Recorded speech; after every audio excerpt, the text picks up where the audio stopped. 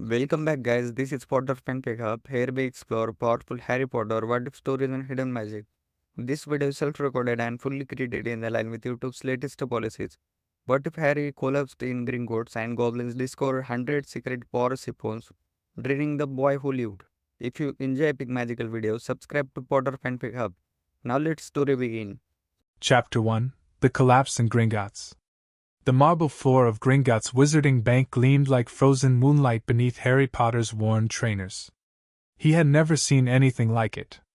The great hall stretched upward into shadows so deep they seemed to swallow the very concept of ceiling. Chandeliers heavy with crystals hung suspended in midair, their candles burning with silver flames that cast no warmth, only a cold, ancient light that made the white marble look like bones bleached by decades under an unforgiving sun. Harry's glasses sat crooked on his nose. He pushed them up with one trembling finger, his other hand clutching a small key that felt impossibly heavy for its size. Iron key. Small. Cold. Hagrid's massive form loomed beside him, blocking out one of the silver chandeliers entirely. The gamekeeper's boots, each the size of a small dog, echoed against the polished stone with steps that sounded like distant thunder. Harry had to take 3 steps for every one of Hagrid's, his 11-year-old legs burning with the effort of keeping pace. "Right then, Harry," Hagrid rumbled, his voice bouncing off walls that seemed designed to amplify every whisper into a confession. "First stop, Gringotts. Hogwarts letter said you needed to get your books in uniform, but furs, your gold." Gold. The word felt foreign in Harry's mind. He had never owned gold. He had never owned anything except a cupboard under the stairs, a pair of broken glasses held together with tape, and clothes that had once belonged to Dudley, which meant they fit like tents made of old denial. "Gold," Harry repeated. His voice came out smaller than he intended. Hagrid beamed down at him, beard bristling with enthusiasm. "Ya didn't think your parents left ya nothin', did ya?" "Nah. James and Lily." Hagrid's voice cracked slightly on the names, and he cleared his throat with a sound like rocks tumbling down a hill. "They left ya plenty. In safekeeping. At Gringotts." The goblins watched them pass. Harry noticed them immediately, couldn't not notice them. They sat on high stools behind a long counter that ran the length of the eastern wall, their faces sharp and ancient, fingers long and knotted like tree roots. Each goblin wore a dark suit that seemed to absorb the silver light rather than reflect it. Their eyes followed Harry with an intensity that made his scar prickle. "Not hurt. Just aware. You don't belong here," those eyes seemed to say. "No wizard truly belongs among us." Harry looked away first. "Friendly lot, aren't they?" he muttered. Hagrid chuckled, the sound vibrating through Harry's ribs. "Don't let 'em hear ya say that. Goblins got different notions about hospitality. Long memories, too. Ye treat 'em with respect, they'll treat ye fair. Ye cross 'em." Hagrid shook his head. "Best not to cross 'em." They approached a tall desk at the end of the hall where a goblin with a particularly sharp beard and spectacles perched on his long nose was writing something with a quill that moved on its own. The goblin didn't look up. "Here, fair vault inspection," Hagrid said, his voice dropping into something closer to a respectful rumble. "Harry Potter. Heir to the Potter Trust. Got the key." The goblin's quill stopped. Slowly, deliberately, the creature raised his head. His eyes were dark and old, older than the marble beneath Harry's feet, older than the silver flames above. Those eyes traveled over Harry's face, pausing on his scar, then flicking to his glasses, his ill-fitting clothes, the way he stood with his shoulders hunched like someone expecting to be hit. "Harry Potter," the goblin said. His voice was like stones grinding together, but precise. Perfectly articulated. "Indeed. You have the key?" Harry held it up. The goblin took it between 2 fingers, examined it with a small brass lens that appeared from somewhere in his sleeve, then nodded once. "Griphook will escort you. Follow him." A shorter goblin appeared from a door to the left. He wore a suit that actually seemed to fit, which made him look somehow more dangerous than the others. His hair was dark and slicked back from a face that might have been handsome if it hadn't been so sharp. Everything about Grip Hook was sharp. This way. They followed. The tunnels of Gringotts stretched beneath London like the veins of some sleeping giant. Harry sat in a small cart, more of a metal cage on wheels, as Grip Hook operated levers and switches with practiced efficiency. The cart lurched forward, then dropped. Harry's stomach stayed somewhere above him. They plunged deeper. Torches blurred past. Cold air rushed against Harry's face, whipping his hair back from his scar. Hagrid sat opposite him, taking up most of the cart, his enormous form somehow both too large and perfectly contained. The gamekeeper's eyes were closed, his lips moving silently, counting, maybe. Or praying. Harry gripped the sides of the cart and held on. They passed door after door, carved into the stone walls at irregular intervals. Some were small and brass. Some were massive and iron. Some were sealed with chains and locks that looked older than magic itself. Thief's downfall ahead. Grip Hook called back without turning around. Hold tight. The cart plunged through a waterfall. The water hit Harry like 1,000 cold needles, soaking him instantly, and for one terrible moment, one breathless, endless heartbeat, he felt something. A pull. Deep inside his chest, behind his ribs, somewhere near his heart, something tugged. Not painfully. Not even unpleasantly. It was like someone had brushed against his soul. Like a hand had reached through his skin and touched something that had no name, and then the waterfall ended. The cart careened onward. Harry gasped, sucking in cold tunnel air, his heart hammering against his ribs. His hands shook. His scar burned, not the sharp pain he sometimes felt, but a dull, persistent ache, like an old wound sensing a storm. "Ya all right, Harry?" Hagrid's voice was concerned. His eyes opened now, scanning the boy's face. "Fine," Harry managed. "Just cold." But it wasn't the cold. It was the pull. He had felt it before, in the cupboard under the stairs, when Dudley and his gang had cornered him in the alley behind the primary school. In Mrs. Figg's front room, when her cats had all stared at him at once. In the zoo, when the snake had winked at him and the glass had vanished. Something was wrong with him.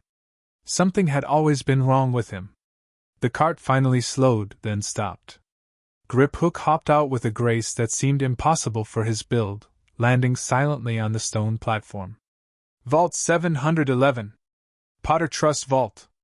Hagrid produced a small silver key from somewhere in his coat, not Harry's key, a different one, and handed it to Grip Hook. The goblin inserted it into a lock that Harry hadn't even seen, turned it 3 times, and stepped back. The door swung open. And Harry saw gold. Mountains of gold. Not the polite, arranged stacks of coins he might have imagined, no. This was a hoard. Bronze nuts, silver sickles, golden galleons piled high enough to reach his waist, spilling across the floor like a dragon's abandoned treasure. The silver light from somewhere above caught the edges of the coins, making them shimmer and dance. It's mine?" Harry whispered. "Yours," Hagrid confirmed, his voice soft. "All yours, Harry. Well, fair Shulin and such. Your parents wanted yet taken care of." Harry stepped forward. The pull came again.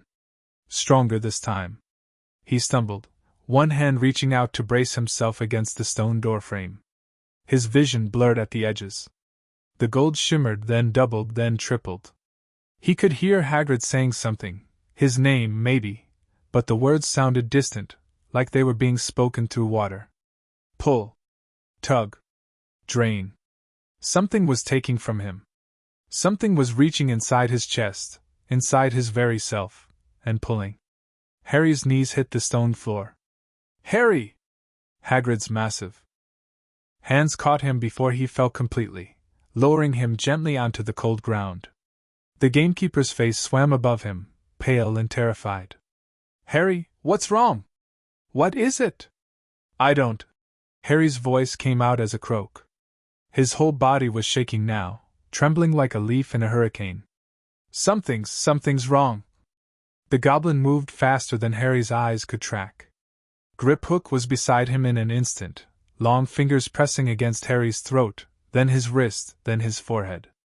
The goblin's eyes widened, actually widened, and Harry thought he saw something like fear flash across that sharp, ancient face. Impossible, Griphook breathed. What? Hagrid demanded. What is it? What's appealing to him? Griphook didn't answer.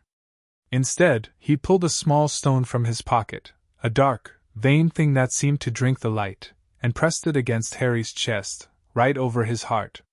The stone screamed. Not a sound, not exactly.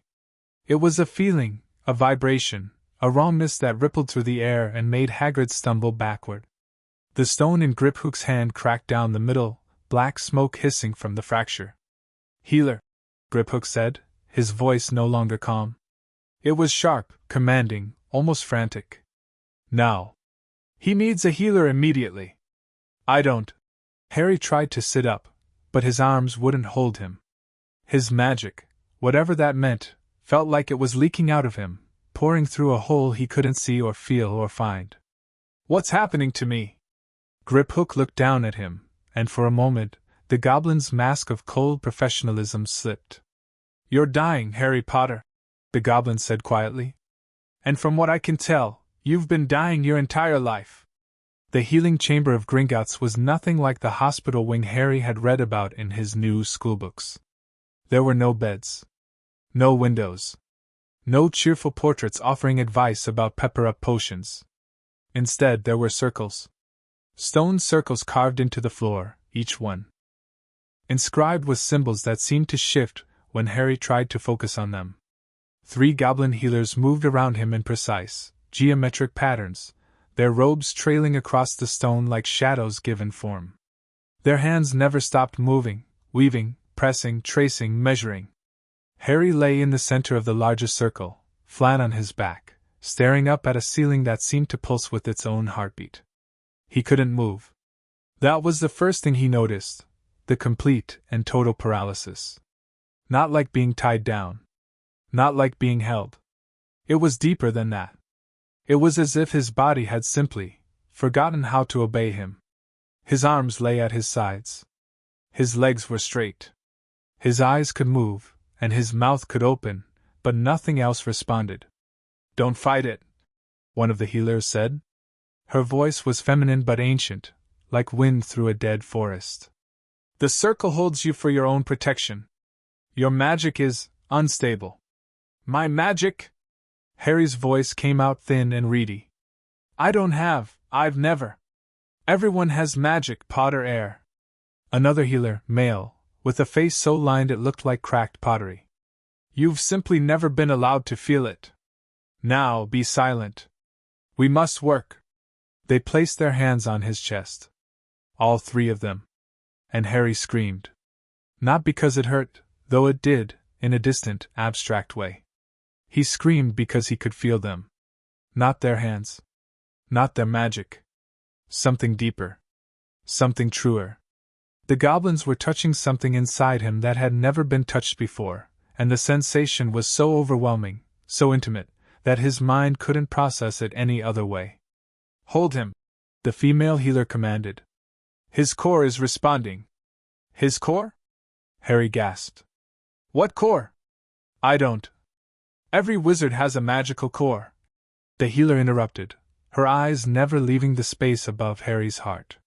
It is the source of your power. The well from which all magic flows. Most cores are contained. Stable.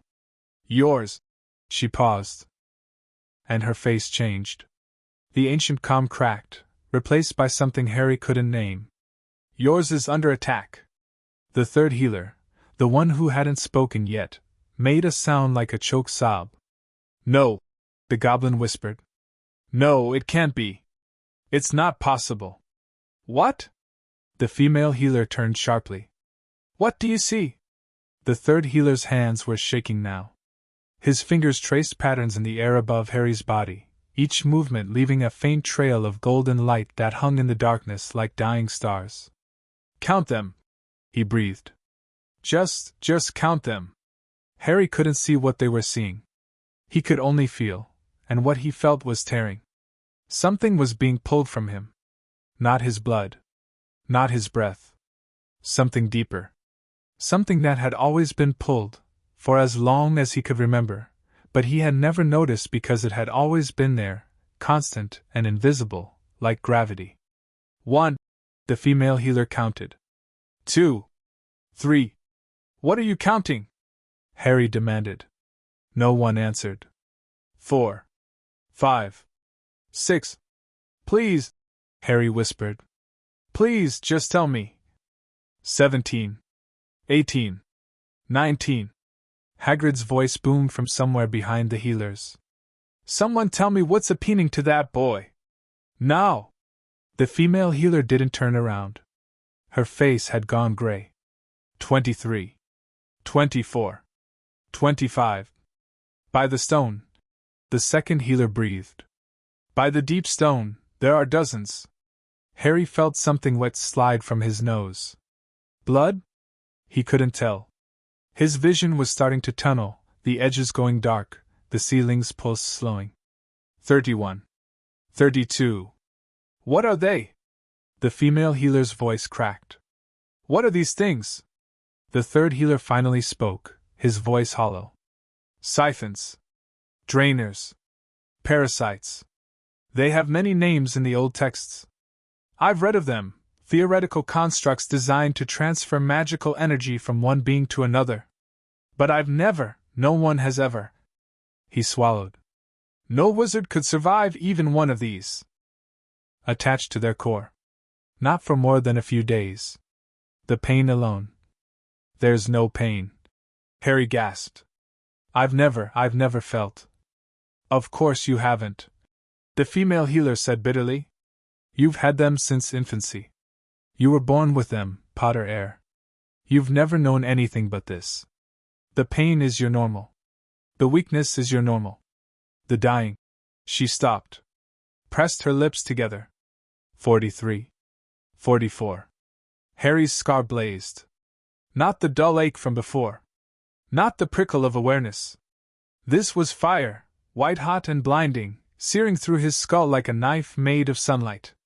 He tried to scream, but no sound came out. His body arched off the stone floor, held in place only by the circle's power, and the goblins stepped back as one. His core is trying to fight back.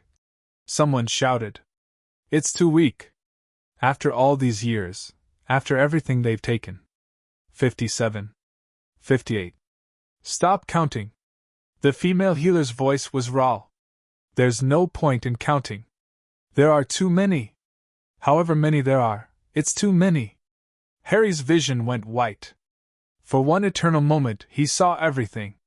He saw himself as a baby, lying in a crib, and things, small, silver, insect-like things, crawling across his chest, burrowing into his skin, attaching themselves to his heart.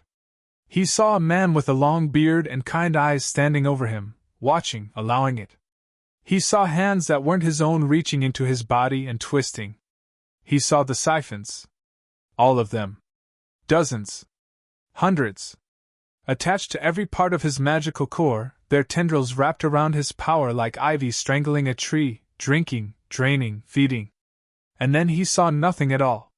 When Harry opened his eyes, he was in a bed. Not a comfortable bed, goblins apparently didn't believe in comfort, but a bed nonetheless. Stone frame. Stone pillow. A thin blanket that smelled of ozone and old metal. He was alone. The chamber was small and circular, lit by a single candle that burned with a flame. So blue it was almost white. No windows. One door, made of dark wood banded with iron. The stone walls were covered in more of those shifting symbols, and Harry realized they were moving, slowly, lazily, like fish swimming through dark water. He sat up. His body ached. Every muscle, every joint, every bone felt like he had run a marathon and then been hit by a truck. But he could move again, which was an improvement. The door opened. A goblin entered, older than the others, older than the stones themselves, it seemed. He walked with a cane made of something that looked like petrified wood, and his beard hung down to his waist, silver and thin. His eyes were the color of old gold, and they held Harry's gaze without blinking. "Chief Healer Ragnak," the goblin said. His voice was soft, almost gentle. "You've been unconscious for 6 hours, Potter Air." 6. Harry's throat was dry. 6 hours? Your body needed time to stabilize. The removal of the circle's influence caused a reaction. Your magic is attempting to heal itself for the first time in 11 years. Harry swung his legs over the side of the bed. The stone floor was cold against his bare feet. "The siphons," he said. "The things attached to me. How many were there?" Ragnak was silent for a long moment. When he spoke, his voice was careful, measured. "You must understand, Potter Air, that what I am about to tell you has no precedent. There are no records, no comparisons, no context that might make this easier to comprehend. Just tell me." The old goblin's golden eyes flickered. "We found 107 separate siphons attached to your magical core, Potter Air. 107 devices designed to drain a wizard's power, designed to kill that wizard slowly over time. 107 anchors of silver and dark magic, wrapped around the very essence of your being." Harry's hands were shaking. "No wizard in recorded history," Ragnak continued, "has survived more than 10 such attachments. The records suggest that 5 is fatal within a year, 10 within a month, 15 within a day. But Harry's voice broke. "I had 107. You had 107. Ragnak confirmed. "And you are not dead, Potter Air. You are not even dying, not anymore. The siphons are dormant now, held in check by the healing circles, but they are still there. Still attached. Still draining." Harry looked down at his hands. They were so small. So thin. So weak. He had always been weak. He had always been tired. He had always been the smallest, the slowest, the one who couldn't quite keep up. The Dursleys had called him lazy. Freakish. Wrong. But it wasn't him. It had never been him. "When can you take them out?" Harry asked. His voice was steady now. "Cold. The siphons. When can you remove them?" Ragnak's ancient face was unreadable. "That is complicated. The siphons are embedded in your core. Removing them is dangerous, possibly fatal. Each removal will cause your magic to surge, to react, and the more we remove, the stronger those reactions will become. Then we start with 1. Potter Air. We start with 1. Harry repeated. He looked up at the goblin, and something in his green eyes made Ragnak pause. 1 siphon. Remove 1. And then we see what happens. The old healer studied him for a long, silent moment. Then, slowly, Ragnak nodded. 1 siphon. He agreed. But not today. Today you rest. Today you eat. Today, you prepare for what comes next. He turned toward the door, then paused. Potter Air. Yes? Ragnak looked back over his shoulder, and for just a moment, Harry saw something in those golden eyes that might have been respect. Or fear. Or both. Whoever did this to you, the goblin said quietly, whoever placed those siphons, allowed them to feed, watched you wither while they grew fat on your power. He smiled. It was not a nice smile. When you are whole again, I would very much like to see their faces when they realize what they have created. The door closed behind him. Harry sat alone in the candlelight, his hands still trembling, his heart still pounding, his scar still aching. Somewhere above London, the sun was setting on his old life. Somewhere below London, deep in the earth, 107 silver parasites clung to his soul and drank. And somewhere in the darkness between, Harry Potter smiled. It was not a nice smile. End of Chapter 1. Chapter 2, The Impossible Discovery. The healing chamber smelled of old stone and older magic. Harry sat cross-legged on the stone bed, watching the symbols on the walls swim through their endless, lazy circles. He had been awake for 3 hours now, alone, mostly, except for the occasional healer who entered to press cold instruments against his skin and murmur in a language he didn't understand. No one had told him anything else. No one had explained what happened next. His fingers traced patterns on the rough blanket, nervous energy, the kind he had learned to suppress in the cupboard under the stairs. Don't fidget. Don't make noise. Don't draw attention. The Dursleys had beaten that lesson into him with words and hands and the occasional frying pan.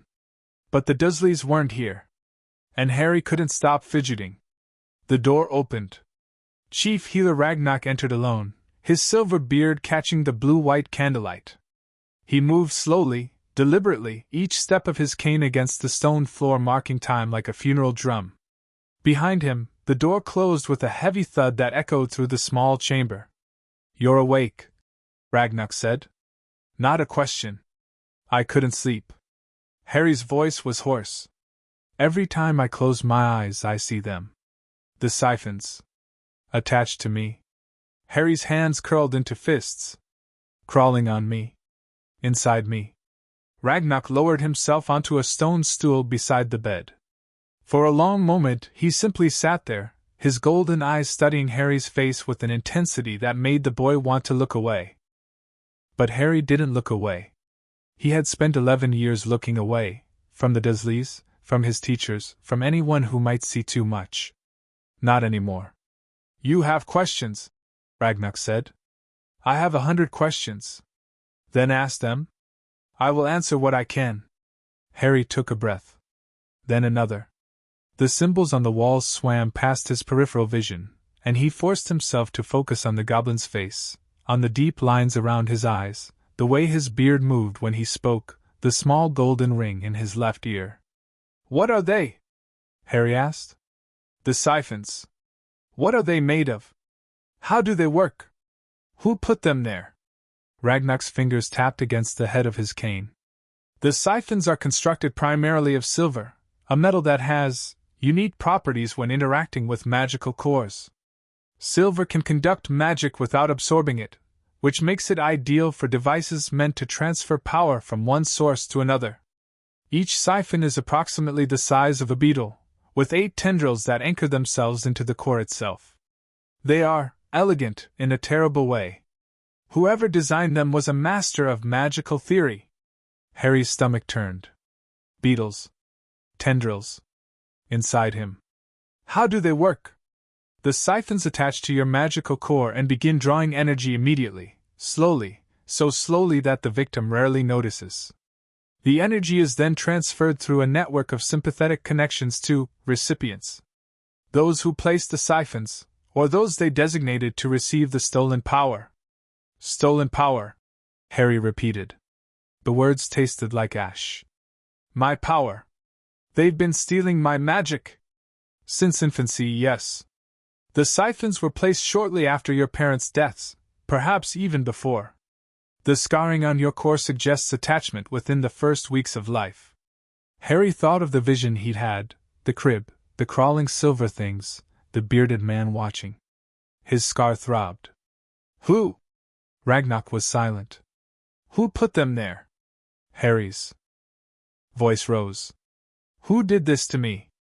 "Those are questions I cannot answer," Ragnock said carefully. "Not yet. The siphons bear magical signatures, traces of the hands that created them and the hands that placed them. But those signatures are obscured. Layered. Whoever did this took precautions." "Obscured how?" "Powerful magic. Ancient magic. The kind of magic that requires decades of study and access to resources most wizards could never dream of." Ragnock's golden eyes narrowed. "Whoever did this is not a lone actor, Potter heir. They have allies.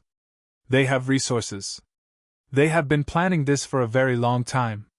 Harry's hands were shaking again. He pressed them flat against the stone bed, feeling the cold seep into his palms. "You said no wizard has survived more than 10 siphons." "That is correct. But I have 107. "You have 107, Ragnock confirmed. "And yet you live. And yet you walk. And yet you speak, when you should have died before your first birthday." Harry looked down at his hands. Small hands? Thin hands. The hands of a boy who had never been allowed to grow properly, who had been starved and locked away and treated like something less than human. What does that mean? He asked quietly. What does it mean that I survived? Ragnarok leaned forward. The candlelight caught his face, throwing sharp shadows across his features. It means, Potter Air, that your magical core is unlike anything I have ever encountered in 400 years of healing. It means that your natural power is so immense, so obscenely vast, that even with 107 siphons draining you constantly, you still retained enough magic to survive. To function. To live. Harry's breath caught. Most wizards, Ragnarok continued, have cores the size of a thimble. Powerful wizards, the Dumbledores, the Grindelwalds, the Dark Lords of history, have cores the size of a goblet. Your core, Potter Air, based on what I have observed in the brief. Windows when the siphons sleep. He paused. Your core is the size of a lake. The words hung in the air between them, heavy and impossible. Harry stared at the goblin, waiting for the punchline, the cruel joke, the sarcastic twist. But Ragnarok's face was utterly serious. A lake, Harry repeated. A deep lake. A wide lake. A lake that should not exist in a human child. Ragnarok's voice was almost reverent. The magic in your bloodline, Potter Air, the Potters were never weak, but this is something else. Something older. Something that has been sleeping in your family for generations, waiting for the right vessel to awaken it. I don't understand. No. Of course you don't. How could you? Ragnarok stood, his joints cracking softly. You have been drained your entire life. You have never known what it feels like to be full. To have your magic flowing through you, warm and bright and yours. He walked to the far wall, where the largest of the symbols swam in lazy circles. His reflection appeared in the stone, distorted, ancient, sad. The siphons have been feeding on you for 11 years. Ragnarok said quietly. They have been sending your power to elsewhere. To others. And yet, despite that constant drain, your core has continued to grow. To expand. It's as if your body knows it's being robbed and is trying to compensate by producing more magic, faster, stronger, more. So the siphons are fighting a losing battle. They drain, and your core replenishes. They drain faster, and your core produces faster. It is a war inside your own body, Potter Air, a war you have been winning without even knowing you were fighting. Harry's eyes burned. He blinked rapidly, refusing to let the tears fall. What happens now? Ragnarok turned back to face him. Now, we perform a full diagnostic scan. A deep scan. Deeper than anything we attempted yesterday. I need to see every siphon, every attachment, every tendril. I need to map your core completely before we even consider removal. You said removal was dangerous. Extremely. Each siphon is attached not just to your core, but to yourself, your memories, your emotions, your very consciousness. Removing a siphon is like removing a piece of your soul. It will hurt. It will change you. And if we do it wrong, I'll die. Ragnarok didn't deny it. When do we start? The goblin's lips curved into something that might have been a smile. Now. If you're ready. Harry swung his legs off the bed. His bare feet touched the cold stone, and he stood, slowly, carefully, his body protesting every movement. But he stood. I'm ready. The deep skin chamber was larger than the healing room, much larger. Harry stood in the center of a circular platform made of black stone, so polished that he could see his own reflection staring back at him from the floor. Around the platform, 3 concentric rings of runes glowed with soft blue light, pulsing in time with Harry's heartbeat. He had been told to remove his shoes, his socks, his glasses. The world was blurry without his glasses, soft edges and swimming colors, but somehow, that made it easier. He couldn't see the faces of the healers watching from the shadows. He couldn't see the instruments they were preparing. He could only feel. Stand still. Ragnarok's voice echoed from everywhere and nowhere. The scan will take approximately 30 minutes. You may feel, discomfort. Discomfort, Harry muttered. That's one word for it. The runes flared. And Harry screamed. Not because of pain, not exactly. It was more like someone had opened every door in his mind at once, and every memory, every emotion, every hidden corner of his soul was suddenly exposed to blinding light. He could feel the siphons, all 107 of them, writhing inside him, responding to the scan, trying to hide. They're alive, Harry realized. They're alive and they know they're being hunted. Hold him, Ragnak commanded. The scan is disrupting the siphons. They're trying to burrow deeper. Hands pressed against Harry's shoulders, warm hands, goblin hands, surprisingly gentle. He wanted to shake them off, wanted to run, wanted to claw at his own chest and rip the silver things out himself. Breathe, Potter air. Harry breathed. The scan continued. Images flashed through his mind, not his memories, but the scan's findings. He saw his magical core for the first time, a vast, swirling mass of golden light, so bright it hurt to look at. And wrapped around that light, embedded in that light, feeding on that light. The siphons. They were beautiful, in a horrible way. Each one was a perfect sphere of silver, no larger than a marble, with 8 delicate tendrils that reached into the golden light like the roots of a tree. The tendrils pulsed, slowly, rhythmically, sucking golden energy from the core and sending it somewhere else. 107. Harry counted them as the skin revealed them, one by one. Some were deep, buried near the center of his core where the light was brightest. Some were shallow, clinging to the edges like barnacles on a ship's hull. But all of them were feeding. By the deep stone. A healer whispered. Look at the size of that core. It's grown. Another voice said, the female healer from before? Since yesterday. It's grown. The siphons are accelerating. Ragnak said grimly. They sense that we've discovered them. They're trying to drain as much as possible before. Before what? Harry gasped. Before you remove them? Silence. And then, a scream. Not Harry's this time. One of the healers, a young goblin Harry hadn't seen before, stumbled backward, clutching his head, his face contorted in agony. Black smoke poured from his ears, and when he opened his mouth to scream again, silver light spilled from his throat. The connection. Ragnak roared.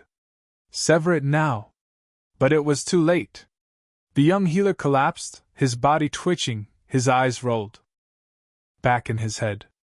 The other healers rushed to him, but Harry couldn't look away from the silver light, couldn't look away from the way it pulsed, exactly like the siphons inside his own chest. What happened? Harry demanded. Ragnak's face was ashen. One of the siphons, it fought back.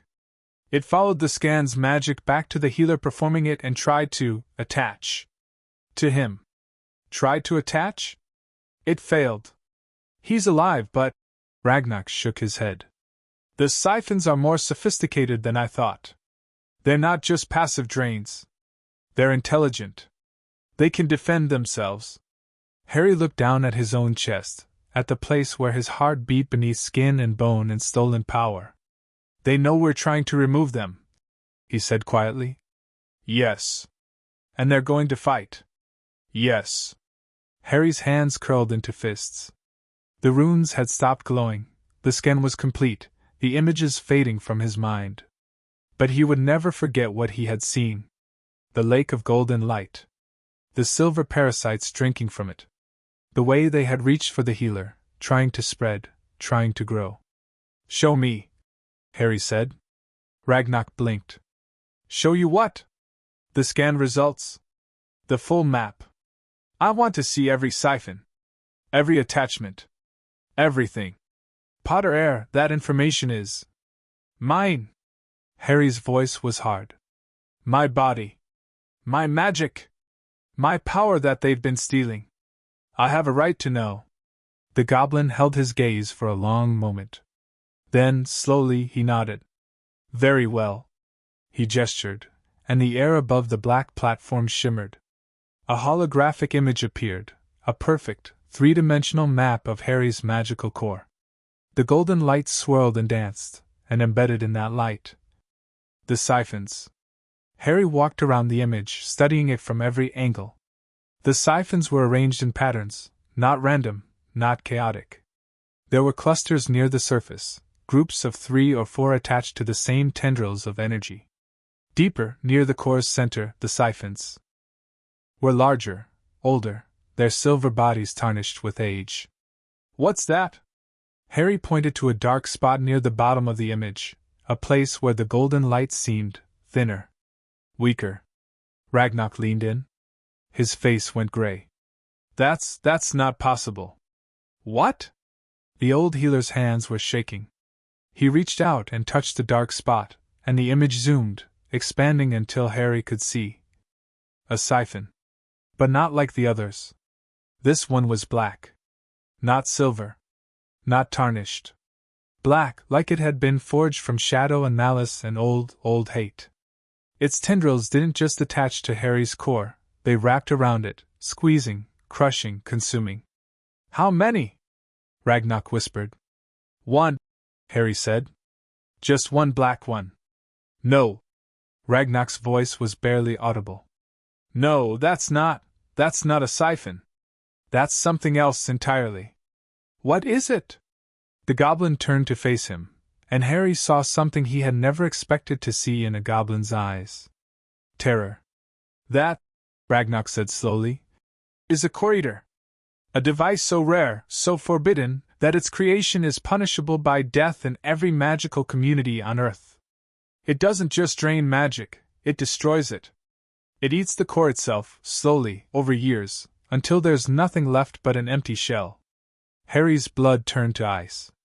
The other siphons, Ragnar continued, were stealing your power. Using it. But this thing, it's been trying to erase you. To make sure that even if the siphons were removed, you would never have magic again. But I still have magic, Harry said. I can still. Barely. The core-eater has been working for 11 years. It's consumed nearly half of your core already. In another 5 years, I'd be a squib. Ragnar nodded. Or dead. It's hard to say which would come first. Harry stared at the black thing wrapped around his golden light. Half of his core. Half of his power. Eaten by a device designed to destroy everything he was. Can you remove it?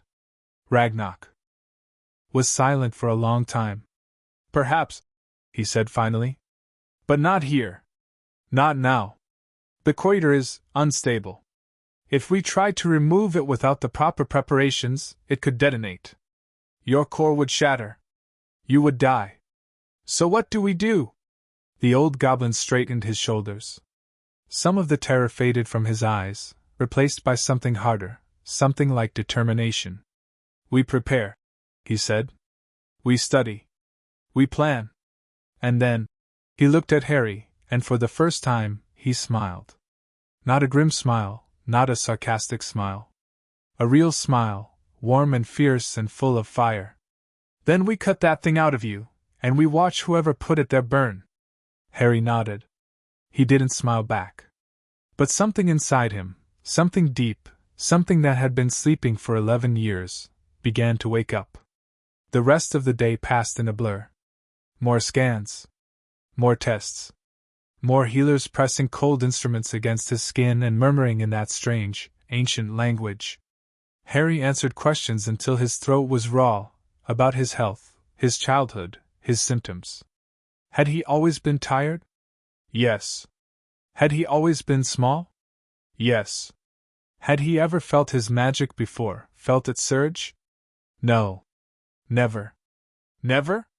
The female healer, her name was Kritak, he had learned, looked troubled. Not once? Even accidental magic? Harry thought about the zoo. The snake. The vanishing glass. Maybe once, he admitted. But it was weak. And it made me really tired afterward. Kritak exchanged a glance with Ragnar. The siphons suppress accidental magic, she said quietly. They're designed to absorb any uncontrolled release of power before it can manifest.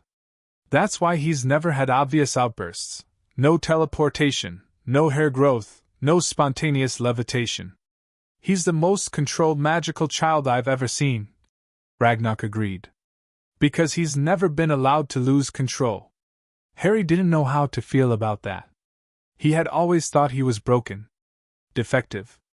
A freak. Who couldn't even do freakish things properly. But he wasn't broken. He was bound, tied up in silver chains that had been wrapped around him before he could walk. When the tests finally ended, Harry was allowed to eat. The food was strange, goblin food, heavy and rich and spiced with things he couldn't name, but he ate every bite. He was hungrier than he had ever been, and as he ate, he felt something stirring in his chest. His magic. Or what was left of it. Rest now, Ragnak said, rising from his stool.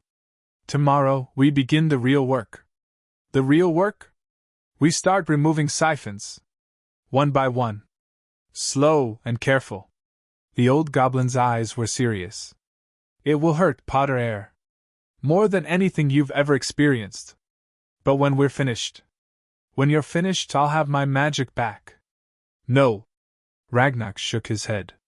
When we're finished, you'll have a fraction of your magic back. The rest has been eaten, destroyed, by the Corridor.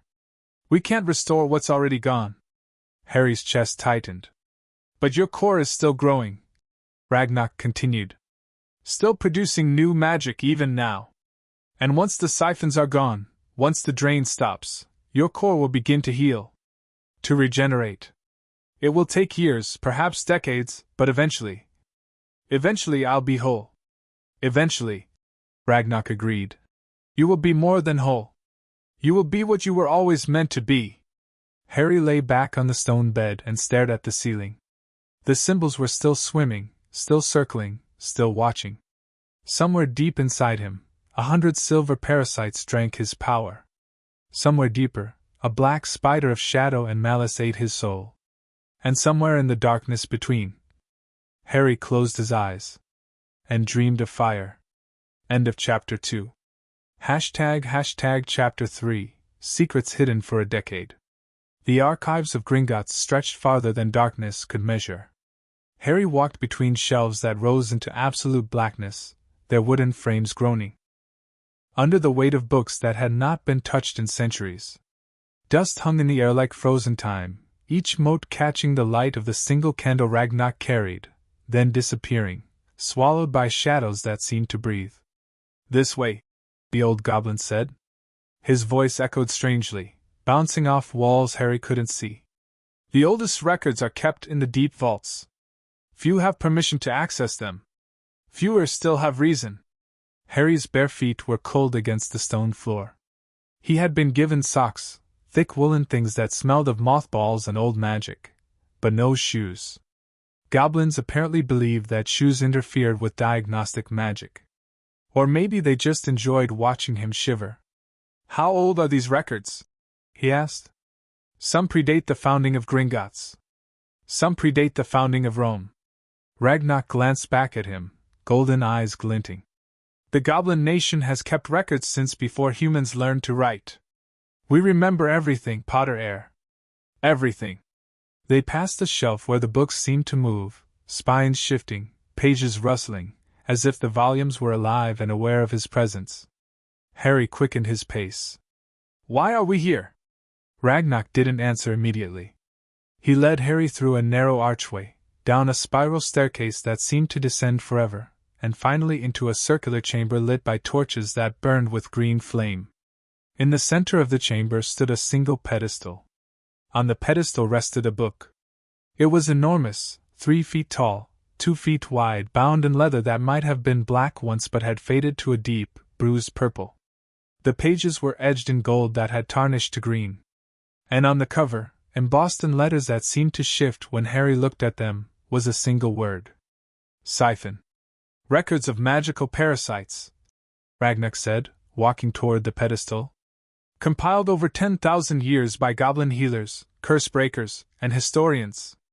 Every known instance of magical draining, every siphon, every leech, every parasite, is documented in this book. He placed his hand on the cover. The book opened. Pages turned on their own, flipping past centuries of handwritten entries, each one in a different language, a different script, a different color of ink. Harry caught glimpses of diagrams, silver spheres with reaching tendrils, and sketches of wizards writhing in pain, their cores shown as dying embers. "Here," Ragnar said, and the pages stopped. Harry stepped closer. The entry was written in Latin, or something like Latin, with annotations in the margins in at least 6 other languages. A detailed illustration showed a wizard's magical core with a single siphon attached, the tendrils wrapped around golden light like a fist. In the year of our Lord 437. Ragnar translated, a wizard of Gaul named Cunetta was discovered to have 3 siphons attached to his core. They had been placed at his birth by his brother, who sought to steal his magic and claim his lands. Cunetta survived 9 days after the siphons were discovered. The removal attempt killed him on the 10th. Harry's stomach turned. In the year 892. Ragnar continued, turning a page, a witch of Mercia named Elfwin was found with 5 siphons. She survived 4 days. The siphons were not removed. She died before the attempt could be made. Page after page. Century after century. Each entry worse than the last. 3 siphons. Death within 2 weeks. 4 siphons. Death within 6 days. 6 siphons. Death within 24 hours. 9 siphons. Death before the healers arrived. 10 siphons. Ragnar said softly, turning to the final page of the section. Recorded only once, in 1297. A wizard of Brittany named Roland. The siphons were placed by his wife, who wished to transfer his power to their son. Roland lived 11 hours after the 10th siphon attached. His core collapsed before any removal could be attempted. Harry's hands were cold. "No one," he said slowly, "has ever survived more than 10 siphons." "No one," Ragnar confirmed. "Except you." "Then how?" Harry's voice cracked. "How am I still alive? How am I standing here? How am I breathing?" Ragnar closed the book. The green flames flickered, casting strange shadows across his ancient face. "That," he said, "is what we are going to find out." The second book was smaller. Bound in white leather that seemed to glow faintly in the darkness, it rested on a pedestal in a chamber even deeper than the first. The walls here were lined not with shelves but with bodies, statues of goblins in various poses of study, their stone eyes watching Harry with expressions of frozen curiosity. "The Potters," Ragnar said, touching the white leather cover. "An ancient family. Not as old as the goblins, no human family is, but old enough to have accumulated power. Secrets. Enemies." He opened the book. Harry saw names. Dozens of names stretching back centuries. Henry Potter. Fleamont Potter. Euphemia Potter. Charles Potter. Doria Potter. James Potter. And then, at the bottom of the page, Harry James Potterstar. "That's me," he whispered.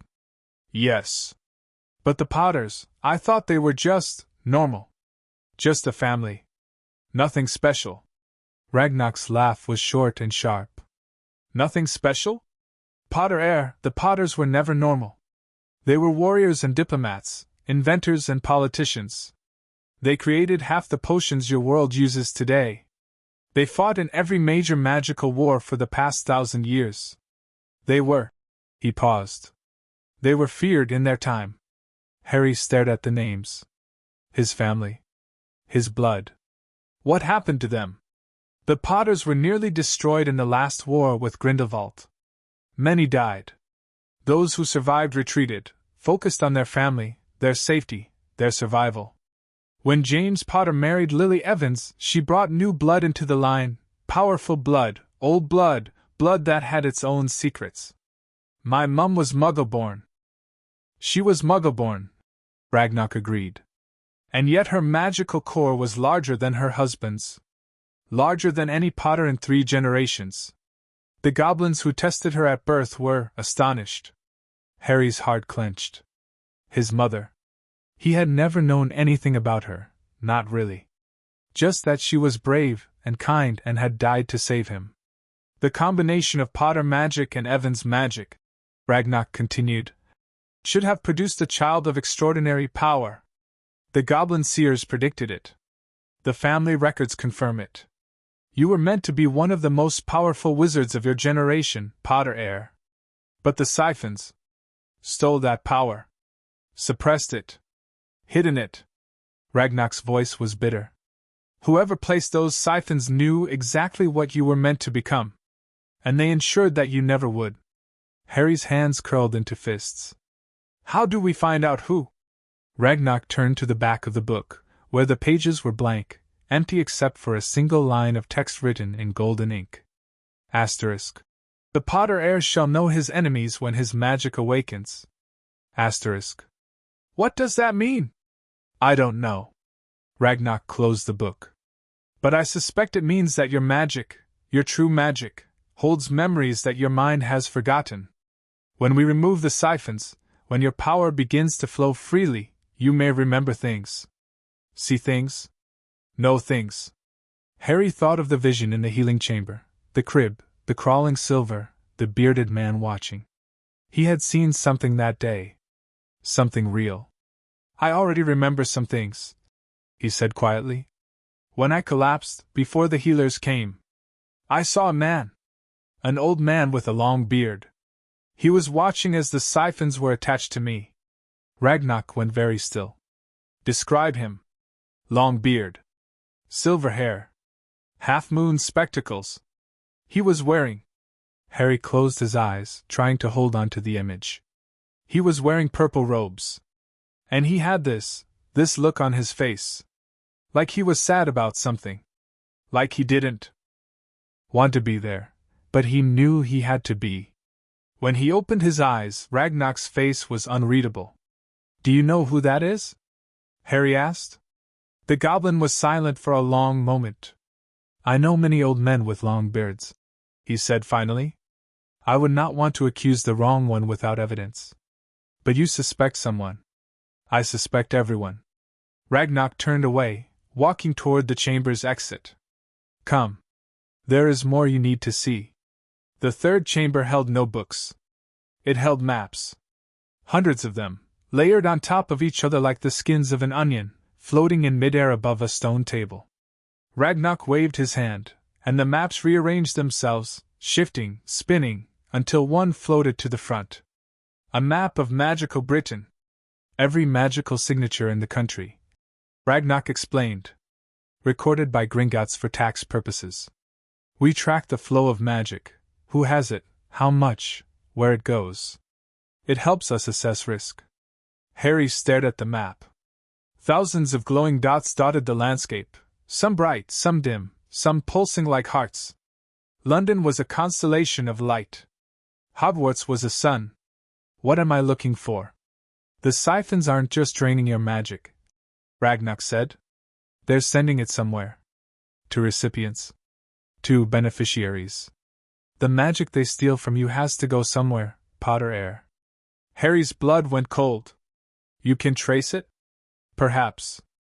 If the connection is still active, if the siphons are still feeding, there should be a sympathetic link between your core and the recipients. A thread of magic that connects you to them. Ragnar pressed his palm against the map. The dots shifted. Lines appeared, thousands of thin, silver threads connecting different points across Britain. Most were faint, barely visible. But one thread was thick and dark and pulsing. Harry watched as it stretched from a point in London, from Gringotts, from where he was standing, and snaked across the map toward Scotland, he said. It's going to Scotland. Ragnar zoomed in. The thread ended at a castle. A castle Harry recognized from the pictures in his schoolbooks. Hogwarts. The thread goes to Hogwarts, Ragnar said quietly. Which means at least one of the siphons is feeding someone at that school. Harry's mind raced. Teachers. Students. Staff. Anyone at Hogwarts could be receiving his stolen magic, could have been receiving it for years, growing stronger while he grew weaker. Can you tell who? The thread ends at the castle, but the exact recipient is obscured. There are protective wards, ancient wards, that prevent external detection of individual magical signatures within Hogwarts grounds. So we can't know. Not from here. Not yet. Ragnarok zoomed out again. But there are other threads. Look! More thick lines appeared, not as thick as the one to Hogwarts, but still visible. One stretched to London, to a building Harry didn't recognize. One stretched to the south coast, to a manor house surrounded by gardens. One stretched to a small village in the north. And one stretched to Surrey. To Privet Drive. Number 4. Harry breathed. That's going to Privet Drive. To the Dursleys. Ragnarok's expression darkened. Your relatives have been receiving your magic? They've been receiving something, Harry said. Petunia, my aunt, she's always been healthy. Too healthy. She looks 10 years younger than she is. And Dudley, my cousin, he's huge. Massive. The doctors could never explain it. They just said he had good genes. Good genes? Ragnarok repeated, his voice dripping with contempt. Stolen magic, more like. Your power has been feeding them for 11 years, making them stronger, healthier, more, while you withered in their care. Harry thought of the cupboard. The hunger. The cold. The way the Dursleys had thrived while he had shrunk. They knew, he said. The words came out flat. Empty. They had to have known. Perhaps. Or perhaps they were simply vessels. Unwitting recipients of a spell they didn't understand. Ragnarok shook his head. It doesn't matter now. What matters is that we've found connections. And connections mean evidence. Harry stared at the map. Privet Drive. Hogwarts. The unknown building in London. The manor house. The northern village. 5 destinations. 5 threads. Only 5? He asked. There are 107 siphons. Why only 5 threads? Because the siphons are clustered. Ragnarok explained. Many of them are feeding the same recipients. The Hogwarts thread, for example, I can count at least 40 separate siphons contributing to that single connection. Someone at that castle has been receiving an enormous amount of your magic. 40 siphons. 40 silver parasites attached to his core, all feeding one person. Harry felt sick. Whoever it is, he said slowly, they must be incredibly powerful by now. They would be, Ragnarok agreed. After 11 years of draining a core the size of a lake? Yes. They would be very powerful indeed. The green flames flickered. Somewhere above them, in the world of sunlight and lies, the recipients of Harry's stolen magic went about their days, unaware that their secret was about to be exposed. Unaware that the boy they had drained was coming for them. Harry didn't sleep that night. He lay on the stone bed, staring at the ceiling, counting the symbols as they swam past. 107 siphons. 5 recipients. 40 of them feeding a single person at Hogwarts.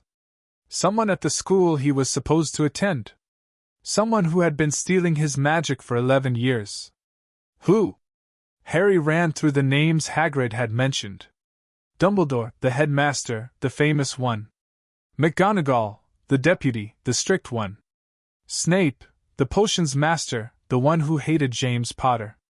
Hagrid himself, the kind one, the one who had come to rescue him from the Dursleys. Could it be Hagrid? No. Harry rejected the thought immediately. Hagrid was too open, too genuine. The man cried at the mention of Harry's parents. He had given Harry a birthday cake, his first birthday cake ever. He had called Harry family. But maybe that was the point. Maybe the best hiding place was behind kindness. Harry's head hurt. He closed his eyes and tried to sleep, but every time he drifted off, he saw the map again. The thick, pulsing threads of stolen magic. The way they snaked across Britain like veins, carrying his power to people who had never earned it. My magic, he thought. Asterisk my power. Taken from me before I could even walk, Asterisk. The injustice of it burned in his chest. He had spent 11 years being nothing. Being less than nothing. Being a freak and a burden and a thing to be locked away. And all that time, while he starved and shrank and died, others had feasted. His magic had made them strong. His power had made them powerful. And they had left him with nothing but a cupboard and a scar and the knowledge that he was somehow, impossibly, still alive. Why? Why had he survived when others died? Why was his core still growing, still producing, still fighting against the siphons? What made him different? Harry sat up. The symbols on the walls seemed to pause in their swimming, as if they were waiting for him to speak. The Potters, he said aloud. You said they were more than normal. You said they were warriors and inventors and politicians. But you didn't say why. What made them different? Ragnarok appeared in the doorway. He must have been waiting there, in the shadows, watching Harry struggle with his thoughts. The old goblin's face was unreadable in the blue-white candlelight. The Potters, Ragnarok said slowly, carry a bloodline that predates magic itself. An ancient lineage, not human, not goblin, but something older. Something that was old when the first humans learned to speak. Harry's breath caught.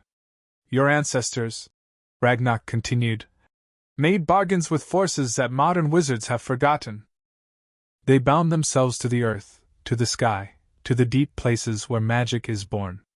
And in return, the Potters were given a gift. A core that grows. That regenerates. That can never be fully drained, no matter how many siphons are attached. Ragnarok's golden eyes were bright. That is why you survived, Potter heir. Not because you were lucky. Not because the siphons were weak. But because your blood refuses to die. Harry pressed a hand to his chest, feeling his heart beat beneath his ribs. The core, he said. The black thing. If my core regenerates. It is regenerating even now. Slowly, painfully, but regenerating. The core consumes, and your core produces. It is a race, Potter heir, a race between destruction and creation. And so far. So far? Ragnarok smiled.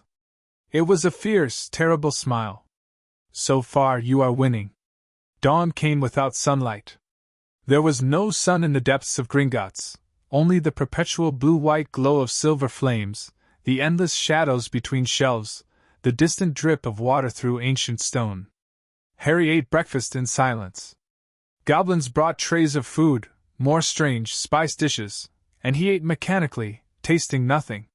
His mind was full of threads and siphons and black spiders eating his magic. You have a visitor, Kritak said, entering the chamber. The half-giant. He has been agitated. Hagrid? He has been demanding to see you for hours. Chief Healer Ragnarok authorized a brief visit. Harry nodded. Send him in. Hagrid's massive form filled the doorway. The gamekeeper's face was pale beneath his beard, his eyes red-rimmed, his hands shaking. When he saw Harry sitting on the stone bed, alive and awake and whole, he let out a sound that was half sob, half laugh. Harry, he rumbled, crossing the room in 3 enormous strides. Harry, lad, I was so worried. They wouldn't tell me nothin', just said ya were in the healer's hands and I couldn't see ya. I'm okay, Hagrid. Harry's voice was steadier than he felt. Really? I'm okay. Hagrid dropped to his knees beside the bed, an action that brought his face level with Harry's. The gamekeeper's eyes were wet. The goblins told me, he said. They told me about the things. Inside, yeah. The siphons. Harry nodded. 107, Hagrid whispered. 107 o' them, drainin' ya since ya were a baby. And that black thing, the one that's been eating your magic. You know about that? Dumbledore. Hagrid stopped. Swallowed. Dumbledore told me some o' it. Not everything. He said he didn't know how bad it was. Harry's eyes narrowed. What did Dumbledore tell you? Hagrid looked away. He said there might have been interference. With your magic? That's why ya never showed signs o' bein' a wizard. He said the people who killed your parents might have done something to ya, to make sure ya didn't grow up strong. And he never thought to check? Never thought to bring me to Gringotts for a scan? He said it was too dangerous. That the people who wanted ya dead might be watchin'. That it was better to keep ya hidden, keep ya safe, until ya were old enough to go to Hogwarts. Safe. Harry almost laughed. He had been locked in a cupboard. Starved. Beaten. Treated like an animal. And Dumbledore had called that safe. Did Dumbledore know about the Dursleys? Harry asked. Did he know how they treated me? Hagrid's silence was answer enough. He knew, Harry said. He knew, and he left me there anyway. He said it was the only place where the blood protection would work. Your mum's sacrifice, it lives on in her blood. As long as ya called Petunia's house home, the dark wizards couldn't touch ya. The blood protection. Harry had heard about it, from Hagrid, from the letters, from the fragments of story that had filtered through the Dursleys' lies. His mother had died to save him. Her love had protected him. But love hadn't fed him. Love hadn't given him a bed. Love hadn't stopped the siphons from draining his magic for 11 years. Harry, Hagrid said, his voice breaking. I'm sorry. I didn't know. None of us knew. Dumbledore said. I don't care what Dumbledore said. Harry's voice was cold. I care about what he did. He left me with people who hated me. He let me be drained and starved and destroyed while he sat in his castle, telling himself it was for my own good. Hagrid had no answer. Harry looked at the half-giant, at his red eyes, his trembling hands, his honest, grieving face. Hagrid wasn't the enemy. Hagrid was just another pawn, another person who had believed the lies. Go back to Hogwarts, Harry said quietly. Tell them I'm alive. Tell them I'm recovering. Tell them. He paused. Tell them nothing else. Not about the siphons. Not about the map. Not about what we found. Hagrid nodded slowly. Ya don't trust them. I don't trust anyone. The gamekeeper opened his mouth to respond, then closed it. He reached out and placed one enormous hand on Harry's shoulder, gentle, careful, like he was afraid the boy might break. I'll come back fair yeah, Hagrid said. When ye're ready. I'll take you to Diagon Alley myself. Get your books. Your wand. Everything ye need. Harry nodded. Hagrid stood, slowly, his joints cracking, and walked to the door. He paused there, his massive back to Harry, his shoulders shaking. He loved ye, Harry, Hagrid said. Dumbledore. He did love ye. In his own way. Love shouldn't hurt this much. Hagrid left. The door closed. And Harry sat alone in the candlelight, surrounded by symbols that swam like fish through dark water, and let himself feel the anger that had been building for 11 years. It was cold. It was sharp. It was his. End of Chapter 3. Chapter 4, The Emergency Audit. The door to the audit chamber was 12 feet tall and carved from black iron. Harry stood before it, barefoot on cold stone, his reflection warped in the metal's surface. He looked like a ghost, pale, thin, his green eyes too large for his face. The goblins had given him new clothes, simple gray robes that hung loose on his frame, soft and warm and utterly foreign. He had never worn robes before. He had never worn anything that wasn't Dudley's cast-off. You understand the process? Ragnarok stood beside him, his cane tapping against the floor. The audit will examine every financial transaction, every magical contract, every inheritance claim associated with your bloodline. Nothing is off-limits. Nothing is hidden. And the people on the other side? The Goblin Audit Council. 12 of our most senior accountants. They have no allegiance to wizard-kind Potter heir. They care only about the numbers, and the truth. Harry took a breath. Let's do this. The door swung open. The chamber inside was circular, like all goblin chambers, but where the healing rooms had been intimate and shadowed, this space was vast and bright. Hundreds of candles floated near the ceiling, their flames pure white, casting light into every corner. 12 goblins sat behind a crescent-shaped desk that rose in tiers, 3 rows of 4, each goblin higher than the one before. At the very top, a goblin with a scarred face and one blind eye presided over the others. "Harry James Potter," the scarred goblin said. His voice echoed through the chamber. "Approach." Harry walked forward. His bare feet made no sound on the polished stone. The robes whispered around his ankles. He kept his head up, his shoulders back, his eyes fixed on the goblin who had spoken. 10 steps. 20. 30. He stopped at a small table placed before the lowest tier of the desk. A chair waited for him, simple wooden thing, uncomfortable looking. Harry sat.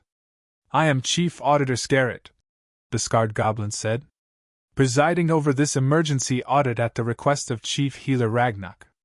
You have been granted legal representation?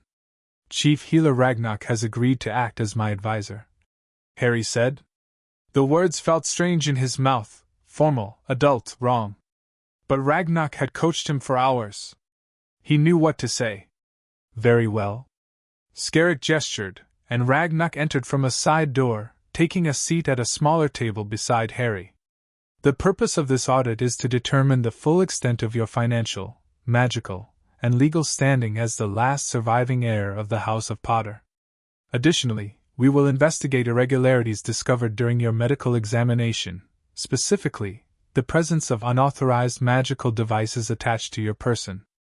"Unauthorized magical devices," one of the lower goblins muttered. A diplomatic way of putting it. Scarrett's blind eye seemed to fix on the speaker. "We will maintain professional language during these proceedings." He turned back to Harry.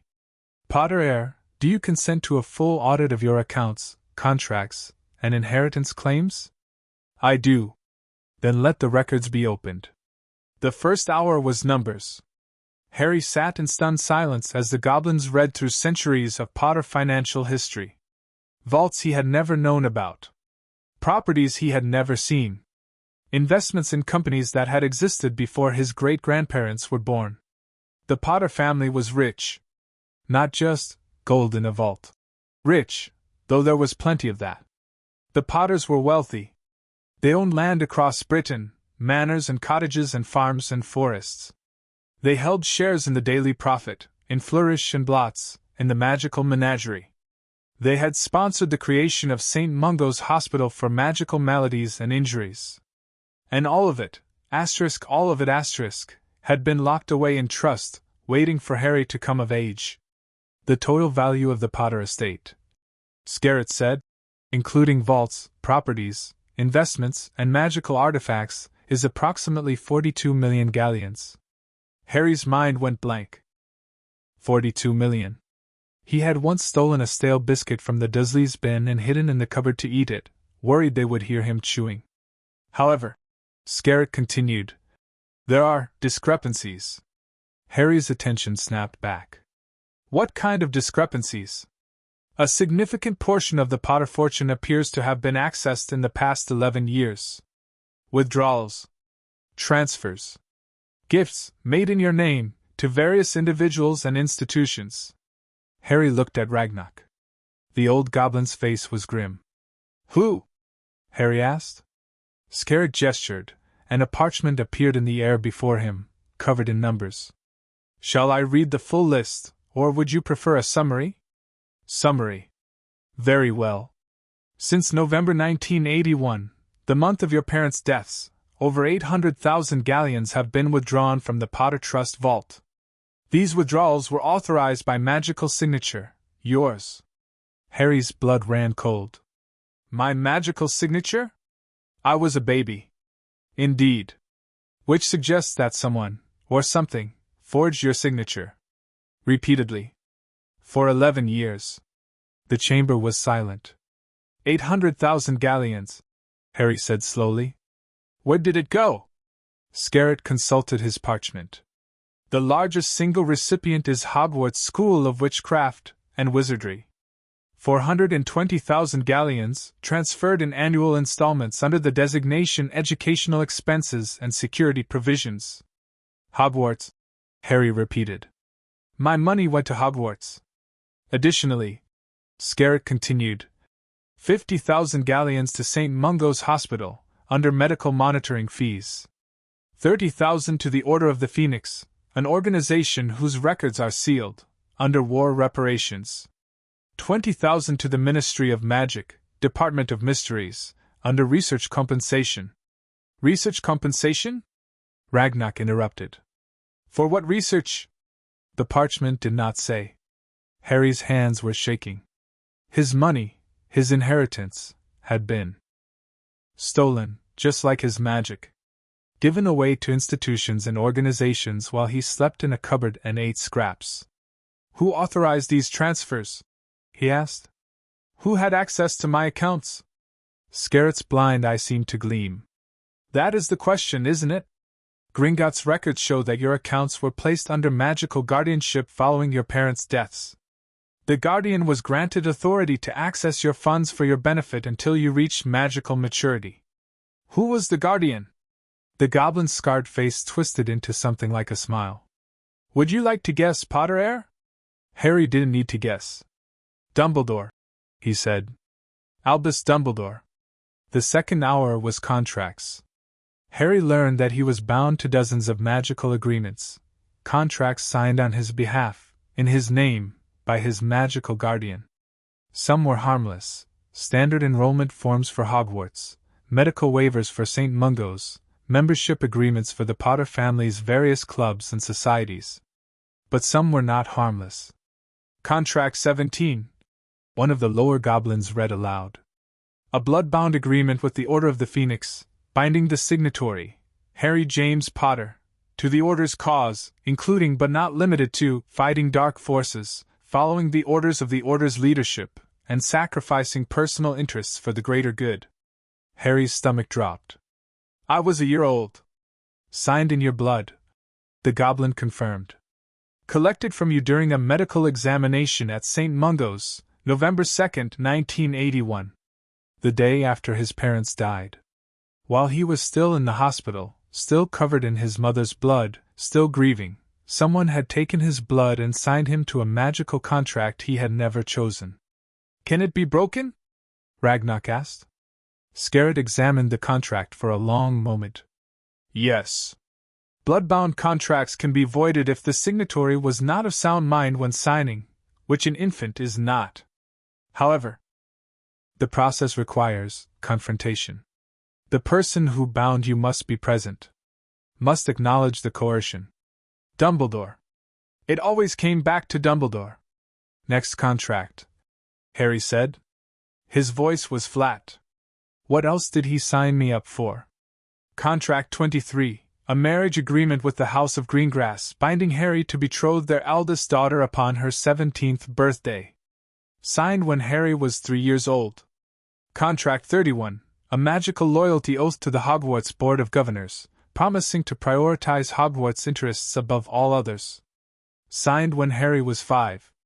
Contract 44, a life debt transfer, shifting the debt owed to Harry by Peter Pettigrew, wherever he was, to Albus Dumbledore personally.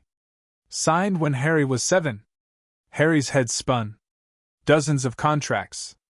Dozens of magical bonds. Dozens of chains wrapped around him before he could walk or talk or protest.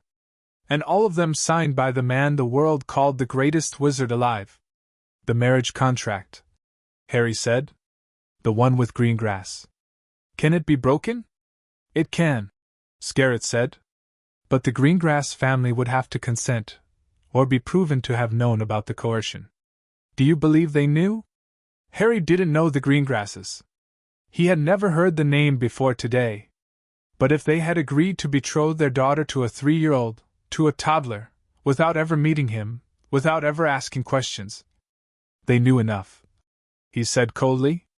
They signed the contract. Then we will add them to the list. The list. Harry didn't ask what list. He could guess. The third hour was inheritance. This was the part that made even the goblins uncomfortable. Harry James Potter, Scarrett said. You are the last surviving heir of the House of Potter. However, our records indicate that you may also be the heir to other houses, houses that have been dormant, awaiting a worthy successor. Harry frowned. What other houses? The House of Gryffindor. The chamber went silent. Godric Gryffindor? Harry whispered. One of the 4 founders of Hogwarts, yes. Scarrett's voice was careful. The Gryffindor bloodline has been presumed extinct for over 6 centuries. However, our records show that the Potter family intermarried with a cadet branch of the Gryffindor line in the 12th century. The blood has been diluted, but it remains. And the wards of Gryffindor's ancestral seat, which have been sealed for 600 years, have begun to stir. Stir how? Gryffindor's seat is protected by blood wards. Wards that only respond to the presence of a true Gryffindor heir. For 6 centuries, those wards have been silent, which meant no one could enter, no one could claim the lands, no one could access the artifacts within. Scarrett paused. 3 days ago, the wards activated. Harry's heart hammered against his ribs. 3 days ago, that's when I collapsed. That's when the goblins found the siphons. Indeed. It seems that the removal of the siphons, even partial removal, even the attempt, was enough to wake your bloodline. To remind the wards that you exist. Ragnarok leaned forward. What does this mean for Harry? Practically speaking? If the wards accept him, if he can pass Gryffindor's trials, then he would become the Lord of Gryffindor. He would claim lands, titles, and magical artifacts that have been lost for centuries. He would be. Scarrett searched for the word. One of the most powerful magical lords in Britain. But I'm 11. Age is irrelevant when blood speaks, Potter heir. The wards do not care how old you are. They care only about what you are. Harry thought about that. About being 11 years old and inheriting the legacy of Godric Gryffindor, the greatest wizard of his age, the founder of his future house, the man who had helped build Hogwarts itself. It was impossible. Everything about his life was impossible. Are there other houses? He asked. Other inheritances? Scarrett consulted his records. There is a potential claim to the House of Ravenclaw, through your mother's line. The Evans family has distant Ravenclaw ancestry. But the claim is weak. Tenuous. You would need to prove your worth before the Ravenclaw diadem, and the diadem has been lost for centuries. And Slytherin? A ripple went through the goblin auditors. They exchanged glances, nervous, uncomfortable glances. The House of Slytherin, Scarrett said slowly, also has a dormant heir. But that heir is not you. Your bloodline does not carry Salazar's mark. Harry almost sighed with relief. The last thing he needed was to be connected to that dark family. However, Scarrett continued, there is something else. What? The head goblin leaned forward, his scarred face barely a foot from Harry's. There is a record. An ancient record buried so deep in our archives that only the chief auditor can access it. A prophecy, Potter heir, spoken before your birth, sealed by magic, hidden from the world. A prophecy about me?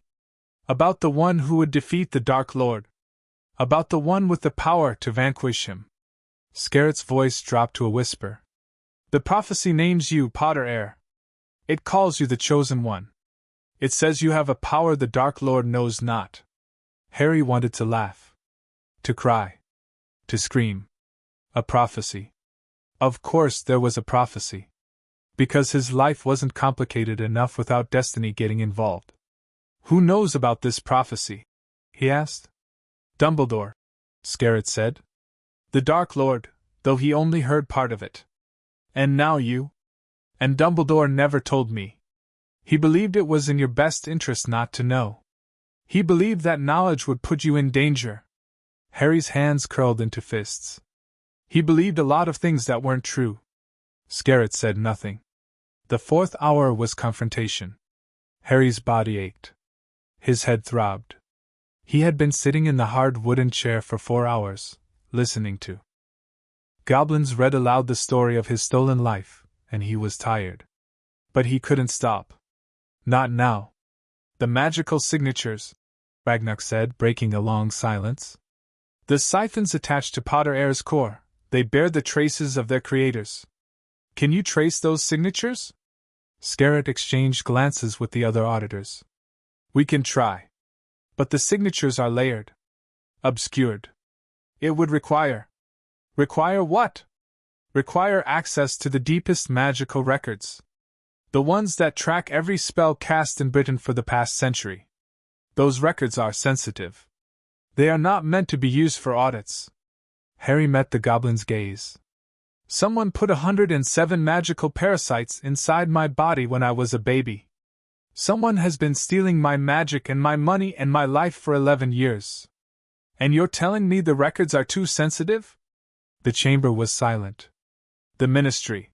One of the lower goblins began. To hell with the Ministry. Harry's voice was cold. Hard. He sounded nothing like an 11-year-old boy. The Ministry didn't protect me. The Ministry didn't save me. The Ministry didn't find the siphons or stop the theft or give me back my magic. You did. He looked at each goblin in turn. I'm not asking for Ministry permission. I'm asking for your help. The goblins who found what no one else could. The goblins who are helping me get my life back. Scarrett's blind eye seemed to gleam. You have a gift, Potter Air, he said softly. Not just for magic, but for words. For making people want to follow you. I don't want followers. I want the truth. The truth. Scarrett nodded slowly. Yes. The truth is a dangerous thing. But perhaps, he turned to the other auditors. Perhaps we have hidden behind safety for too long. Perhaps it is time for the truth to come out. One by one, the goblins nodded. Open the deep records, Scarrett commanded. Trace every signature. Find every hand that touched those siphons. And the Ministry? Scarrett smiled, a thin, sharp smile. The Ministry can wait. The audit ended at midnight. Harry stumbled out of the chamber, his legs shaking, his mind reeling. Ragnar walked beside him, one gnarled hand on Harry's elbow, steadying him. You did well, the old goblin said. I feel sick. That is the weight of the truth. It sits heavy in the stomach. Ragnar led him back toward the healing chambers. But you carried it well. Better than most adults would have. Harry said nothing. They walked in silence through the dark corridors, past shelves of books and statues of ancient goblins, past the green flame torches and the swimming symbols. The deep records will take time to analyze, Ragnar said. Days, perhaps. The signatures are old, and the magic is complex. But we will find them, Potter Air. We will find everyone who hurt you. And then? And then, Ragnar stopped walking. He turned to face Harry, his golden eyes bright in the darkness. And then you decide what justice looks like. Harry thought about that. Justice. He had never known justice. He had known hunger and cold and pain. He had known the crack of Uncle Vernon's fist and the sting of Aunt Petunia's frying pan. He had known the feeling of being nothing, less than nothing, in a world that had decided he didn't matter. But he wasn't nothing. He was Harry Potter. Heir to the House of Potter. Potential heir to Godric Gryffindor himself. A boy with a core the size of a lake and 107 silver parasites clinging to his soul. And he was angry. Not the hot, explosive anger of Dudley's tantrums. Not the cold, simmering anger of Aunt Petunia's resentment. This was something else. Something deeper. Something that had been building for 11 years, fed by every empty stomach and every locked door and every whispered insult. This was the anger of a boy who had been stolen from, and who was finally ready to take back what was his. Justice, Harry said slowly. Looks like them. Burning. Ragnar's smile was terrible and beautiful. Yes, Potter Air. Yes, it does. End of Chapter 4. Chapter 5, the first siphon removed. The removal chamber was smaller than Harry expected. After days of preparation, after scans and audits and ancient books and whispered conversations, he had imagined something grand. A cathedral of stone. A theater of magic. Something worthy of the battle about to begin. But this was just a room. Circular, like all goblin rooms. Stone walls carved with symbols that glowed faintly orange instead of blue. A single stone table in the center, long enough to hold a body. And above the table, suspended in midair, a cluster of silver instruments that looked like surgical tools designed by madmen. The first removal will be the shallowest siphon, Ragnak said. He stood beside the table, his hands folded over his cane, his face calm. Located near the surface of your core. The tendrils are minimal. If any siphon can be removed safely, it is this one. Harry stripped off his gray robes. The air was cold against his skin, raising goosebumps on his arms. He wore only a thin pair of linen shorts, the goblins had insisted, and his bare feet were already numb against the stone floor. How long will it take? The removal itself? Perhaps 10 minutes. But the aftermath. Ragnak hesitated. Your magic has been suppressed for 11 years, Potter. When the siphon comes out, that suppression will lift, briefly at least. Your core will react. It may be violent. Violent how? The last time a goblin healer removed a siphon from a wizard, a single siphon, from an adult wizard, the wizard's magic erupted so violently that it destroyed the healing chamber and knocked everyone inside unconscious for 3 days. Harry swallowed. And that wizard only had one siphon? One siphon. For 6 months. Ragnak's golden eyes were serious. You have had 107 for 11 years. The pressure inside your core, the need to release, is unimaginable. When we open the door, even a crack, the magic will pour out. Like a dam breaking. Harry looked at the stone table. At the silver instruments floating above it. At the orange symbols pulsing on the walls. Let's do it, he said. He lay down on the cold stone. The healer team assembled around him. 4 goblins besides Ragnak, 2 he had seen before, 2 he hadn't. Kritak was there, her silver-streaked hair pulled back from her sharp face. The others were younger, their movements quick and nervous, their eyes darting to Harry's scar and away again. Potter, Ragnak said. I must warn you. The removal will be painful. The siphons are attached to your core, and the core is connected to every nerve, every memory, every emotion you possess. When we pull the tendrils free, it will hurt. It will hurt more than anything you have ever experienced. Harry thought of the cupboard. The hunger. The beatings. The long nights spent crying into a pillow so the Dursleys wouldn't hear. I've experienced a lot of pain, he said quietly. I can take more. Ragnak nodded. Then he raised his hands, and the silver instruments descended. The first cut was the worst. Not because of the physical pain, though that was bad enough. The instrument Ragnak used was a thin silver blade, no longer than Harry's finger, and when it touched his chest, right over his heart, it felt like being stabbed with ice. But the real pain came from inside. Harry felt the siphon react. For 11 years, the silver parasite had been sleeping, feeding, yes, but sleeping. Content. Secure in its place wrapped around his core. But now something was pulling at it, tugging at its tendrils, trying to tear it free from the golden light it had called home for so long. And the siphon did not want to leave. Hold him, Ragnak commanded. Hands pressed against Harry's shoulders, his arms, his legs. Kritak's face appeared above him, her lips moving. In a language he didn't understand, a chant maybe or a prayer. The siphon screamed. Not with a voice. Not with sound. It screamed through Harry's body, through his blood and bones and magic, and he felt his core lurch, felt the golden light surge toward the siphon, trying to protect it, trying to keep it safe. No, Harry thought fiercely. No. You're a parasite. You're a thief. You're not welcome here.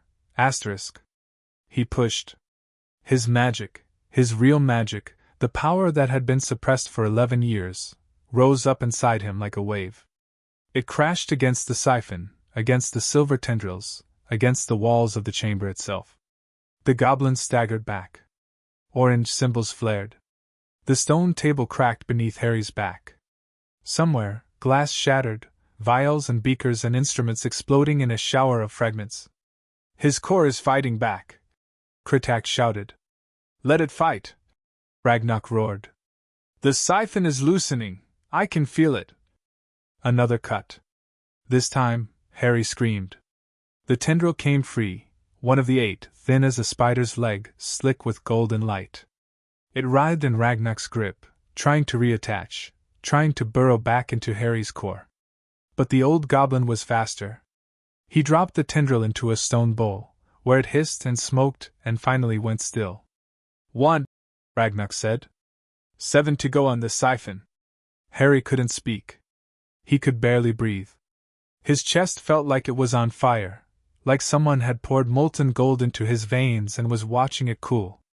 But beneath the fire, beneath the pain and the screaming and the chaos, he felt something else. Space. For 11 years, his magic had been packed tight, compressed, crushed by the weight of 107 silver parasites. But now, with one tendril removed, there was room. Just a little. Just a crack. But room. Harry gasped as golden light spilled from his chest. Not blood, * magic star. Pure, bright, his magic, pouring out of the wound Ragnarok had made, filling the air around him with warmth and light and life. The core is venting, Kritak said. Too fast, he'll burn out. Contain it, Ragnarok ordered. Contain it now. The other healers moved quickly, tracing patterns in the air that solidified into walls of translucent energy. They pressed close around Harry, forming a dome, trapping the escaping magic inside. Harry watched his own power swirl around him like a golden storm. It was beautiful. It was terrifying. It was his, and for the first time in his life, he could feel it. Not as a distant ache. Not as a vague potential. But as something real and warm and alive. More, he whispered. Take more. Ragnarok's eyes met his. Potter air. Take the rest of the tendrils. Take the whole siphon. I can handle it. The old goblin hesitated. Then he nodded. The second tendril came free. Time lost meaning. Harry floated in a sea of golden light, aware of his body only as a distant memory. The goblins moved around him, cutting, pulling, chanting, but he felt them only as ripples in the storm. Third tendril. Fourth. Fifth. Each removal sent a shockwave through his core, through his self, and each time the golden light grew brighter. Hotter. More him. By the 6th tendril, the walls of the containment dome were cracking. The pressure is too high, Kritak shouted. If the 7th tendril comes free. Do it, Harry said. His voice didn't sound like his own. It was deeper. Older. Stronger. All of them.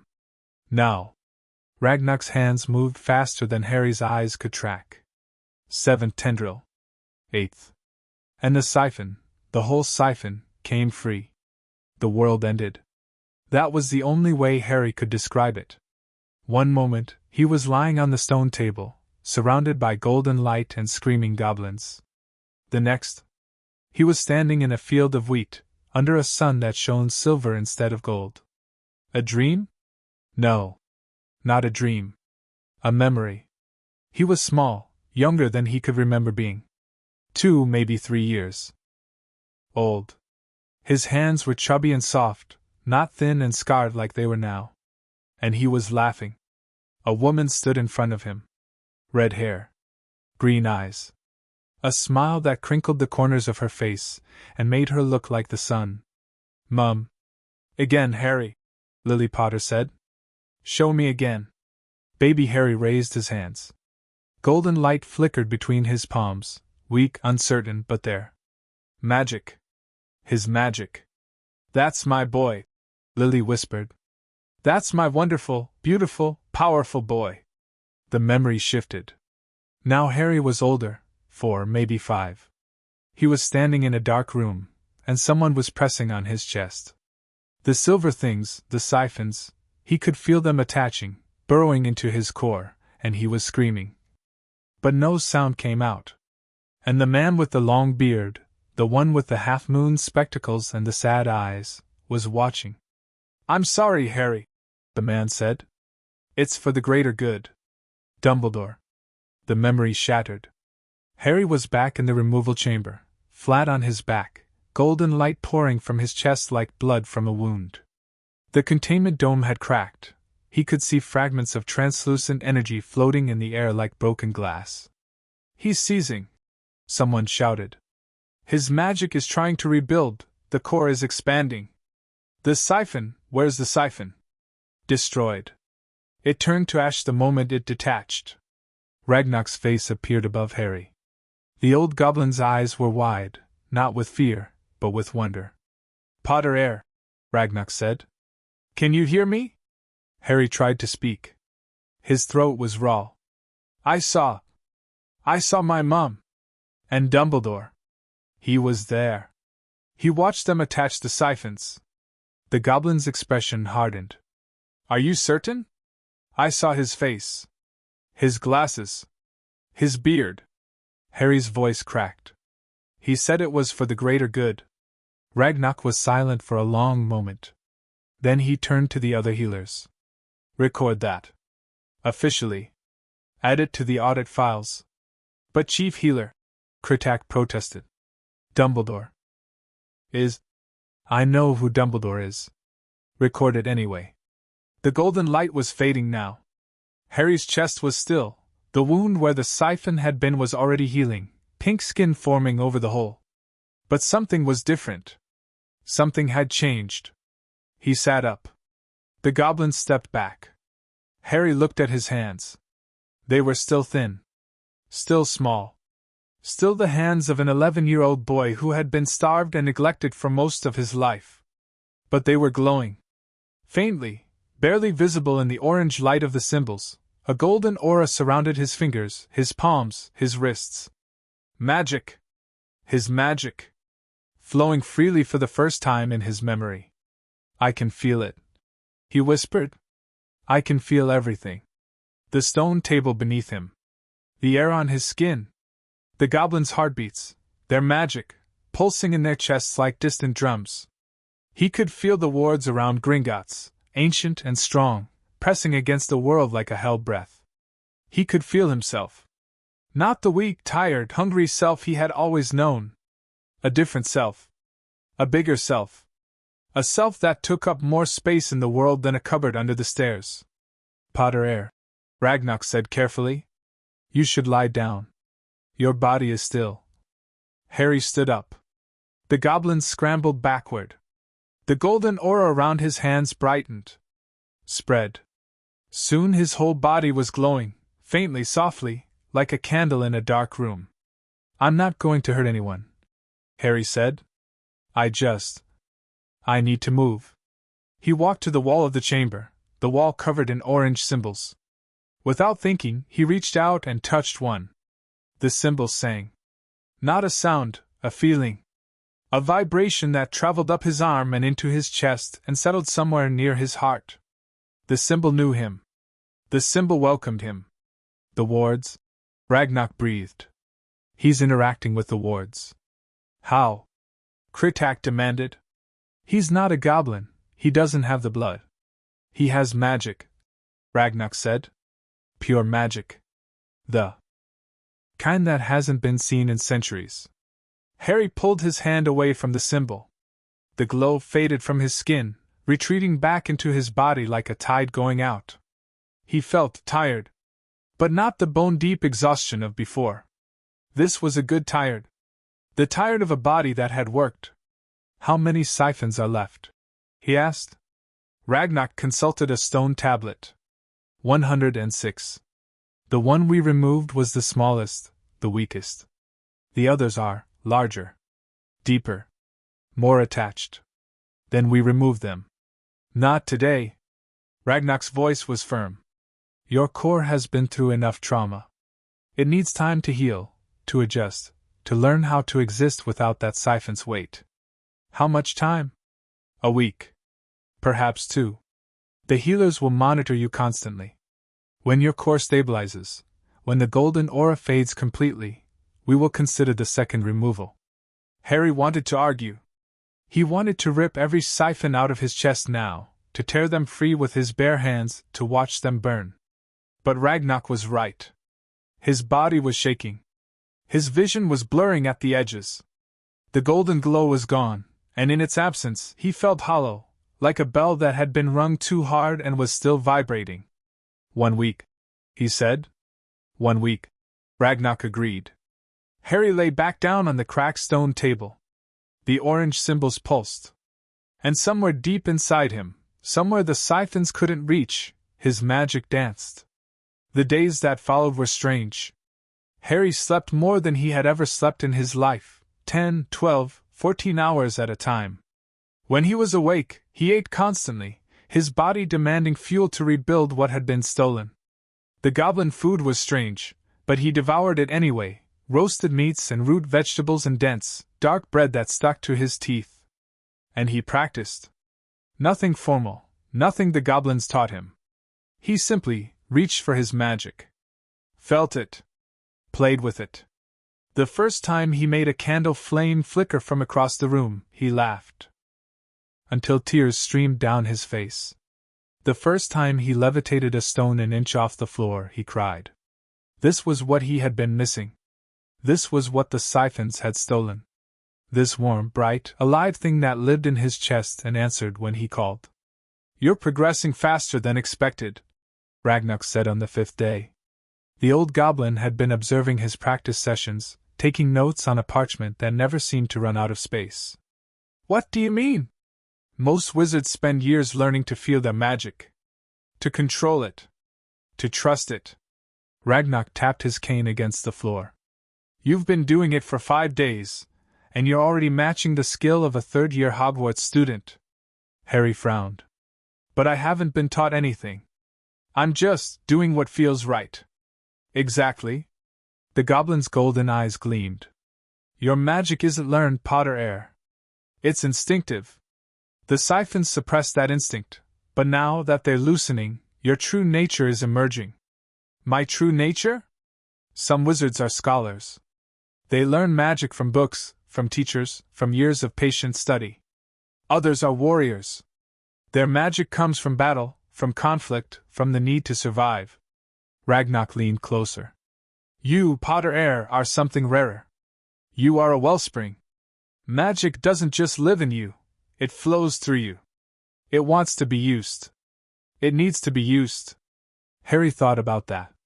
About the golden light pouring from his chest during the removal. About the way the symbols on the wall had sung when he touched them. I'm not controlling my magic, he said slowly. I'm just getting out of its way. Ragnarok smiled. Now you understand. On the 7th day, the goblins came to him with news. The deep records have finished processing, Kritak said. She held a thick stack of parchments in her arms, so thick that Harry could barely see her face behind them. We have identified the magical signatures on all 107 siphons. Harry's heart raced. Who? Not who, asterisk how many star. The signatures are not all the same. Multiple hands created these devices. Multiple hands placed them. Multiple how many? Kritak laid the parchments on the table. Harry looked down at the names, dozens of names, and felt the world tilt beneath him. Albus Dumbledore. Cornelius Fudge. Amelia Bones. Barty Crouch Sr. Lucius Malfoy. Narcissa Malfoy. Peter Pettigrew. Sirius Black. Remus Lupin. Minerva McGonagall. Severus Snape. Poppy Pomfrey. Asterisk and more. So many more, asterisk. These are. Harry's voice failed him. These are the people whose magic touched the siphons, Kritak said. Some created them. Some placed them.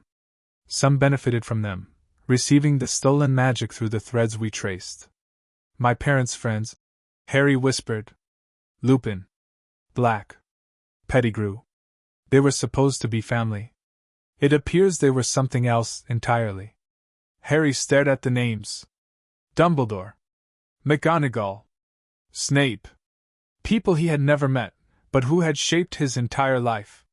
Who had stolen his entire life. Sirius Black, he said. He's in Azkaban. For betraying my parents. For killing 12 muggles. The records show his magical signature on 12 of the siphons, the deepest ones, near your core. He was involved in their placement. But he's supposed to be my godfather. He's supposed to be a lot of things. Kritak said gently. The records don't lie, Potterhead. Harry read the names again. And again. And again. Each name was a knife in his chest. Each name was a betrayal he had never seen coming. The goblins, he said finally. You found this. You brought it to me. Why? Kritak's face was serious. Because you asked for the truth. Because we promised to give it to you. Because... She paused. Because we believe you, Potterhead. We believe you were wrong. And we want to help you make it right. Harry looked down at his hands. The golden glow was gone, had been gone for days. But he could still feel his magic there, waiting, wanting. What happens now? He asked. No, Kritak said. We prepare for the second removal. A deeper siphon this time. Stronger. More dangerous. And after that? After that. The goblin healer smiled. After that we change the world. End of chapter 5. ## chapter 6. The hidden beneficiaries. The map room felt different now. Harry stood in the center of the floating maps, his bare feet planted on cold stone, his eyes tracing the silver threads that connected his stolen magic to the world above. 5 threads. 5 destinations. 5 sets of hands that had been feeding on his power for 11 years. But now he knew their names. The Hogwarts thread, Ragnarok said, pointing to the thickest line, the one that pulsed like an artery. 40 siphons feeding this single connection. We've traced the magical signature to 3 individuals within the castle walls. Harry's jaw tightened. Who? Albus Dumbledore. Minerva McGonagall. Severus Snape. 3 names from the list. 3 names that had carved themselves into Harry's memory over the past 7 days. Dumbledore, Harry said slowly. He's the headmaster. He's supposed to protect the students. He's also the one who placed you with the Dursleys. Who signed your blood to magical contracts. Who watched the siphons being attached to your core when you were an infant. Ragnarok's voice was flat. The evidence is clear, Potterhead. Dumbledore has been receiving your magic for over a decade. How much? The old goblin consulted a stone tablet. Based on the rate of drain and the number of siphons feeding him, approximately 40% of your total magical output. Every day. For 11 years. 40%. Harry did the math. 4 of every 10 drops of his magic had gone straight to Albus Dumbledore. Had made the headmaster stronger while Harry grew weaker. Had fueled the old man's power while the boy withered. In a cupboard. And McGonagall? Snape? Smaller percentages. Perhaps 5% each. The remaining 50% of your magic has been divided among the other threads, and the corridor. The corridor. The black thing wrapped around his soul, consuming rather than stealing. Destroying rather than using. Harry turned to the other threads. Privet Drive, he said. The Dursleys. How much have they been getting? Ragnarok zoomed in on the thread that snaked towards Surrey. Approximately 8% of your total output. Split between Vernon, Petunia, and Dudley Dursley. 8%. Enough to make them healthy. Strong. Thriving, while Harry starved. They knew, Harry said. They had to know. Petunia, she knew about magic. She knew about my parents. She knew I was a wizard. Whether they knew about the siphons specifically is unclear. But they certainly benefited from your suffering. Ragnarok's golden eyes were hard. Ignorance is not innocence, Potterhead. Harry turned to the remaining threads. The unknown building in London. The manor house on the south coast. The small village in the north. These 3, he said. Who are they? Ragnarok waved his hand, and the map zoomed in on London first. The thread ended at a building Harry didn't recognize, tall and grey, with barred windows and a sign he couldn't read from this angle. The Ministry of Magic, Ragnox said. Specifically, the Department of Mysteries. 8 siphons feeding this location. We've traced the magical signatures to 3 unspeakables. Their identities are hidden, even from our records. The Department of Mysteries, Harry repeated. What do they want with my magic? Research, perhaps. Experimentation. The unspeakables study the deepest mysteries of magic, including the nature of magical cores. Your core is unique. They would pay dearly to study it. Instead, they just stole it. Yes. Harry's hands curled into fists. He forced himself to look at the next thread, the manor. House on the south coast. The map zoomed in, revealing a sprawling estate surrounded by gardens and high walls. Malfa Manor, Ragnox said. Home of Lucius and Narcissa Malfa. 10 siphons feeding this location, with magical signatures matching both Malfoys and their son Draco. The Malfas. Harry had never met them, but he had heard the name. Hagrid had mentioned them, rich, powerful, dark-leaning. The kind of family that looked down on anyone who wasn't pure blood. Why would the Malfas need my magic? Harry asked. They're already wealthy. Already powerful. Power is never enough for families like the Malfoys, Ragnox said. They want more. Always more. Your magic has been making them stronger for 11 years, enhancing their natural abilities, extending their lifespans, amplifying their political influence. And Draco? The boy is your age. He would have received a share of your magic since birth, growing stronger while you grew weaker. It's likely he doesn't even know the source of his power. To him, it would feel natural. Inherited. Harry thought about that. About a boy his own age, living in a manor, surrounded by wealth and privilege, never hungry, never cold, never afraid. Growing strong on stolen magic while the true owner rotted in a cupboard. The last thread, he said. The northern village. Ragnox zoomed in again. The thread ended at a small cottage surrounded by woods, smoke rising from a stone chimney. The map identified the location, Spinner's End, Cokeworth. The residence of one Severus Snape, Ragnox said. Though the magical signatures on this thread also match another. Who? What of the names from your list? The deepest signature, the one we couldn't identify before. Ragnox's voice was careful. The Dark Lord. Tom Marvolo Riddle. Known as Lord Voldemort. The name hit Harry like a physical blow. Voldemort. The killer of his parents. The reason he had a scar. The reason his life had been destroyed before it began. Voldemort has been receiving my magic? Not directly. The thread leads to Snape's residence, but the magic is then redirected.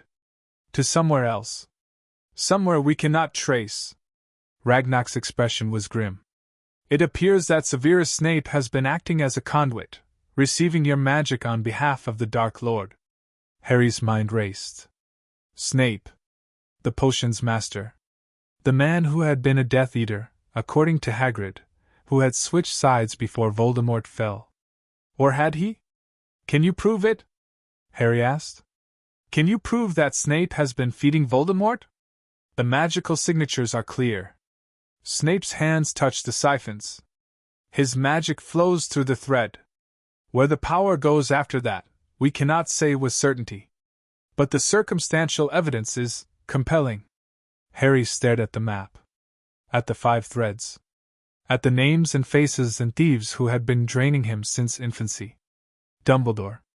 McGonagall. Snape. The Dursleys. The Malfas. The Department of Mysteries. Voldemort. They had all taken from him. They had all fed on him. And now it was time to take back what was his. The Goblin Council convened that evening.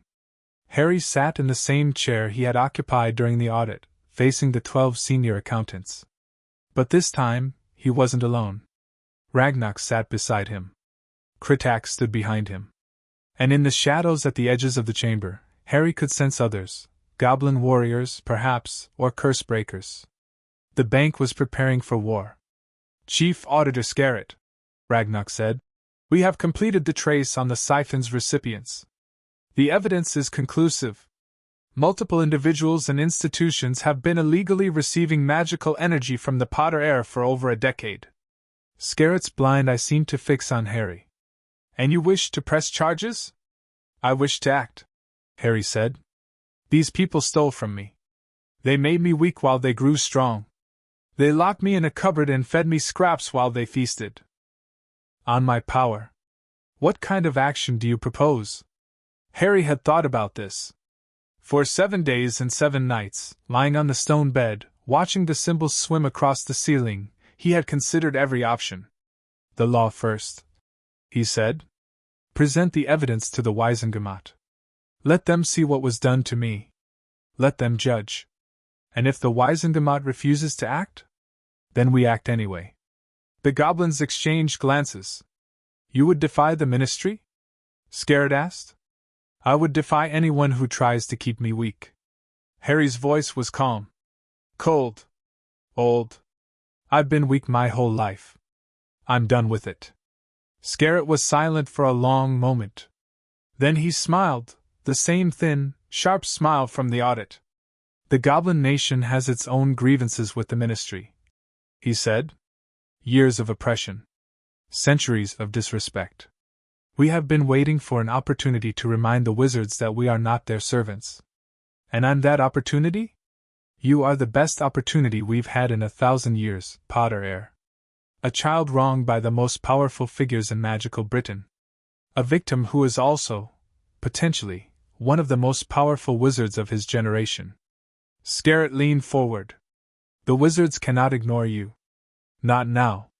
Not with the evidence we have. Harry nodded slowly. So we present the evidence together. Goblins and wizards, united against the conspiracy. A dramatic statement. Ragnarok murmured. The world will watch. Let them watch. The next morning, Harry wrote his first letter. Not to the Dursleys, he wasn't ready for that. Not to Dumbledore, the old man deserved more than a letter. To the Daily Prophet. Ragnarok had provided the parchment and the quill, and Harry had spent an hour composing the message, crossing out words, starting over, trying to find the right tone. To the editor of the Daily Prophet. My name is Harry Potter. You may know me as the boy who lived, the infant who survived the killing curse and defeated the Dark Lord. For 11 years, I have been kept in the dark about my own life. About my magic. About myself. But recently, the goblins of Gringotts made a discovery that has changed everything. I am not weak. I have never been weak. I have been drained, by devices attached to my magical core when I was an infant. Devices placed there by people I should have been able to trust. The goblins have evidence. Names.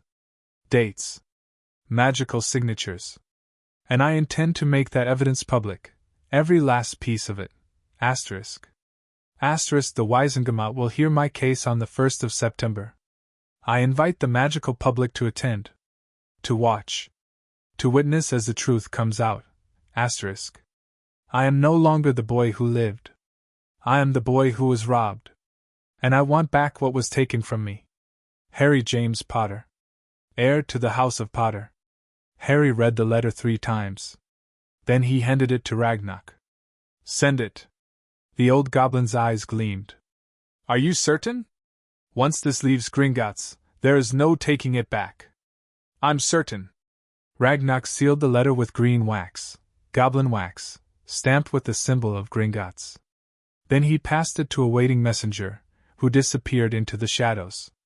The world will know by nightfall, Ragnarok said. Good. Harry turned back to the map room, where the silver threads still pulsed with stolen magic. The 1st of September was 2 weeks away. He had a lot of work to do. The days that followed were a blur of activity. Goblin cursebreakers arrived from across Europe, specialists in magical parasites, in core removal, in the delicate art of cutting silver tendrils without killing the patient.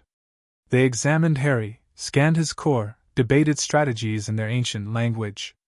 Harry ignored most of it. He was too busy growing. With one siphon removed, his magic was flowing more freely than ever before. The golden aura had faded, but the power remained, building in his chest like a second heart, warm and bright and hungry. He practiced constantly. Levitation came naturally now. He could float the stone table across the room without breaking a sweat.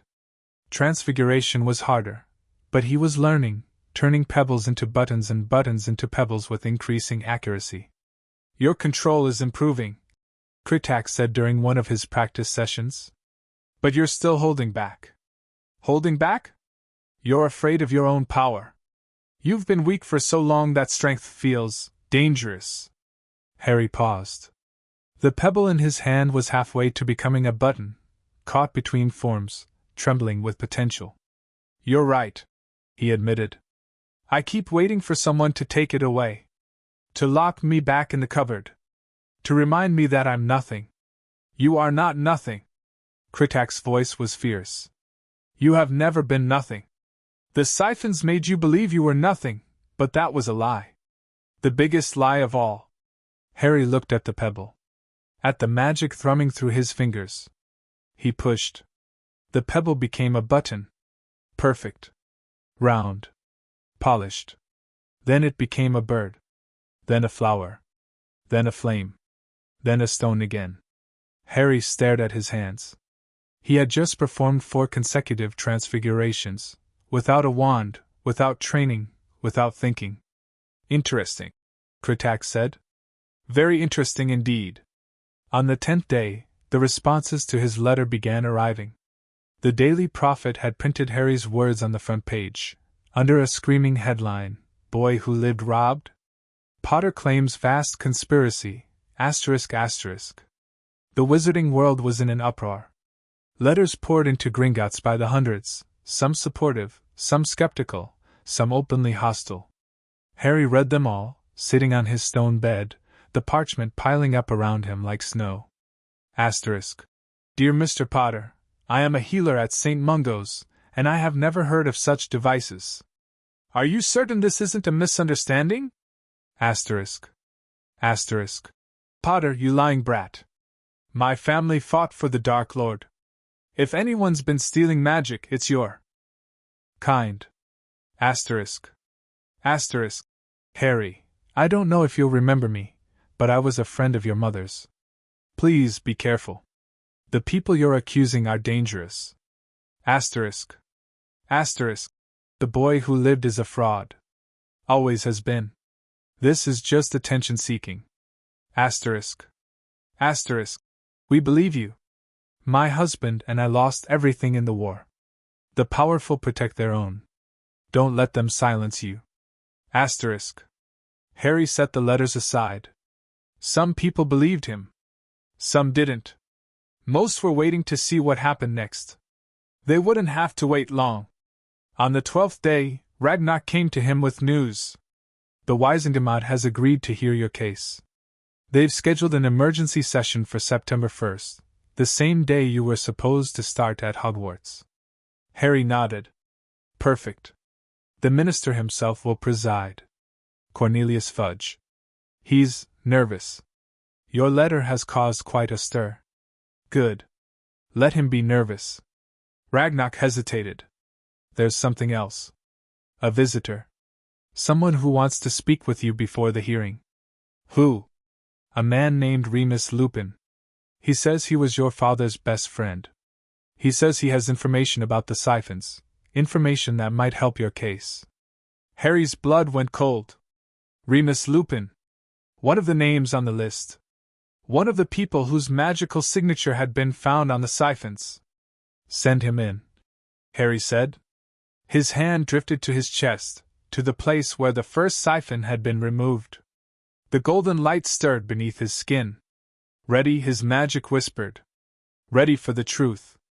Harry took a breath. And waited. End of Chapter 6. #Chapter 7, Ancient Potter Vaults open. Remus Lupin looked nothing like Harry expected. The man who entered the chamber was young, younger than Harry had imagined, anyway. Perhaps 30, with sandy hair streaked with gray and a face lined with exhaustion. He walked with a limp, favoring his left leg, and his robes were patched in 3 places. But his eyes were kind. "Harry," Lupin said. His voice was soft, almost hesitant.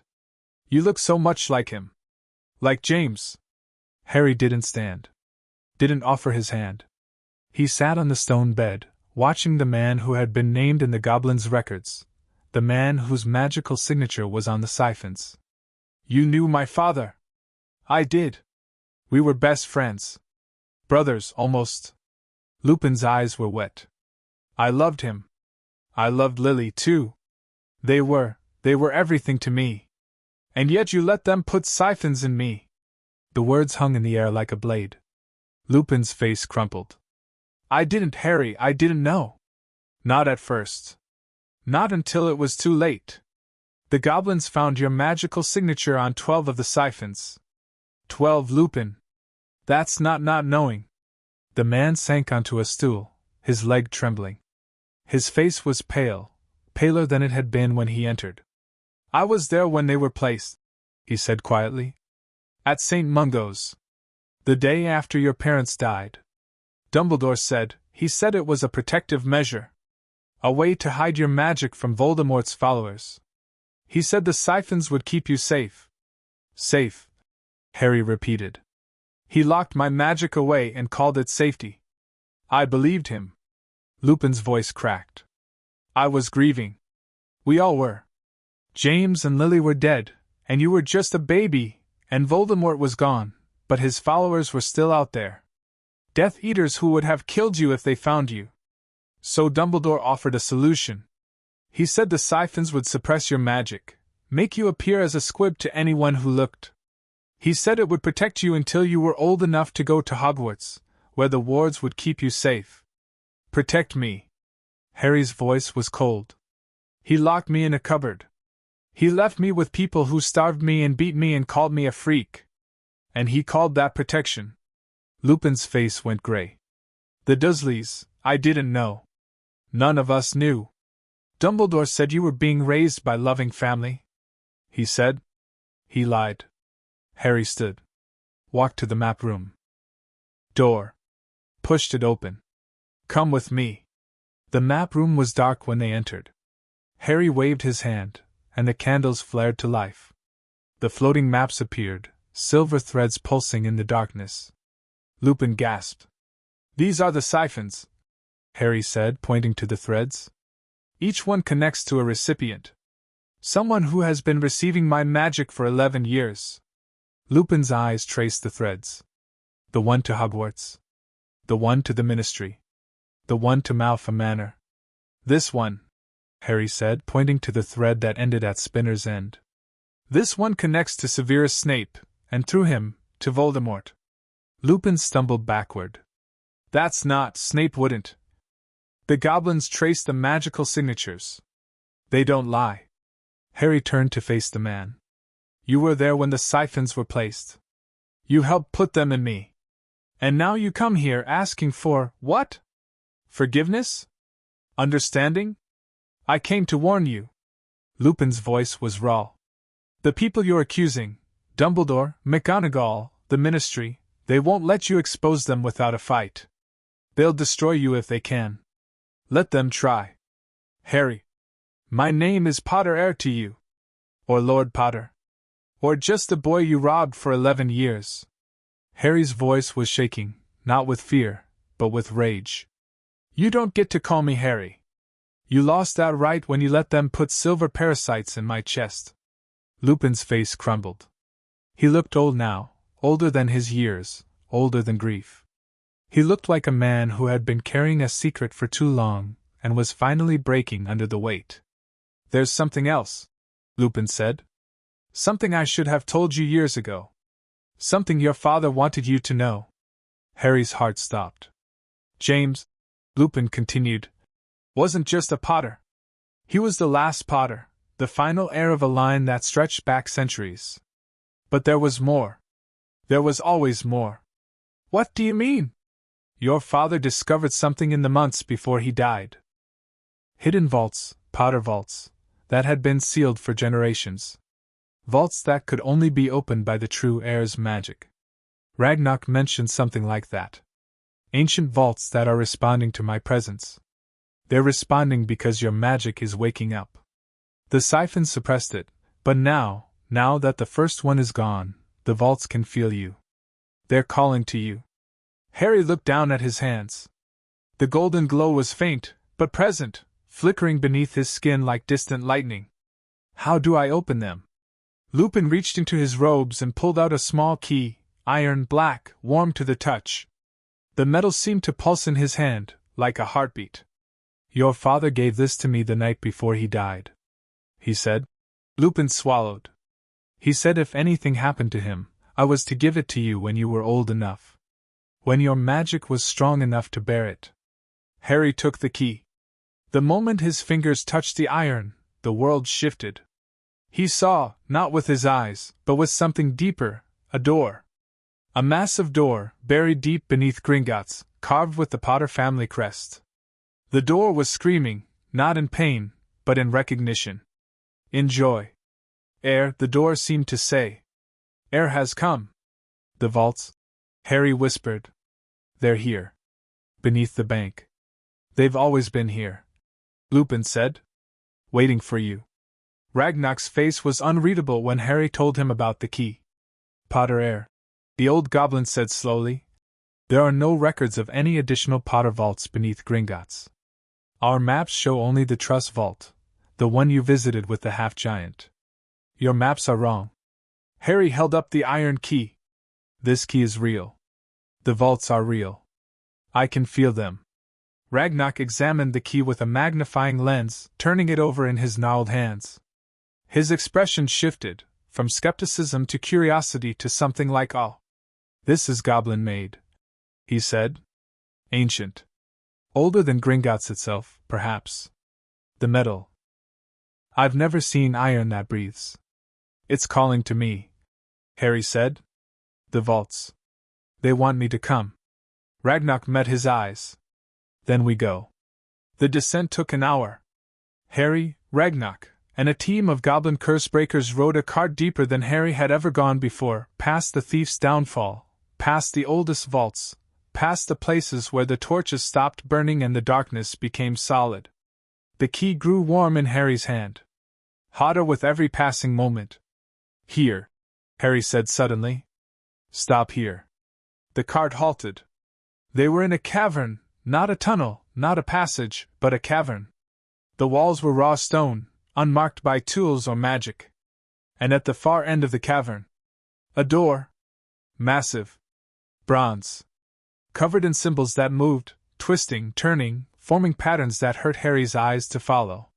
The Potter crest was carved at the center, a shield with 3 stars above a golden griffin. Beneath it, in letters that burned with their own light. Only the blood of the Potter heir may enter. Harry stepped forward. The curse-breakers drew their weapons, silver daggers, obsidian wands, things that hummed with deadly magic. Ragnarok raised a hand to stop them. No, the old goblin said. This is his trial. His alone. Harry walked toward the door. The symbols on its surface screamed, the same wordless recognition he had felt when he touched the key. The bronze began to glow, first red, then gold, then white. Blood, the door demanded. Blood of the heir. Harry didn't hesitate. He pressed his palm against the sharpest edge of the crest, felt the bronze bite into his skin, watched his blood flow into the carved letters. The door opened. The vault beyond was not a room. It was a world. Harry stepped through the doorway and found himself standing in a field of golden wheat, under a sky that shimmered with auroras. The air smelled of earth and rain and something else, something old, like a library that had been sealed for centuries. Where am I? Inside the vault. Ragnarok's voice came from behind him. The goblin had followed, along with the curse-breakers. This is not physical space. This is a pocket dimension. Created by magic so powerful that it warps reality. Harry looked around. In the distance, he could see buildings, stone structures, ancient and beautiful, rising from the wheat-like mountains. The Potter family's legacy, he whispered. More than legacy. Ragnar's voice was reverent. This is a sanctuary. A place where the Potters preserve their greatest treasures, their knowledge, their artifacts, their power. Harry walked forward. The wheat parted before him, revealing a path of white stone. He followed it toward the nearest building, a circular tower with a roof of blue glass. The door opened as he approached. Inside, books. Thousands of them. Tens of thousands. Shelves that rose into impossible heights, disappearing into golden light. And at the center of the room, a single pedestal with a book open upon it. Harry approached. The book's pages were written in his father's handwriting. Harry. If you're reading this, I'm dead. I'm sorry. I tried to protect you. I tried to keep you safe. But there are forces in this world, forces I didn't understand until it was too late, that want to use you. To drain you. To destroy you. The siphons are real. You've probably already discovered them, if you're here. The goblins would have found them eventually. They're too skilled not to. I know what you're thinking. You're thinking that I should have stopped them. That I should have fought harder. That I should have, I couldn't. Dumbledore was there when the siphons were designed. He helped create them. He said it was for your protection, that hiding your magic would keep you safe from Voldemort's followers. I believed him. I was wrong. By the time I realized the truth, by the time I understood that the siphons weren't just hiding your magic, but stealing it was too late. Voldemort was hunting us. Lily was pregnant with you. We didn't have time to fight Dumbledore and Voldemort both. So I did the only thing I could. I hid this place. I sealed the Potter vaults so that no one, not Dumbledore, not Voldemort, not the Ministry, could access them. And I left this key with Remus, hoping that one day, you would be strong enough to claim what is yours. The vaults hold the Potter family's power. Not just gold, though there's plenty of that.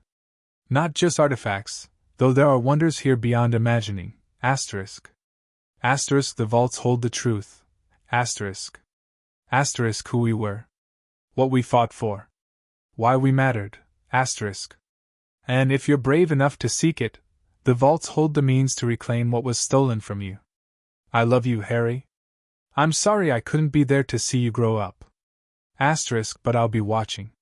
Somehow. Somewhere. Your father. James Potter. Harry's tears fell on the page. He didn't wipe them away. The next hour was a blur. Harry explored the vaults, the Tower of Books, the Hall of Artifacts, the Chamber of Portraits. Each room held more of his family's history, more of his heritage. He found his grandfather's journals, Fleamont Potter, who had invented the sleek easy hair potion and built the family fortune. He found his great-grandmother's wand, a beautiful thing of cherry wood and phoenix feather, still humming with power. He found portraits, dozens of them, of Potters from centuries past. They greeted him with tears and cheers and warnings. The boy has James's eyes. And Lily's stubbornness, by the look of him. The siphons, we warned them. We warned them all. Dumbledore cannot be trusted. Remember that, boy. Dumbledore cannot be trusted. But the most important discovery came at the end. In the deepest chamber of the vault, a room that had been sealed with blood and magic and sacrifice, Harry found a pedestal. And on the pedestal, a sword. Not Gryffindor's sword, though it looked similar. This blade was darker, older, etched with runes that seemed to drink the light. The hilt was set with 3 stars, the Potter crest, and the blade itself seemed to hum with power. This is Potter's blade, Ragnar whispered. I've read about it. Legends, nothing more, I thought.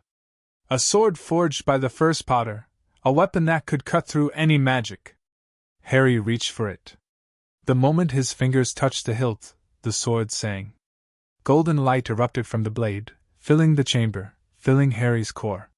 The remaining siphons inside him writhed, screamed, tried to burrow deeper. But the light wouldn't let them.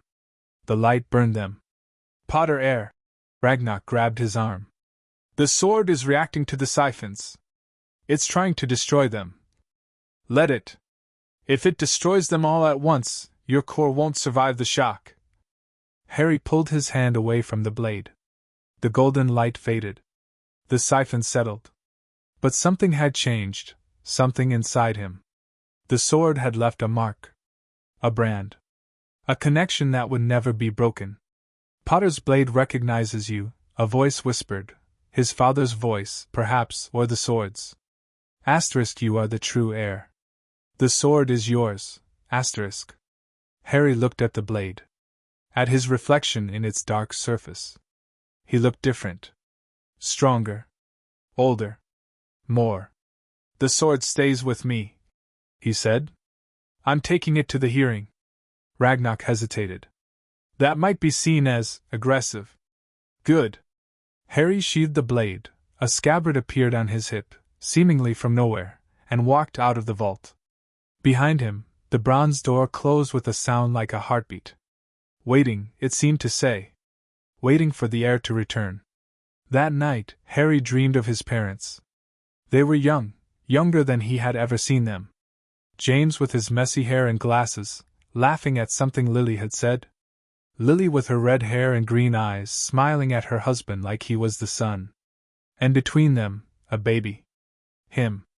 He's beautiful, Lily whispered, stroking the baby's cheek. Look at him, James. Look at what we made. I see him. James's voice was thick with emotion. I see you, Harry. I'll always see you. The dream shifted. Now Harry was older, 5, maybe 6. He was standing in the Dursleys' kitchen, wearing Dudley's cast-offs, his ribs showing through his shirt. And his parents were watching. They couldn't touch him. Couldn't speak to him. Couldn't do anything but watch as their son starved. I'm sorry. Lily sobbed. I'm so sorry, Harry. We tried to protect you. We should have fought harder. James said. His voice was bitter. We should have seen what Dumbledore was doing. We should have. You should have lived. Harry's voice, his dream voice, was cold. You should have lived, and then none of this would have happened. Lily reached for him. Harry woke up. The sword was warm against his hip. And somewhere deep beneath Gringotts, the bronze door pulsed, waiting for its heir to return. End of Chapter 7. ## Chapter 8. The heir of an ancient house. The morning light was silver through the stone walls of Gringotts. Harry sat cross-legged on the floor of the map room, Potter's blade laid across his knees, the iron key resting in his palm. He had been sitting like this for hours, meditating, the goblins called it. Reaching for his magic. Listening to the blood that ran through his veins like fire. The vault had changed him. Not just the sword. Not just the knowledge. Something deeper. Something that had been sleeping in his bones for 11 years, waiting for the seal to break. Heir. The word echoed through his mind like a bell. Heir to the House of Potter. Potential heir to Godric Gryffindor himself. A bloodline that stretched back to the founding of magical Britain, to warriors and kings and wizards who had shaped the world with their power. And all of it had been locked away. Suppressed. Stolen. You've been sitting there for 4 hours. Ragnar's voice came from the doorway. The old goblin walked slowly into the room, his cane tapping against the stone, his golden eyes studying Harry with an intensity that made the boy's scar prickle. I've been thinking, Harry said. Dangerous habit. About the family magic. The things I found in the vault. Ragnar lowered himself onto a stool. The Potter family magic is unusual. Even by ancient standards. Most wizarding families have a single magical inheritance, a gift passed down through generations. The Potters have several. Harry frowned. Several? Your family collected magic, Potter heir. They absorbed it. Married into powerful bloodlines. Made bargains with creatures that most wizards fear. Each generation added something new to the Potter legacy. He reached into his robes and pulled out a scroll, yellowed with age, sealed with green wax. These are the records I found in our deepest archives. A history of the Potter family's magical inheritances. Harry unrolled the scroll. The names stretched before him, dozens of them, centuries of them, each one accompanied by a description of the magical gift they had brought into the family line. Henry Potter, born 1678, inherited the gift of dragon speech, the ability to communicate with and command dragons. Last recorded use by a Potter 1823, Euphemia Potter, born 1702, inherited the gift of ward weaving, the ability to create and maintain magical barriers of extraordinary strength. Last recorded use by a Potter 1899, Charles Potter, born 1734, inherited the gift of battle precognition, the ability to see a few seconds into the future during combat. Last recorded use by a Potter 1901, Fleamont Potter, born 1880, inherited the gift of potion mastery, an intuitive understanding of potion making that transcended learned skill. Last recorded use by a Potter 1979,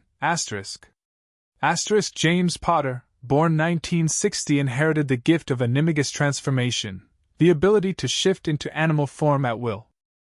Last recorded use by a Potter 1981, Harry stared at the list. All those gifts. All that power. Buried in his bloodline, waiting to be awakened. Why didn't I know about this? He asked. Why didn't anyone tell me? Because the siphons suppressed your family magic along with your core. The gifts couldn't manifest, couldn't even exist, while you were being drained.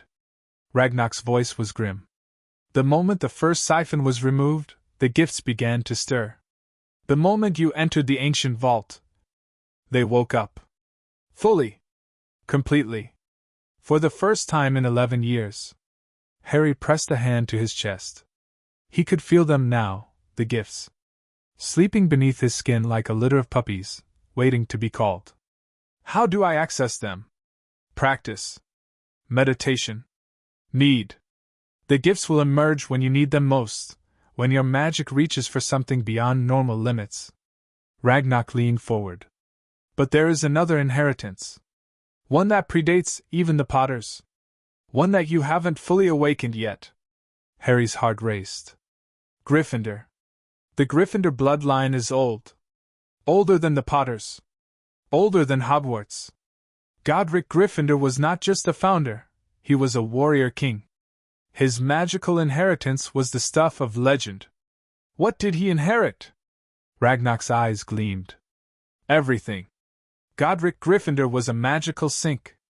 He absorbed power from every source he encountered, every battle, every bargain, every enemy defeated. By the time he died, his core was so vast, so dense, that it warped reality around him. And that power passed to his descendants? Some of it. Diluted over centuries. But the core, the essence of Gryffindor's magic, remains. And it's been dormant for 600 years, waiting for an heir strong enough to bear it. Harry thought of the ward Scarlet had mentioned, the Gryffindor ancestral seat, sealed for centuries, now stirring at his presence. You think I'm strong enough? I think the siphons kept you weak for 11 years, and even then, your core was the size of a lake. Now that the first siphon is gone, your power is growing every day. By the time we remove the core eater, I could be as strong as Gryffindor? You could be stronger. The training began that afternoon. Ragnar led Harry to a chamber he had never seen before, a circular room with a floor of black sand and walls that shimmered like heat haze. In the center of the room stood a goblin warrior, her silver armor gleaming, her sword drawn. This is Kragna, Ragnar said. One of our finest sword masters.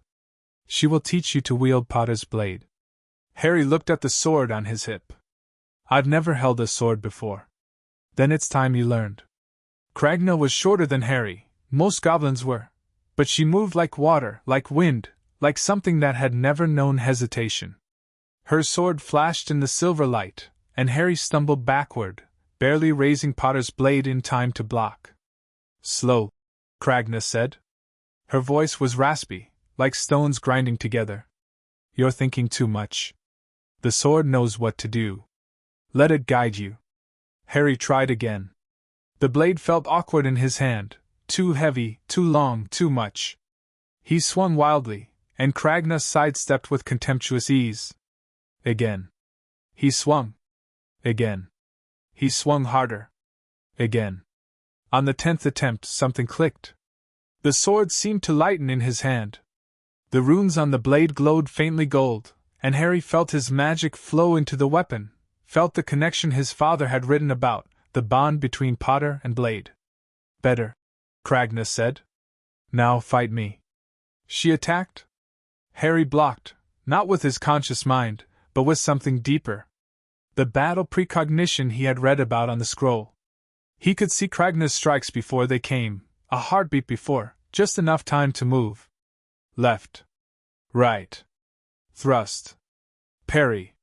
The blades clashed again and again, and Harry felt his magic sing. This was what Potter's blade was. Made for. What he was made for. You're a natural, Cragna said, lowering her sword. Most students take months to achieve what you've done in an hour. The gifts, Harry said, breathing hard. They're helping me. Let them. That's what they're for. The portrait gallery was the last room Harry explored in the ancient vault. Dozens of Potters looked down at him from their frames, some smiling, some stern, some weeping with joy at the sight of their last living descendant. Harry! A woman breathed, a portrait near the center of the largest wall. She had red hair and green eyes and a smile that made Harry's heart ache. Mom? I'm not your mother, child. Not truly. I'm a portrait, a memory given form. But I knew Lily. I loved her like a daughter. Who are you? Euphemia Potter. Your grandmother. The woman's eyes were wet. James's mother. I watched you grow up, Harry. Through the family magic, through the portraits in the vault. I saw what the Dursleys did to you. I saw what the Siphons did to you. Harry's throat tightened. You were here the whole time? The vault was sealed. I couldn't leave. Couldn't reach you. Couldn't do anything but watch. Euphemia's voice cracked. I'm so sorry, Harry. I'm so sorry we couldn't protect you. Tell me about the family, Harry said. Tell me about the magic. About what I need to do. Euphemia composed herself. The Potter family has always been different.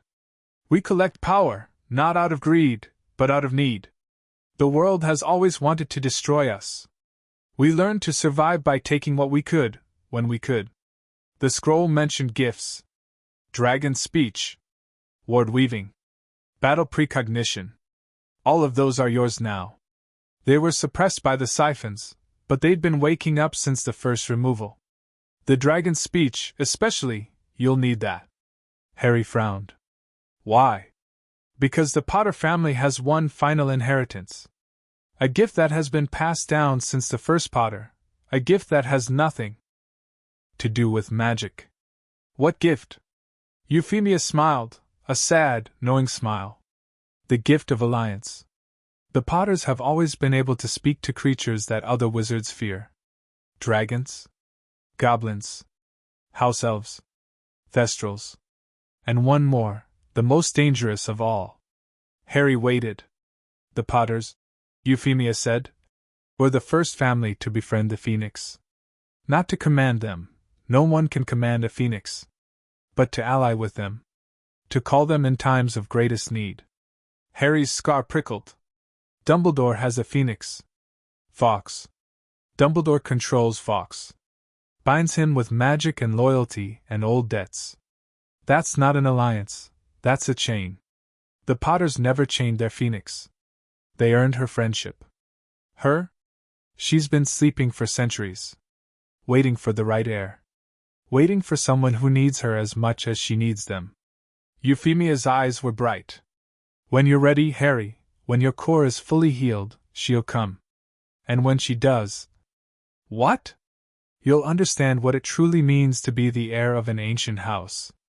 That night, Harry dreamed of fire. Not the destroying kind, the living kind. Flames that danced and sang and wrapped around his heart like a second skin. In the center of the fire, he could see a bird, golden and red and impossibly beautiful, watching him with eyes like burning stars. Soon, the bird seemed to say. Soon, little heir. Soon, Harry woke with the taste of ash on his tongue. Potter's blade was warm against his hip. And deep in his chest his magic burned. The second removal was scheduled for the next morning. Harry lay on the stone table in the removal chamber, staring up at the orange symbols that pulsed on the ceiling. The first removal had nearly killed him, but it had also awakened his gifts, his family magic, his true self. The second removal would be harder. This siphon is deeper than the first, Ragnak said, preparing his instruments. Located near the emotional center of your core. The tendrils are wrapped around memories, happy ones, mostly. Your brain has been using the siphon as a crutch, a way to suppress painful emotions. So removing it will hurt emotionally, not just physically. Potentially. The memories attached to the siphon may surface. May feel real. You need to be prepared for that. Harry nodded. Do it. The silver instruments descended. The pain was different this time. Not the sharp, tearing agony of the first removal, but a deep, aching sorrow that spread through Harry's chest like spilled ink. He could feel the tendrils releasing, feel the memories they had been holding attached to. And then he was drowning. He was 4 years old, standing in the Dursleys' kitchen. Aunt Petunia was screaming at him about something. A broken plate, maybe, or a stain on the carpet. Uncle Vernon was raising his fist. Harry didn't cry. He had learned not to cry. But somewhere deep inside him, a child was sobbing. The memory shifted. He was 7, sitting in Mrs. Figg's front room, surrounded by cats. The old woman was kind, kinder than the Dursleys, but her house smelled of cabbage, and her cats smelled of old age, and Harry was so lonely he thought he might die from it. You're a special boy, Mrs. Figg said once. I can see it in your eyes. Harry didn't feel special. He felt like a ghost, watching other children live while he faded away. Another shift. He was 10, lying in the cupboard, listening to Dudley stomp up the stairs. The footsteps were heavy, rhythmic, like a countdown to something. Harry didn't know what. He just knew he was tired. So tired. Always tired. Potter air. Ragnar's voice came from far away. The tendrils are almost free. Hold on. Harry reached for the memories, not to push them away, but to feel them. To accept them. To let them be part of him instead of hiding behind the siphon's suppression. I was lonely, he thought. I was hungry. I was scared. And that's okay.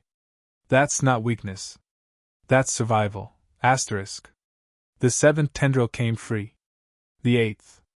The second siphon rose from Harry's chest, silver and gleaming, covered in his golden blood, and Ragnar dropped it into the stone bowl. Harry gasped.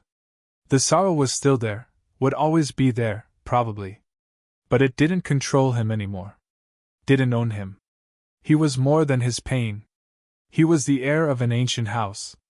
And he was just getting started. End of Chapter 8. Chapter 9. Dumbledore receives a summons. The owl arrived at Hogwarts at dawn. It was not a normal owl. No school delivery, no morning paper, no message from a worried parent. This owl was black as pitch, with eyes that burned like embers and talons that left scorch marks on the stone sill of the headmaster's window. Albus Dumbledore stood at his desk, half-moon spectacles perched on his long nose, watching the creature with an expression that betrayed nothing. Behind him, the portrait of Phineas Nigellus Black snored softly. Fawkes the Phoenix dozed on his golden perch, his feathers dim in the early light. The owl tapped its beak against the glass. Asterisk tap. Tap. Tap. Asterisk. Insistent. Demanding. Dumbledore raised his wand. The window opened. The owl flew inside, circled the office once, and dropped a scroll of heavy parchment onto the desk. Then it perched on the back of a chair and fixed the headmaster with those burning eyes. Waiting. Dumbledore picked up the scroll. The seal was green wax, Gringotts' seal. The Goblin Bank had sent him many letters over the years. Tax forms, inheritance notices, the occasional complaint about dragon habitat management. But this seal was different. This seal was blood red beneath the green, a secondary stamp that Dumbledore had only seen once before. During the Grindelwald War, when the goblins had threatened to close every wizarding account in Britain unless the ministry met their demands. Emergency summons, Dumbledore thought. Asterisk they haven't used that seal in 50 years. Asterisk. He broke the wax. The letter was short. Goblins did not waste words. To Albus Percival Wulfric Brian Dumbledore.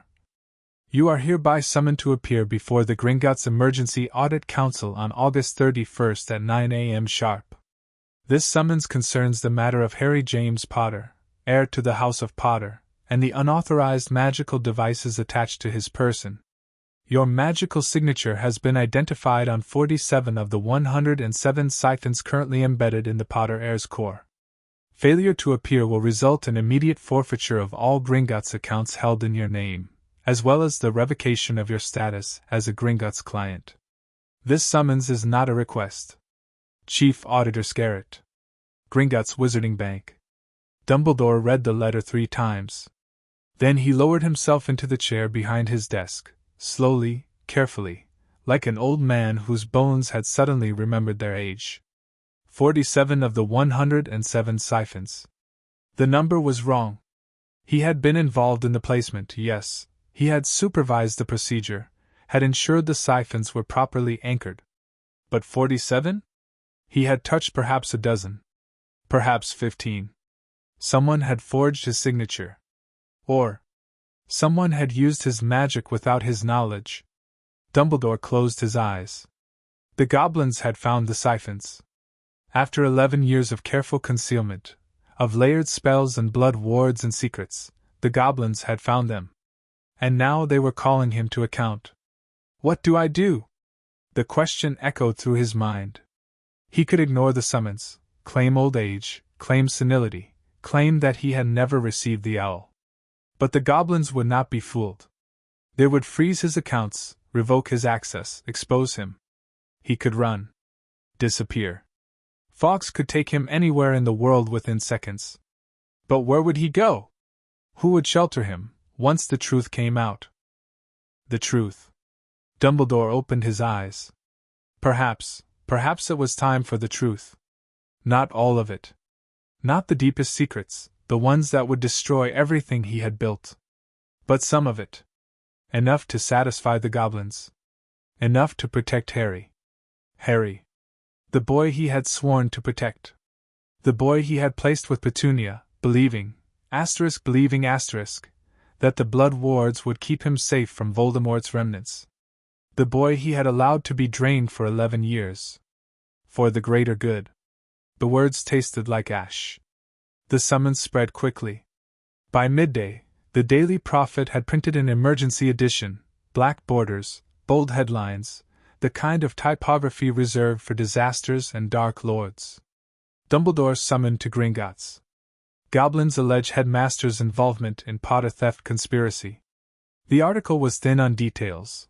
The goblins had released only the barest facts, but the implications were clear.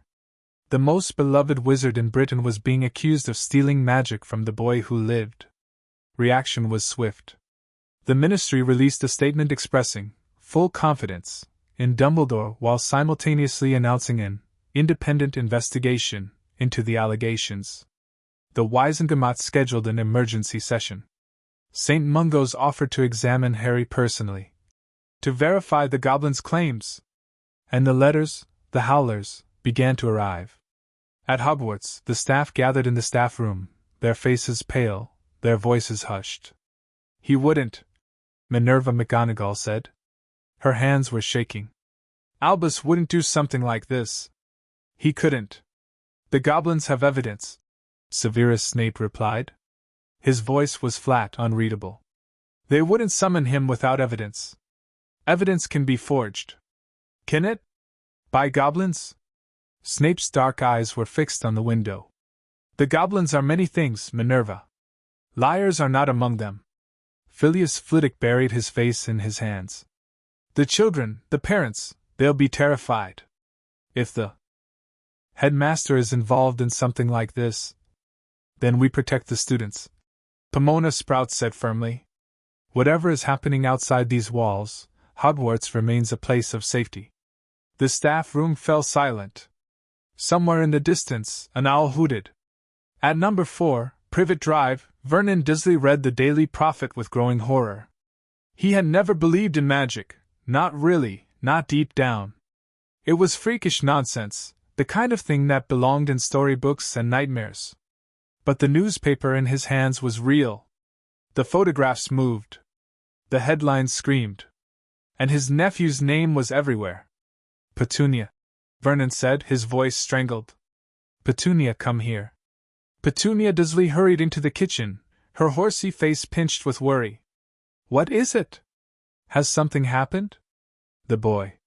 Vernon thrust the newspaper at her. The boy. Petunia read.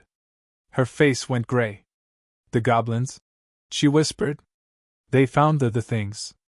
Inside him. They're saying someone put them there. Someone stole from him. Vernon's jowls quivered. They're saying Dumbledore did it. Petunia's voice was hollow. Albus Dumbledore. The man who left Harry on our doorstep. The man who said, I don't care what he said. Vernon slammed his fist on the table. I care about us. If the goblins start investigating, if they trace the siphons to this house. They won't. Petunia's eyes were wild. They can't. Dumbledore said the magic was untraceable. He said. Dumbledore said a lot of things. Vernon stood up so fast his chair toppled over. And now he's being summoned to Gringotts like a common criminal.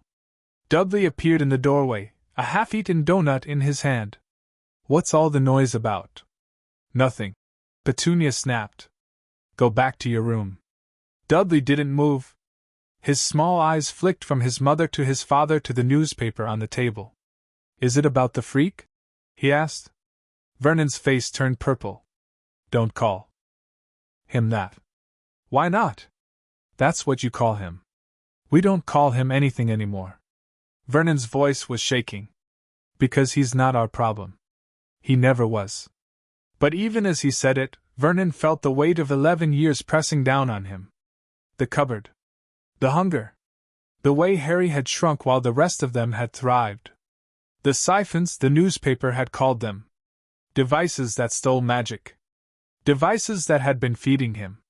Vernon looked at his hands, strong, healthy hands, the hands of a man who had never been sick a day in his life. How much of that came from the boy? He didn't want to know. He couldn't afford to know. At Malfoy Manor, Lucius Malfoy read the summons with cold fury. This is a disaster, he said, pacing the length of the drawing room. The goblins have gone too far. Accusing Dumbledore, summoning him like a common criminal. Lucius. Narcissa's voice was calm. Too calm. Sit down. Lucius sat. You knew about the siphons, Narcissa said.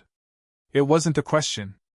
I knew Dumbledore had placed protections on the Potter boy. I didn't know the details. You received the benefits, though. Narcissa's blue eyes were ice. We all did. Draco. You. Me. The magic that made us stronger, that made Draco stronger, it came from Harry Potter. You don't know that. The goblins have traced the threads. They know where the magic went. Narcissa folded her hands in her lap. They know, Lucius. And when the Wisengamot convenes, we'll deny everything. Denials won't matter. The goblins have evidence. Magical signatures. Transaction records. Narcissa's voice dropped. We need to prepare. Not for battle, for negotiation. The Potters were always reasonable.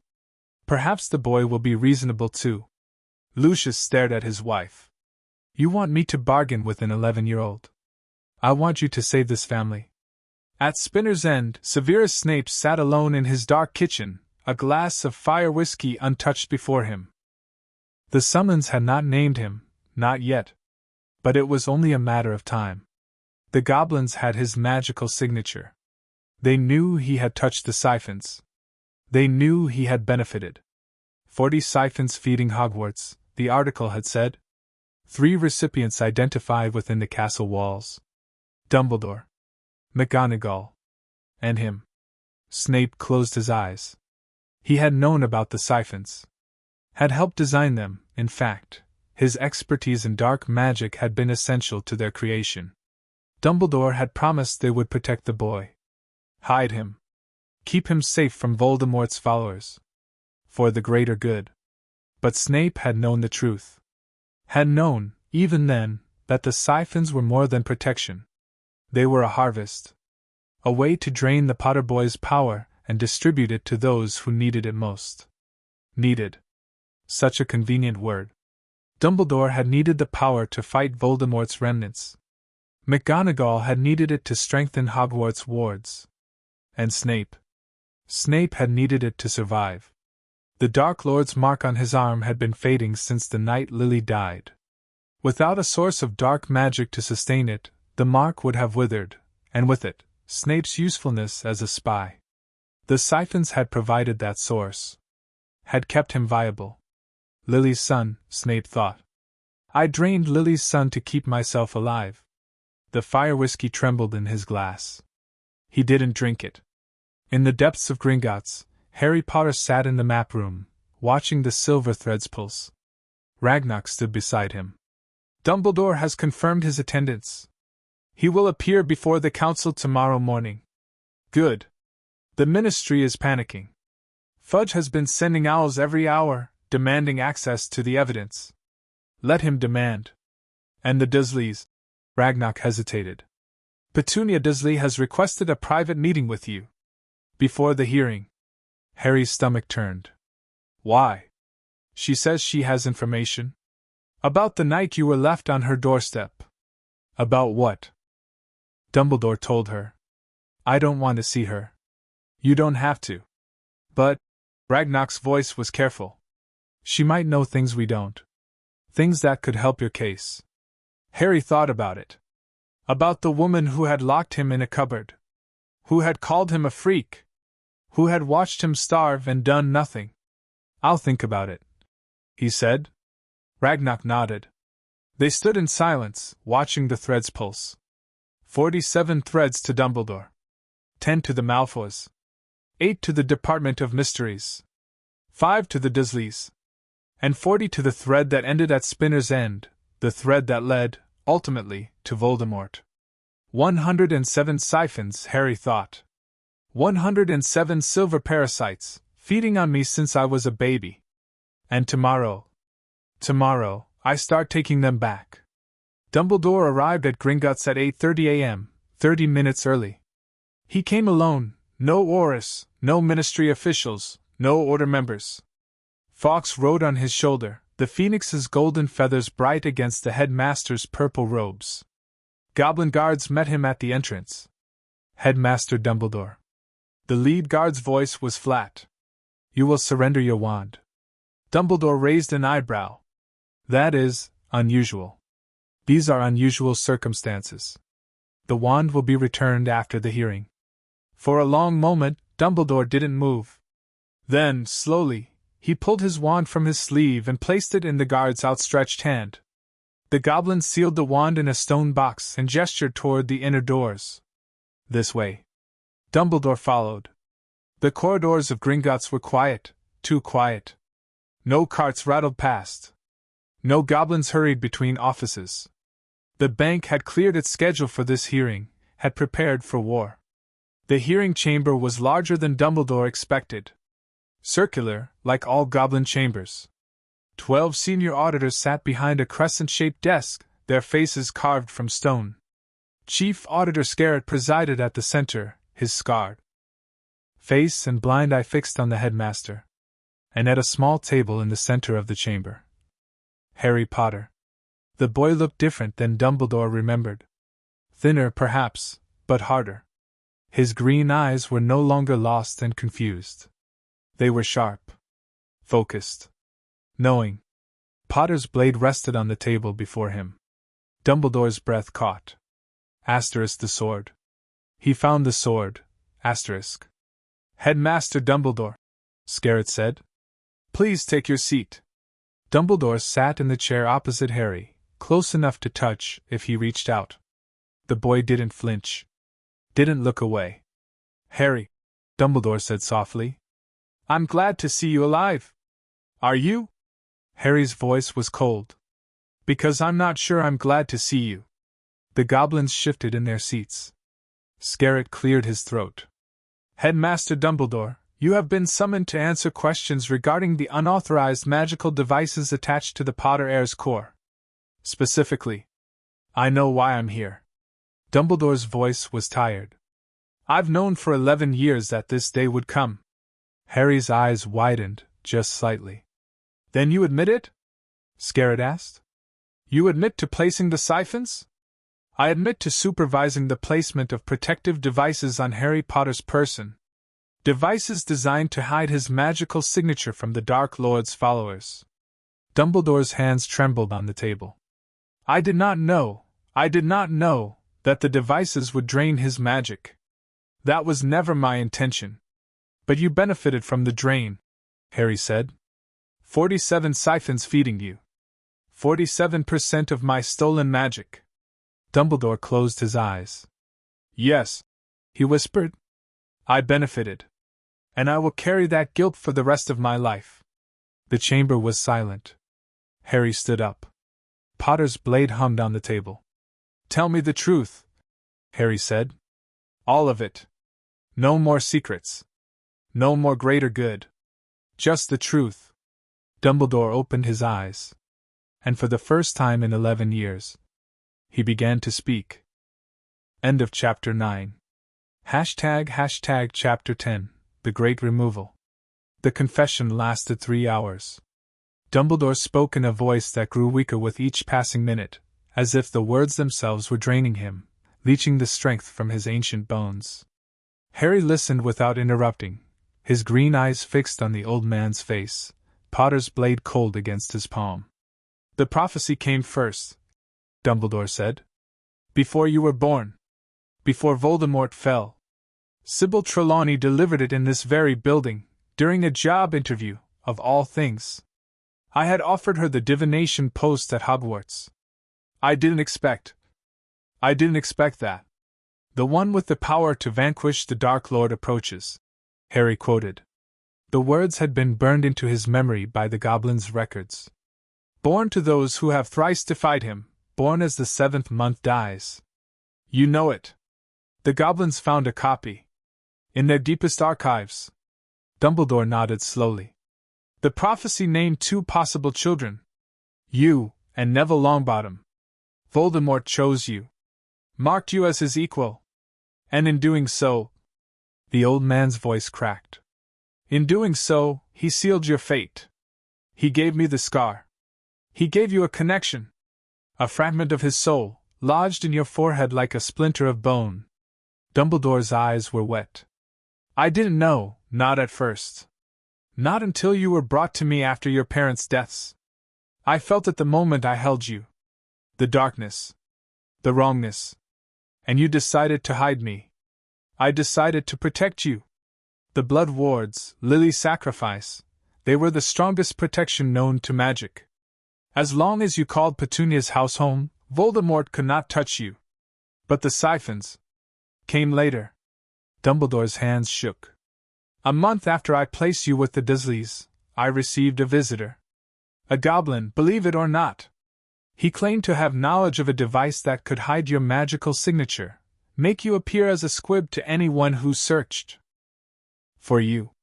I was intrigued. The goblin, Harry said. Who was he? I never learned his real name. He called himself the Maker.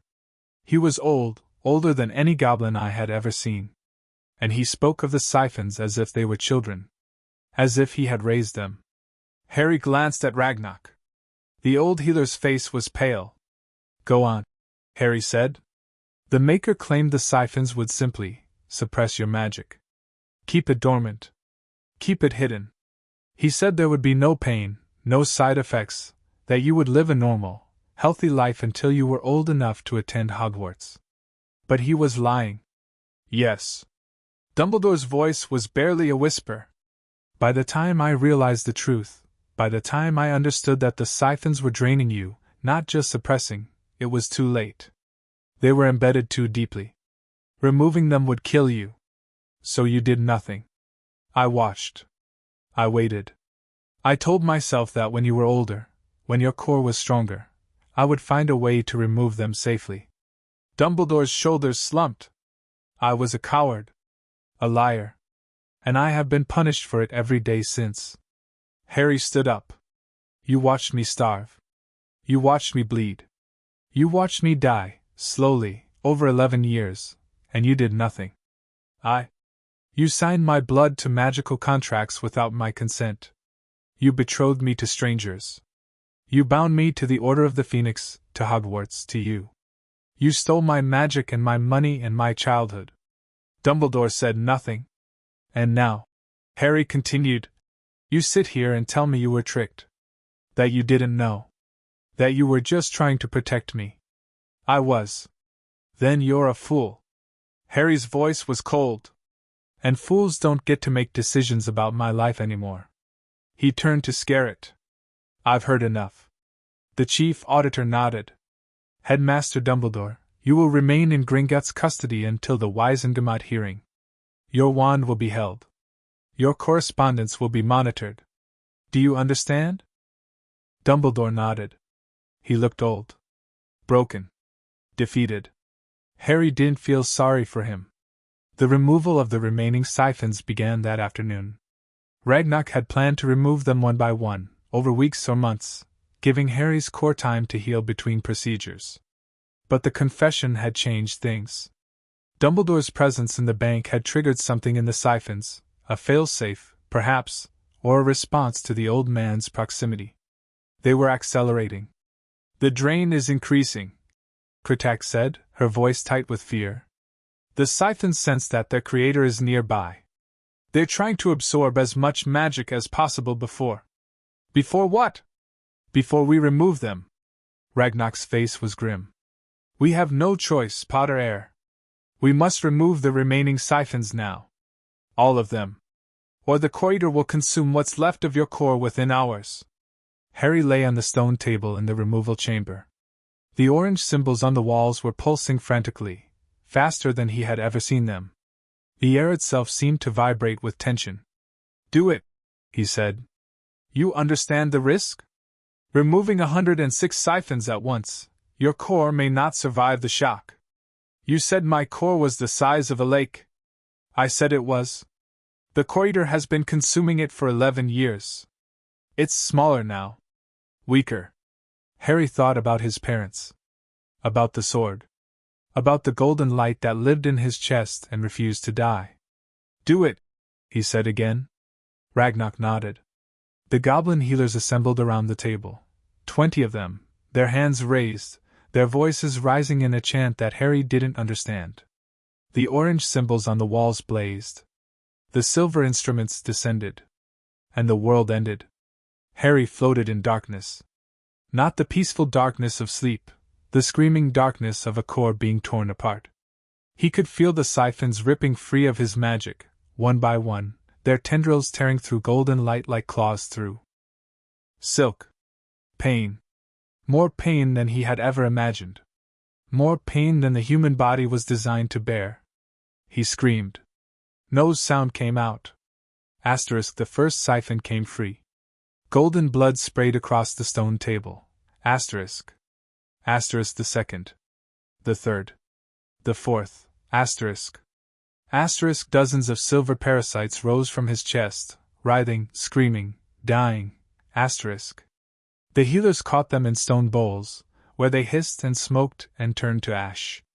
But the corridor held on. Harry opened his eyes. He was standing in a field of wheat, the same field from the ancient vault. But the wheat was burning. The sky was black. And in the distance, a massive shape was moving. The corridor. It was no longer a small black spider wrapped around his core. It had grown, fed by 11 years of stolen magic, nurtured by the darkness that lived in Harry's scar. It was the size of a house now, its legs as thick as tree trunks, its body pulsing with malevolent light. "You cannot remove me," the corridor whispered. Its voice was inside Harry's head, inside his soul. "I am part of you now. Part of your magic. Part of yourself. Then I'll cut you out. You'll die. Maybe." Harry reached for Potter's blade.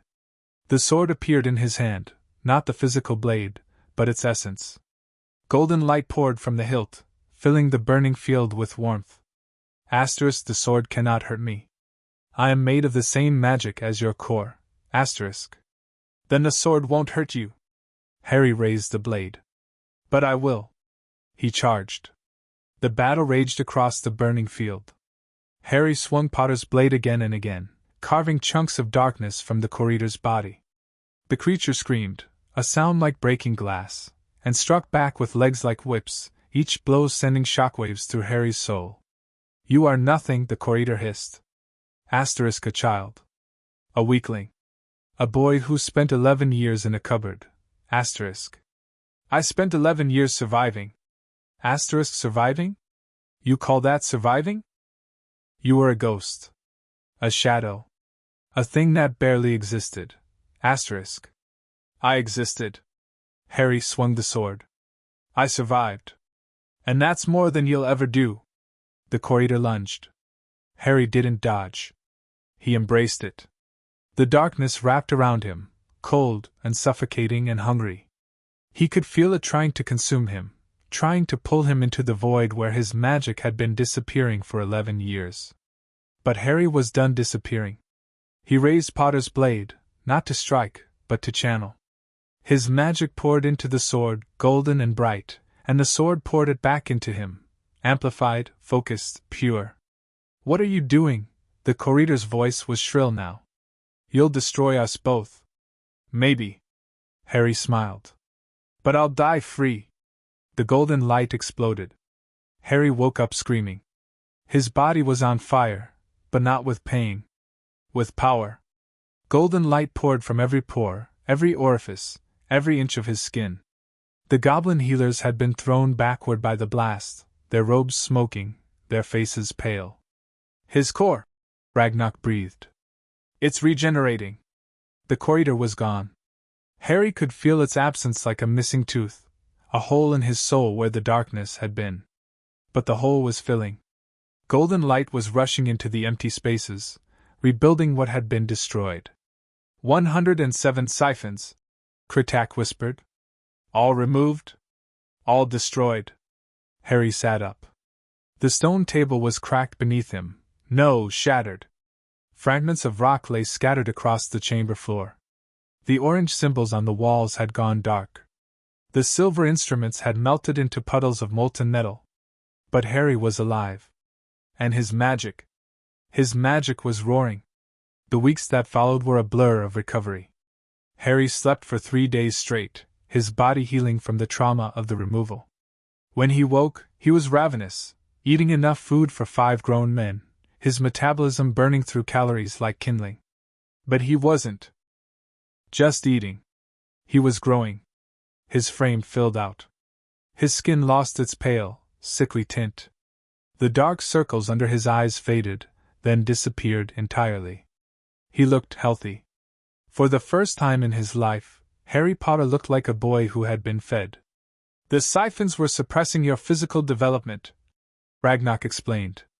"Now that they're gone, your body is catching up to where it should have been. How long will it take? A few months, perhaps. Your magical core is still stabilizing. The regeneration process will continue for years. But physically, you'll be a normal boy by the time you start at Hogwarts." Harry looked at his reflection in a polished stone. He didn't recognize himself. His face was still thin, but not gaunt. His eyes were still green, but bright now, not dull. And his scar. His scar had changed. The lightning bolt was still there, still raised and white against his skin. But it no longer ached. No longer pulsed with dark magic. It was just a scar now. A reminder of what he had survived. The fragment, Harry said. Voldemort's soul piece. Did the removal destroy it? Ragnar hesitated. We're not certain. The corridor was intertwined with the fragment. When you destroyed the corridor, you may have destroyed the soul piece as well. May have? The fragment's magical signature is gone. But that doesn't mean the fragment itself is destroyed. It could be dormant. Hidden. Ragnar's golden eyes were serious. We'll need to monitor you closely, Potter. For years, perhaps? Harry nodded. He could live with that. On the 20th day after the removal, Harry received a visitor. Petunia Dursley stood in the doorway of his healing chamber, her horsey face pale, her hands clasped in front of her. She wore her best dress, the one she saved for church and funerals, and her hair had been pinned up in a style Harry had never seen before. Harry, she said. Her voice was strange. Small. You look different. I am different. Petunia flinched. Ragnar stood behind her, his hand on his cane, his golden eyes watchful. Potter, your aunt has requested a private conversation. You are not required to grant it. Harry looked at Petunia. At the woman who had locked him in a cupboard. Who had starved him. Who had called him a freak and a burden and a thing. Leave us, Harry said. Ragnar hesitated. Then he bowed and left the chamber, closing the door behind him. Harry and Petunia were alone. I'm sorry, Petunia whispered. Harry said nothing. I'm sorry for how I treated you. For the cupboard. For everything. Petunia's voice cracked. I was scared, Harry. I was so scared. When Dumbledore left you on our doorstep, when he told us what you were, I didn't know what to do. So you locked me in a cupboard. I protected you. Petunia's eyes were wet. The freakishness, the magic, I thought if I could keep it suppressed, keep it hidden, then maybe you could have a normal life. A safe life. Safe. Harry's voice was cold. You called me a freak. You let Dudley beat me. You fed me scraps while your family ate like kings. That wasn't protection. That was cruelty. Petunia sobbed. I know, she said.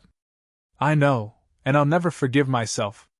But I came here to tell you something Dumbledore told me, the night he left you on our doorstep.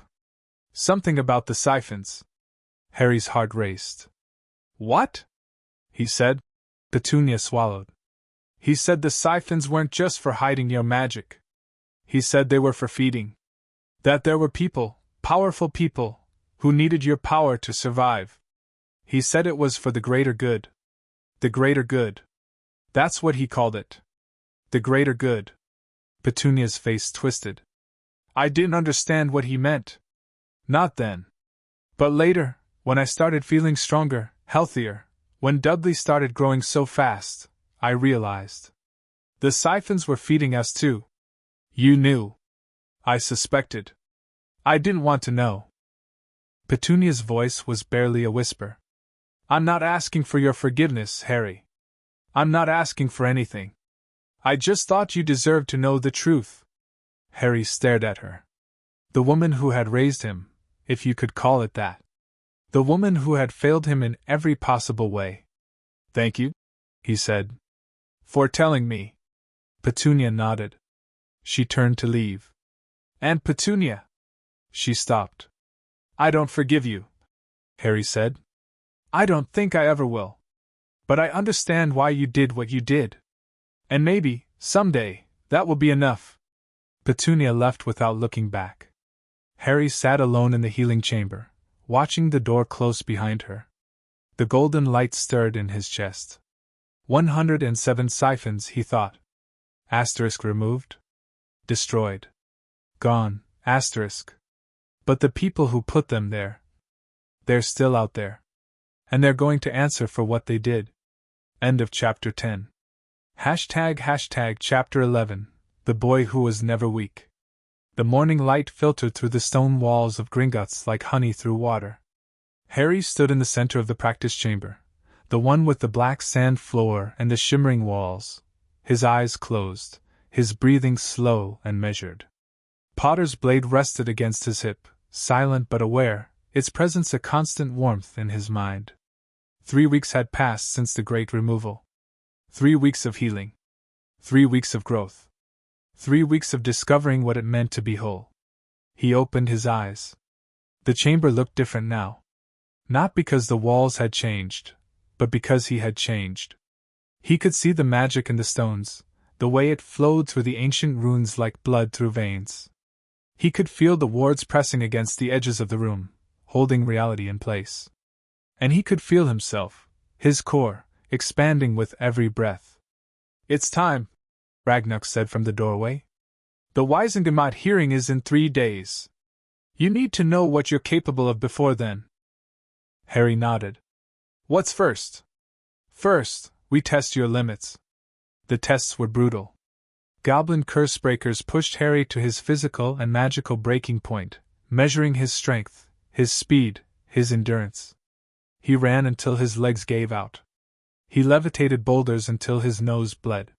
He held shields against magical attacks until his arms went numb. And through it all, his magic grew. "Your core is still expanding," Kritak said, reviewing the test results on a stone tablet. "The regeneration is accelerating. At this rate, you'll surpass your father's power within a month." "My father," Harry said. "How powerful was he?" James Potter was considered one of the most talented wizards of his generation. His core was the size of a goblet, large, but not extraordinary. Kritak's eyes met Harry's. "Your core is already the size of a cauldron. And it's still growing." Harry looked at his hands. The golden glow was faint, but present, visible in the right light, like heat shimmering off summer pavement. He could feel the magic humming beneath his skin, eager and alive. "What about the gifts?" he asked. "The family magic? We've seen traces of the dragon's speech, the ward weaving, the battle precognition." Kritak smiled, a rare expression for the goblin healer. "But there's something else. Something we didn't expect." "What?" "Your mother's magic. The Evans bloodline." Kritak pulled up a holographic image of Harry's core, swirling gold, shot through with threads of silver and green. "The Evans family wasn't Muggle, Potter heir. Not entirely. They were descended from Muggles, but somewhere in their bloodline, there was a witch. A powerful one. And that magic has been dormant for generations. Until me. Until you." Kritak zoomed in on the green threads. "This is elemental magic. Earth magic. The kind that hasn't been seen in Britain for centuries.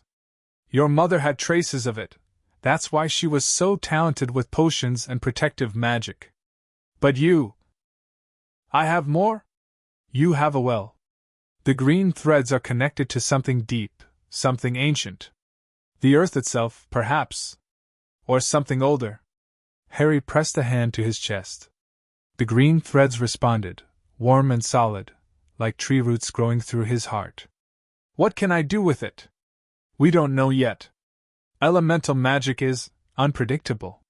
It responds to emotion, to need, to the land itself." Kritak's voice was careful. "You should be cautious, Potter heir. Earth magic is not like normal magic. It doesn't follow rules. It doesn't respect boundaries. But it's mine." "Yes. It's yours." The dragon's speech manifested 3 days before the hearing. Harry was in the deepest vaults of Gringotts, exploring a section of the ancient Potter sanctuary that he hadn't seen before. The walls were raw stone, unmarked by tools or magic, and the air smelled of ash and old fire. And then he heard it. A voice. Not human. Not goblin. Something older.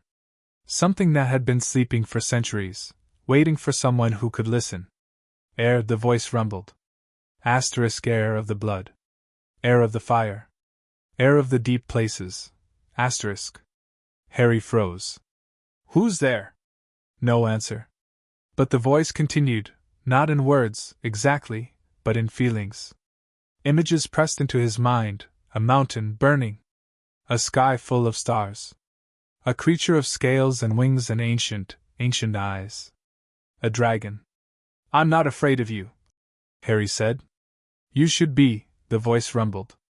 Asterisk, we are not pets. We are not tools.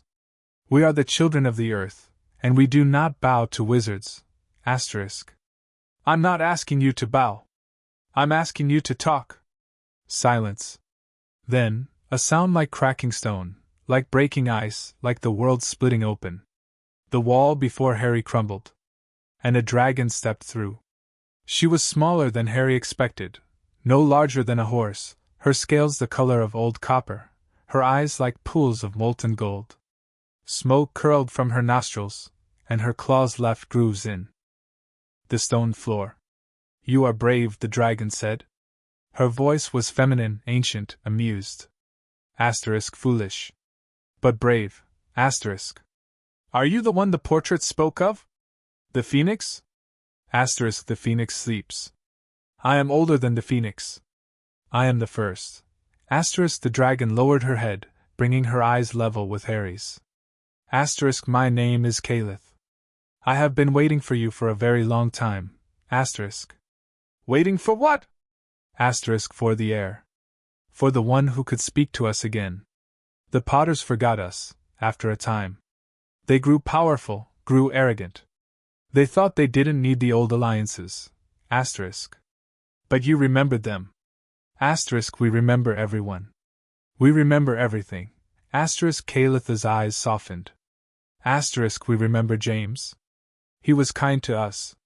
He visited us in the deep places, spoke to us in the old tongue.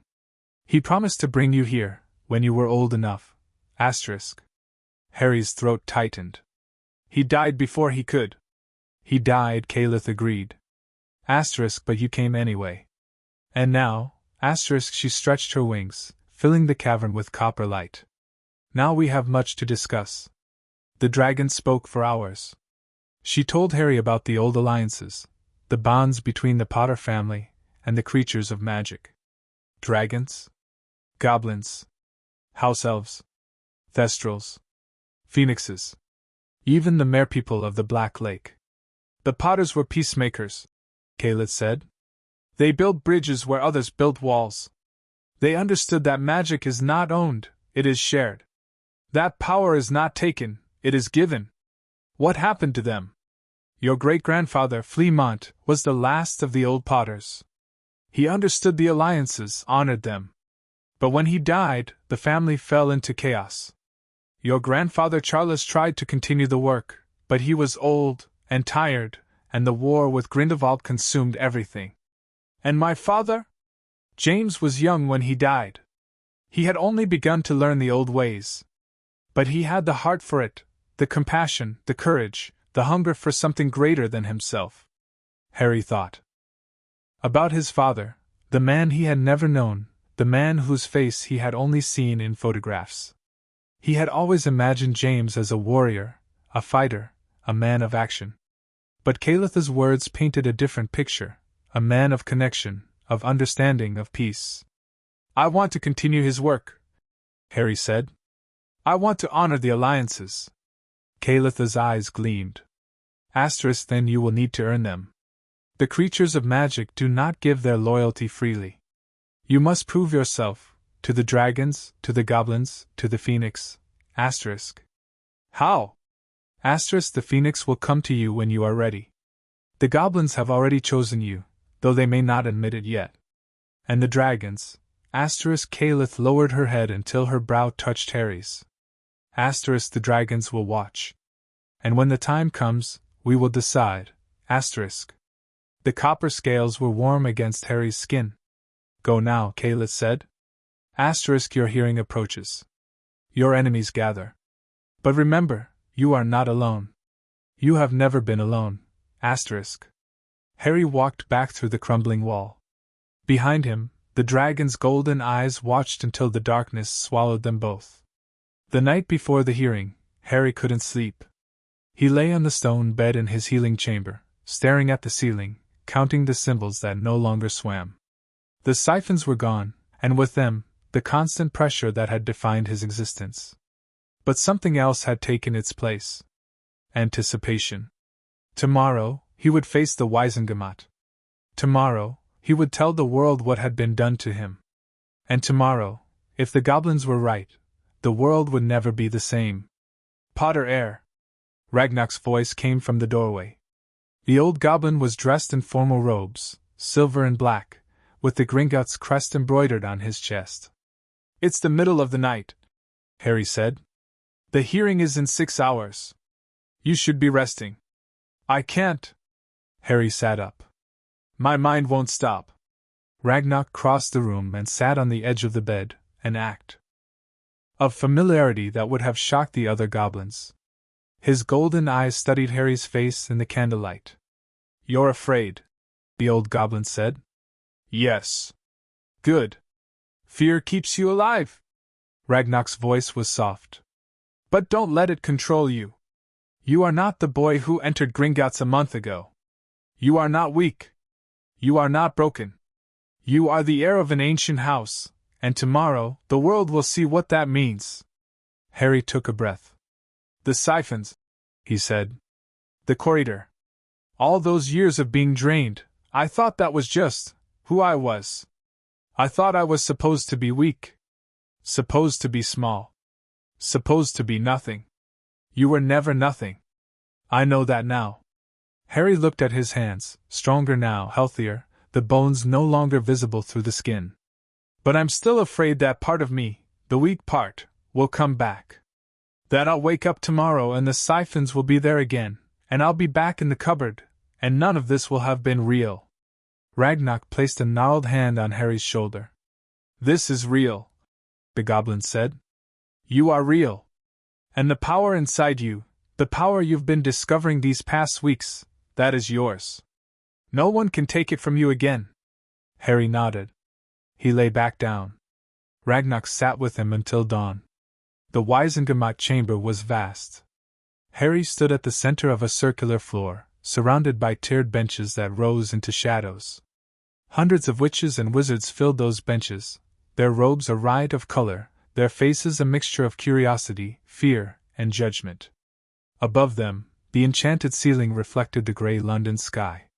And at the front of the chamber, seated at a long bench carved with ancient runes, sat the Wiesengemot itself. Cornelius Fudge presided at the center, his green bowler hat perched on his head, his face flushed with something that might have been anger or embarrassment, or both. Harry James Potter, Fudge announced. You have requested an emergency hearing before this body. State your purpose. Harry stepped forward. Potter's blade was warm against his hip. The golden light in his chest was burning. My purpose, Harry said, is to tell the truth. The chamber fell silent. And Harry began to speak. End of chapter 11. ## chapter 12, The Wiesengemot shocked. The confession lasted 4 hours.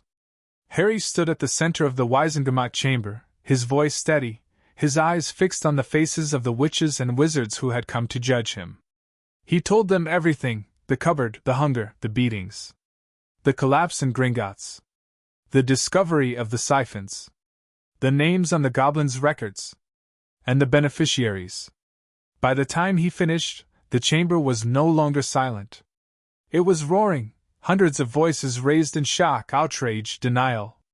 Fudge hammered his gavel again and again, but the noise only grew. Order, the minister bellowed. Order in the court. Slowly, the chamber quieted. Mr. Potter, Fudge said, his face pale beneath his bowler hat. You stand before this body and accuse Albus Dumbledore, the most respected wizard of our age, of conspiring to steal your magic. You accuse ministry officials, Hogwarts professors, and your own relatives of benefiting from that theft. I'm not accusing anyone, Harry said. The goblins are. The evidence is theirs. The goblins. Fudge's voice dripped with skepticism. And we're simply supposed to trust the word of goblins?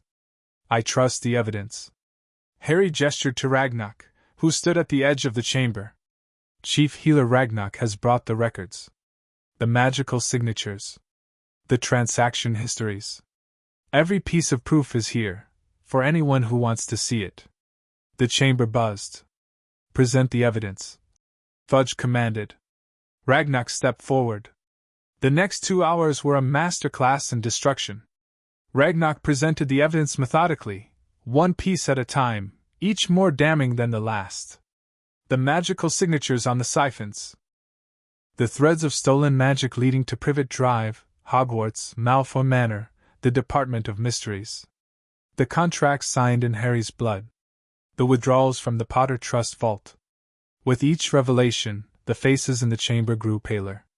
The siphons were created approximately 11 years and 8 months ago, Ragnak said, his voice echoing through the silent chamber. Based on the magical signatures, at least 7 individuals were involved in their construction.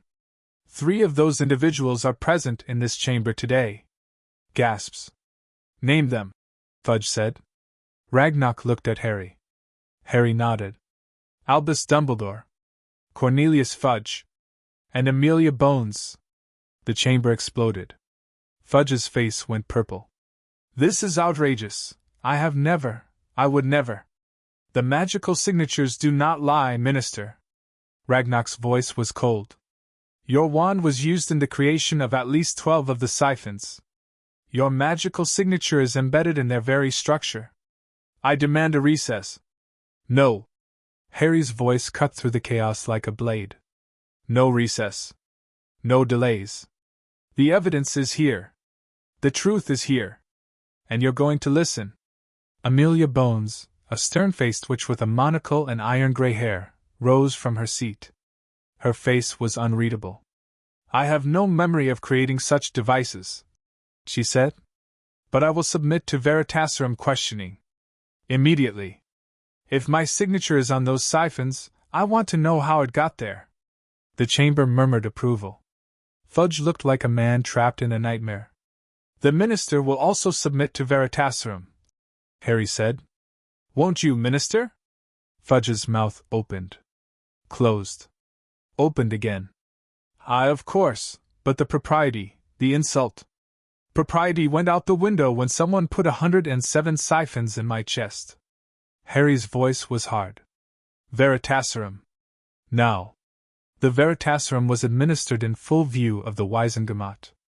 Amelia Bones went first. 3 drops on her tongue. Questions from the court's chief. Interrogator, a goblin, at Harry's insistence, to ensure impartiality. Amelia Bones, did you knowingly participate in the creation or placement of magical siphons on the person of Harry James Potter? No. Her voice was flat, emotionless, the Veritaserum stripping away all inflection. I have no memory of such participation. Did your magical signature appear on any such devices? I don't know. If the goblin's records show my signature, I cannot explain it. Have you ever benefited from magical energy not your own? Silence. Answer the question. Yes. Bones's face contorted, fighting the potion, trying to lie. I have received magical enhancements from the ministry. Medical treatments that.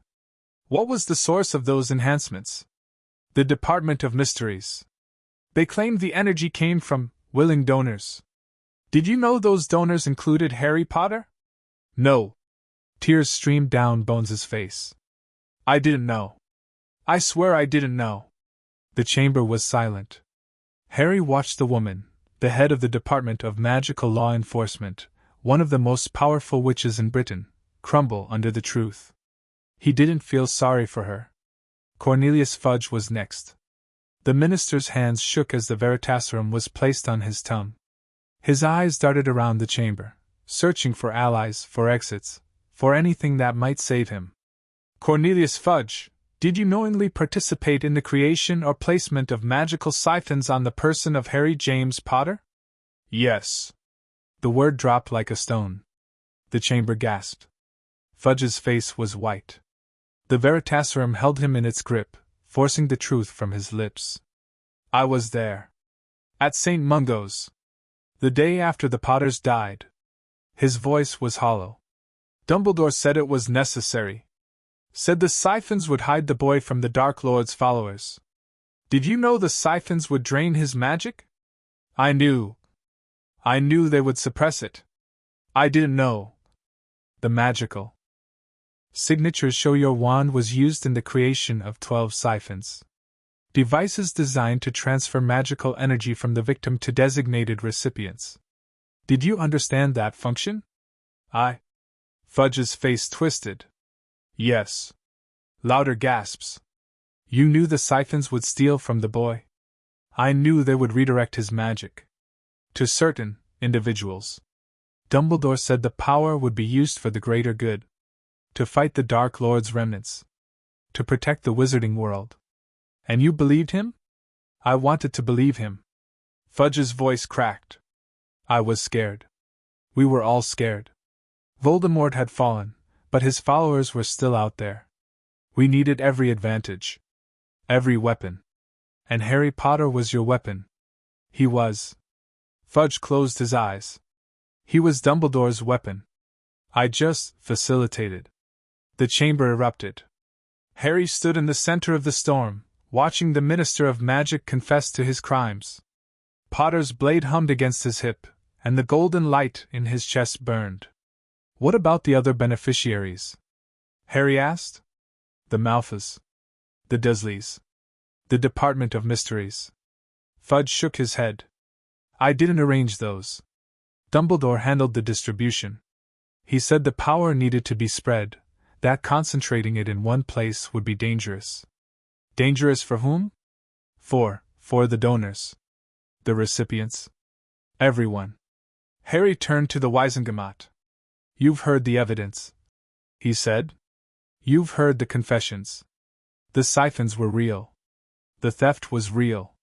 And the people responsible are sitting in this chamber. The chief warlock, a wizened old wizard named Griselda Marchbanks, rose from her seat. The court acknowledges the evidence, she said.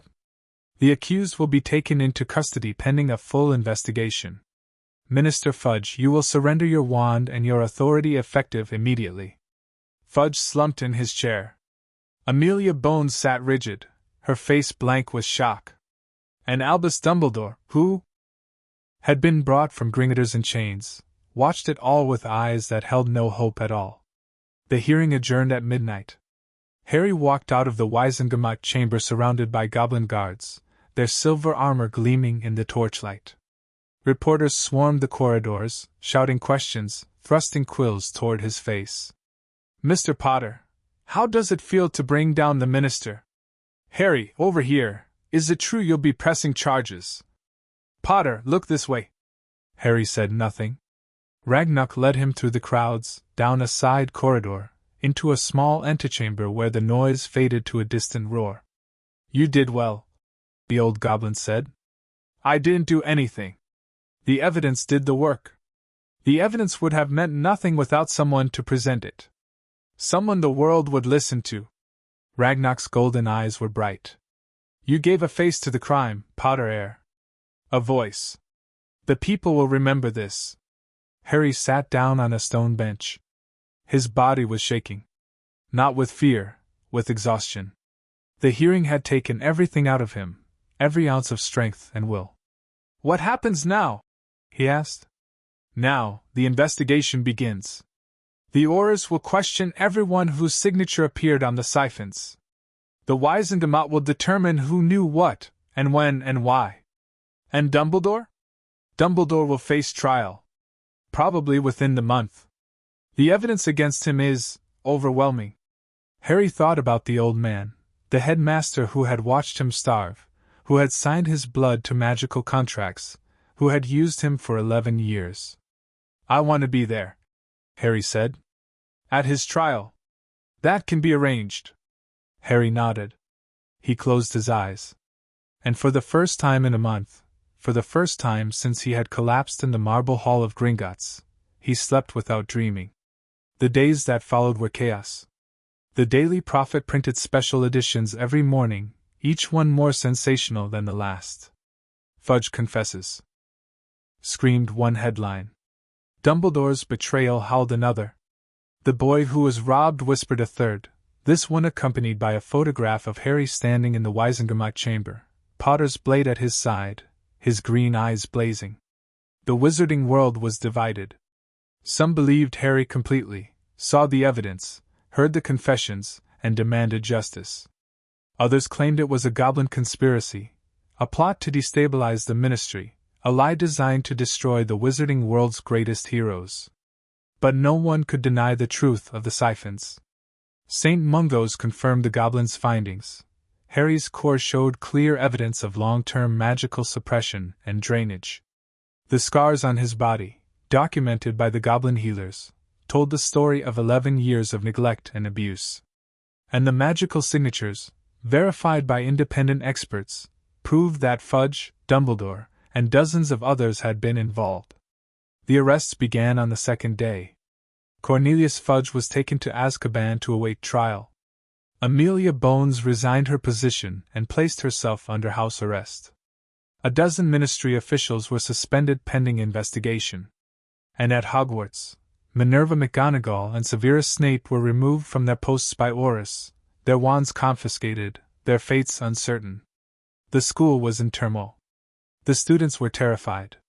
And somewhere in the depths of Gringotts, Harry Potter sat in the map room, watching the silver threads pulse for the last time. The siphons were gone. The threads were fading.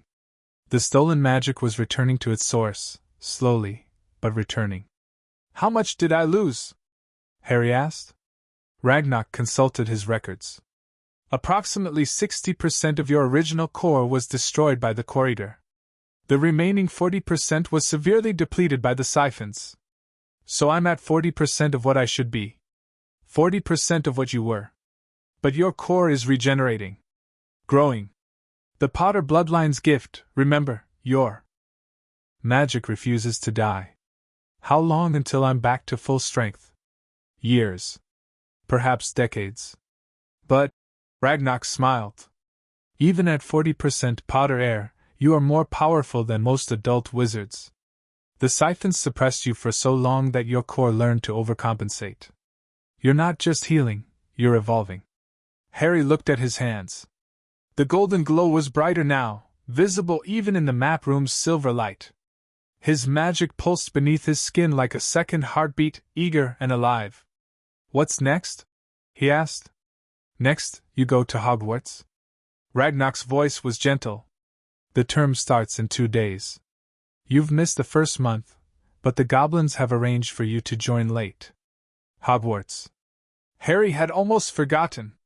The school that was supposed to be his refuge, now stained by the actions of its headmaster and professors. The castle is still safe, Ragnarok said. The wards are still strong. And the new interim headmaster, a goblin-appointed wizard named Tiberius Ogden, has promised to cooperate fully with the investigation. What about the other students? The ones whose parents were arrested?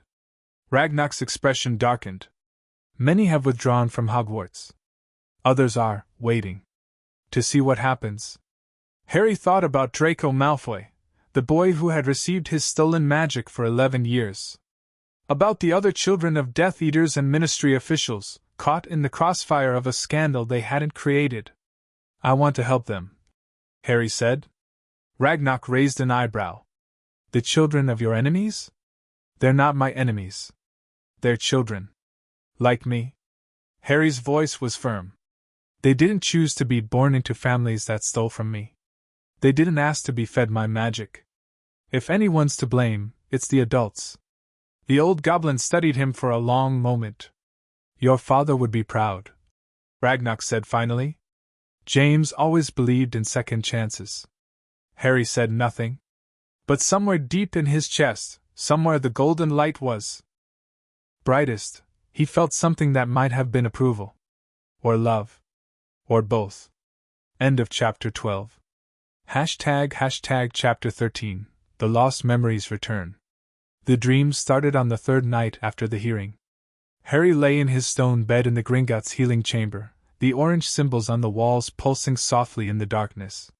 His body was tired, the hearings, the tests, The constant demands on his magic had drained him, but his mind refused to rest. Every time he closed his eyes, he saw her. His mother.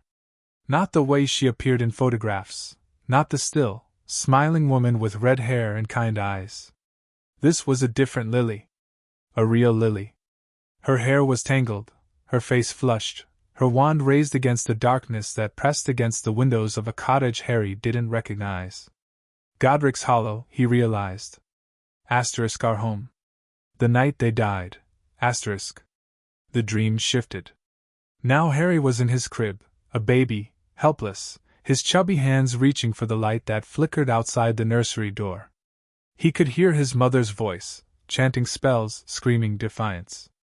He could hear him, Voldemort, his voice high and cold, mocking her bravery. Step aside, girl. Not Harry. Not my son. Take me instead. The prophecy spoke of a child. Not a mother. Step aside. Never. Green light. Screaming. And then, nothing star. Harry woke with his own scream caught in his throat, his hands clutching the stone sheets, his body drenched in sweat. Ragnarok was there, his golden eyes concerned. Potter air. I saw it, Harry gasped. The night they died. I saw it. The old goblin's face went pale. The siphons. They were suppressing your memories, keeping them locked away. Now that they're gone, the memories are coming back. Yes. Harry pressed his hands to his face. His scar was cold, colder than it had ever been. Not painful. Just present. Aware. More will come, he said. Won't they? The siphons were attached to your core, and your core is connected to your memories, your emotions, yourself. As your magic heals, the suppressed memories will surface. Some may be difficult. How many memories did they suppress? Ragnarok hesitated. We don't know. The siphons were placed when you were an infant. They've been part of you for as long as you've had conscious memory. It's possible that everything you remember, or thought you remembered, has been filtered through their influence. Harry closed his eyes. His childhood, the cupboard, the hunger, the loneliness, had been real. But had it been the whole truth? Had there been moments of magic, of wonder, that the siphons had stolen from him? There's only one way to find out, he said. I need to remember. The goblins built a memory pool. It was an ancient device, a shallow basin carved from black stone, filled with water that shimmered with silver light. The pool could access suppressed memories, Ragnarok explained, by drawing on the magical signature of the core itself. Step into the pool, Kritak instructed. The water will rise to your chest. Close your eyes. And reach for the memories, the ones that feel hidden. The ones that hurt. Harry stripped off his robes and stepped into the basin. The water was cold, colder than ice, but it didn't feel wet. It felt like memory, like time frozen and made liquid. It rose to his chest, then his neck, then his chin. Now, Kritak said. Reach. Harry closed his eyes. And fell into the past. He was 2 years old, sitting on a blanket in a sunny garden. His mother was beside him, her red hair falling over her shoulders, her green eyes bright with laughter. Again, Harry, Lily said. Show me again. Baby Harry raised his hands. Golden light flickered between his palms, weak, uncertain, but their star. Magic. His magic. That's my boy, Lily whispered. That's my wonderful, beautiful, powerful boy. She kissed his forehead. The memory shifted. He was 3 years old, standing in the kitchen of Godric's Hollow. His father was there, James, with his messy hair and glasses, showing Harry how to hold a wooden spoon like a wand. Swish and flick, James said, grinning. Swish and flick, Harry. Harry swished. The spoon glowed. Milk poured from the jug and shaped itself into a galloping horse. Asterisk. He's a natural, James breathed. He's 3 asterisk, Lily said from the doorway, laughing. You're teaching him magic before he can talk properly. Asterisk. Asterisk. He's a potter. He was born with a wand in his hand. Asterisk. The memory shifted. Asterisk. He was 4 years old. The cottage was dark. His parents were arguing, not loudly, but with an intensity that made Harry's chest ache. Asterisk. Asterisk. Dumbledore came to see me today, James said.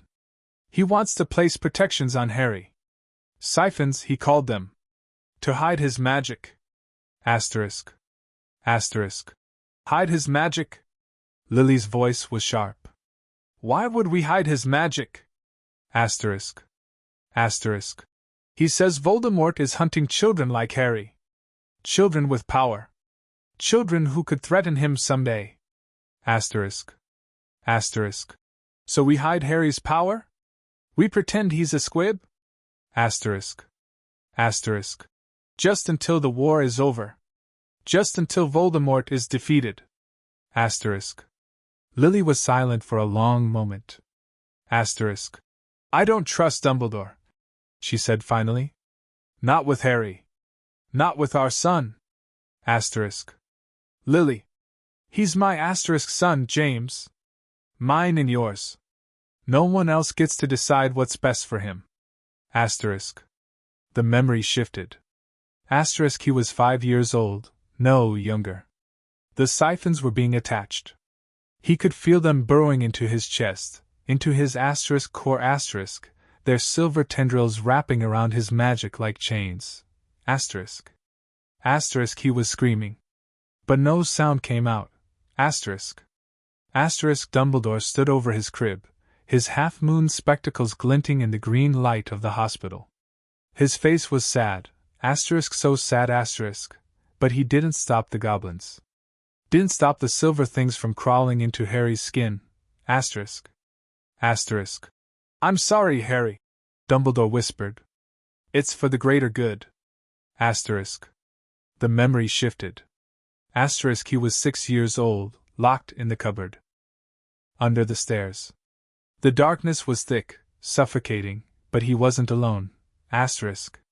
Asterisk. A woman stood in the corner of the cupboard. She was glowing, faintly, like a candle behind gauze, and her red hair fell around her shoulders like a shroud. Asterisk. Asterisk. Mom? Asterisk. Asterisk. I'm here, Harry, Lily said. I've always been here. Asterisk. The siphons, they're hurting me. Asterisk. I know, love. I know. She knelt beside him, her glowing hands cupping his face. But you're strong. Stronger than they know. Stronger than asterisk anyone asterisk knows. Asterisk. Asterisk. I don't feel strong. Asterisk. Asterisk. You will. She kissed his forehead. When the time comes, you will. Asterisk. The memory shifted. Asterisk. He was 8 years old, standing in the Dursleys' kitchen. Aunt Petunia was screaming at him about something. A broken plate, maybe, or a stain on the carpet. Uncle Vernon was raising his fist. Asterisk. But Harry wasn't afraid. Asterisk. Golden light flickered at his fingertips. He could feel his magic rising, ready to defend him, ready to burn the Dursleys' house to the ground. Asterisk. The siphons screamed star. Asterisk. The golden light vanished. And Uncle Vernon's fist connected with Harry's cheek. The memory shifted. Asterisk. He was 10 years old, lying in the cupboard, listening to Dudley stomp up the stairs. The footsteps were heavy, rhythmic, like a countdown to something. Harry didn't know what. Asterisk. But the woman was there again, his mother, glowing in the darkness. Asterisk. It's almost over, Lily said. The siphons are weakening. Your magic is growing faster than they can suppress it. Asterisk. Asterisk. I'm tired, Mum. Asterisk. Asterisk. I know, love. But you have to hold on. Just a little longer.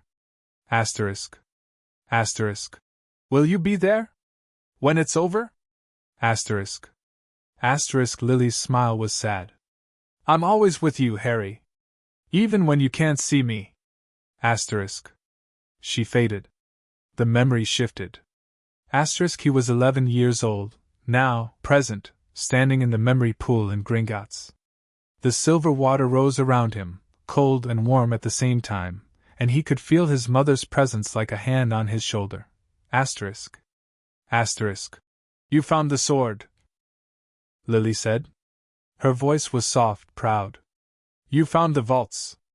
Asterisk. Asterisk. I found you, Harry whispered. In the memories. In the dreams. Asterisk. Asterisk. I never left. Asterisk. Asterisk. Why couldn't I remember? Why did the Siphons take you from me? Asterisk. Asterisk. Because Dumbledore didn't want you to remember. He knew that if you remembered me, if you remembered the magic, the love, the truth, you would fight. And a fighting Harry was a dangerous Harry. Asterisk. Asterisk. Dangerous to whom? Asterisk. Asterisk. To him. To his plans. To the greater good. Asterisk. Lily's voice hardened. Asterisk. Dumbledore built his world on secrets and sacrifices. Your magic, your life, was just another sacrifice. Asterisk. Harry's hands curled into fists. Asterisk. I want to make him pay, he said. I want to make all of them pay. Asterisk. Asterisk. You will.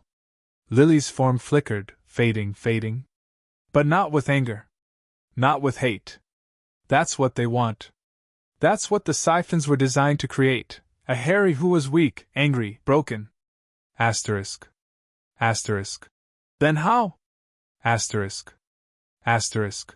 With love, Harry. With courage. With the same magic that saved you from the killing curse. Asterisk. Her smile was bright as the sun. Asterisk. You are your mother's son. And we Potters, we Evans, we Asterisk survived star dot. Asterisk. The memory pool went dark. Harry opened his eyes. He was lying on the stone floor of the chamber, his body shaking, his face wet with tears. Kritak knelt beside him, her hands on his chest, her lips moving in a healing chant. The memories, Harry gasped. I saw my mother.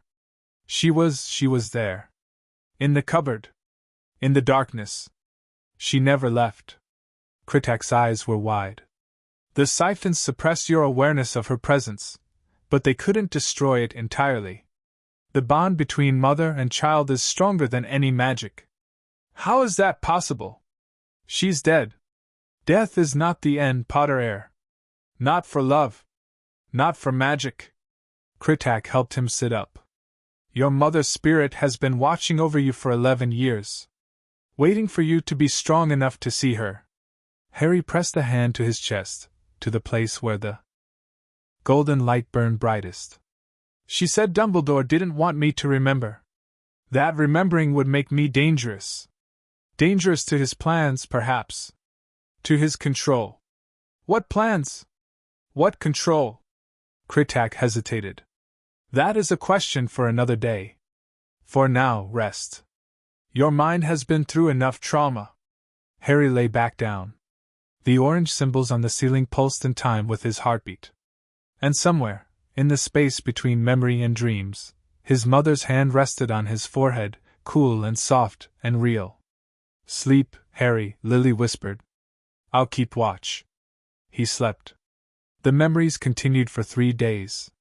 Each time Harry entered the pool, he surfaced with more fragments of his childhood that the Siphons had stolen, moments of magic and love and truth that had been locked away for 11 years. He remembered his father teaching him to fly, not on a broom, but on a cloud, his tiny body wrapped in golden light as James ran beneath him, laughing. He remembered his mother singing to him, lullabies in a language he didn't understand, words that made the room glow, and the shadows retreat.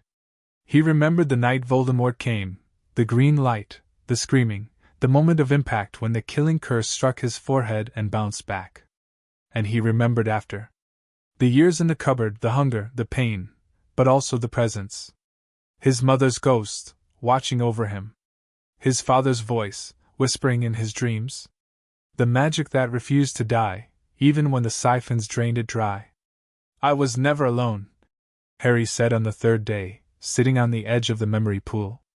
All those years, when I thought I had no one, they were there.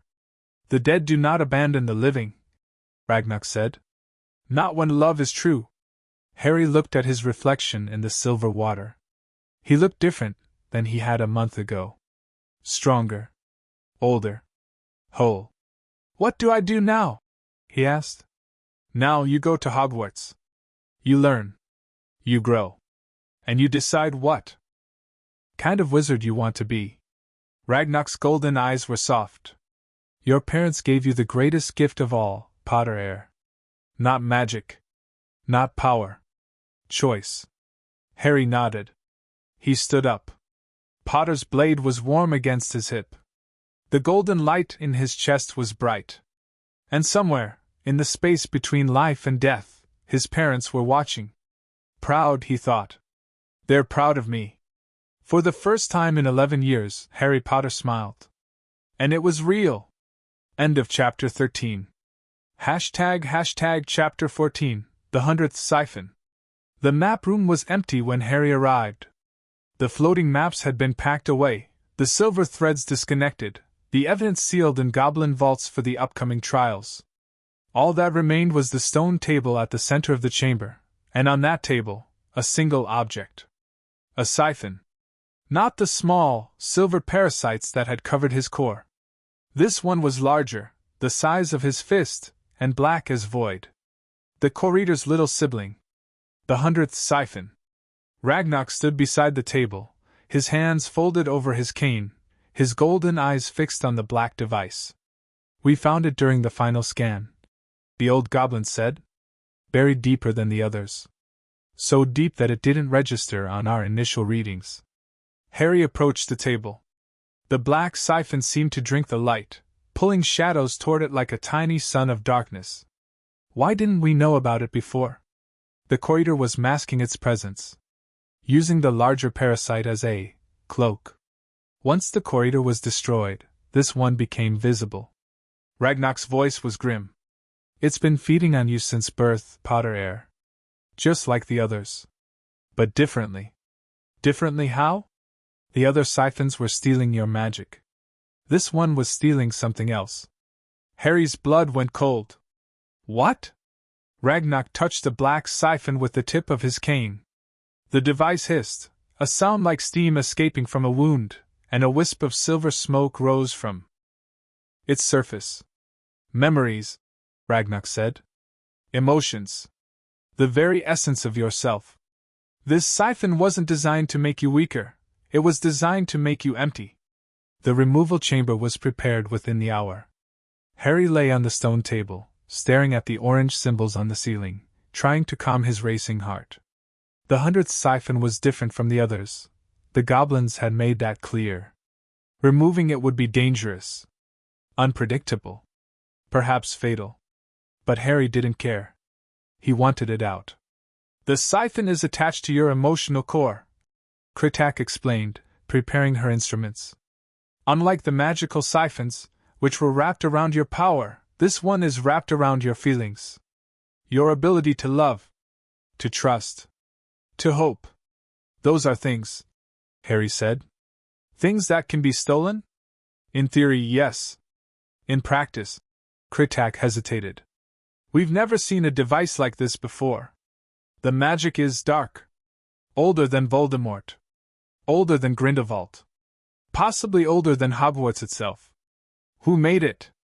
The magical signatures are obscured. Layered. But we've found traces of at least 4 different creators, including Dumbledore and the one called the Maker. Harry thought about his childhood. The numbness. The way he had learned not to feel, not to care, not to hope.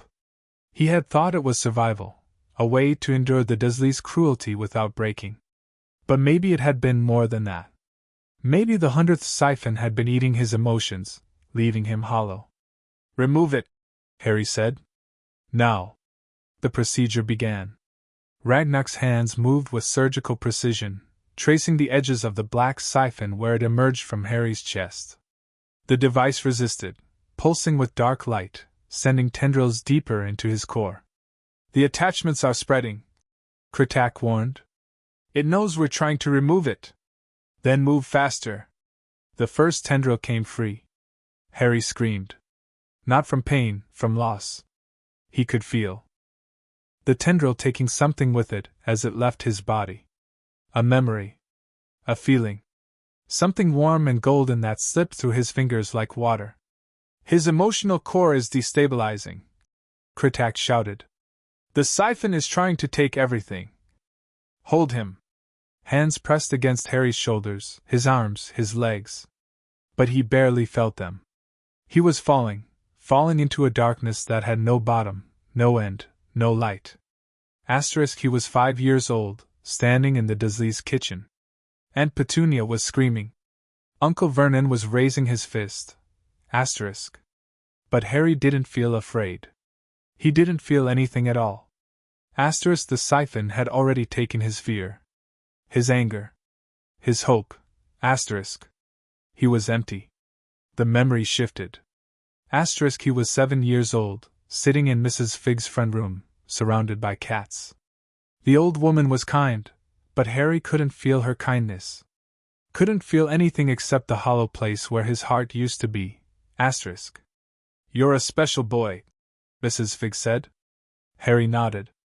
But he didn't believe her. He didn't believe anything anymore. The memory shifted.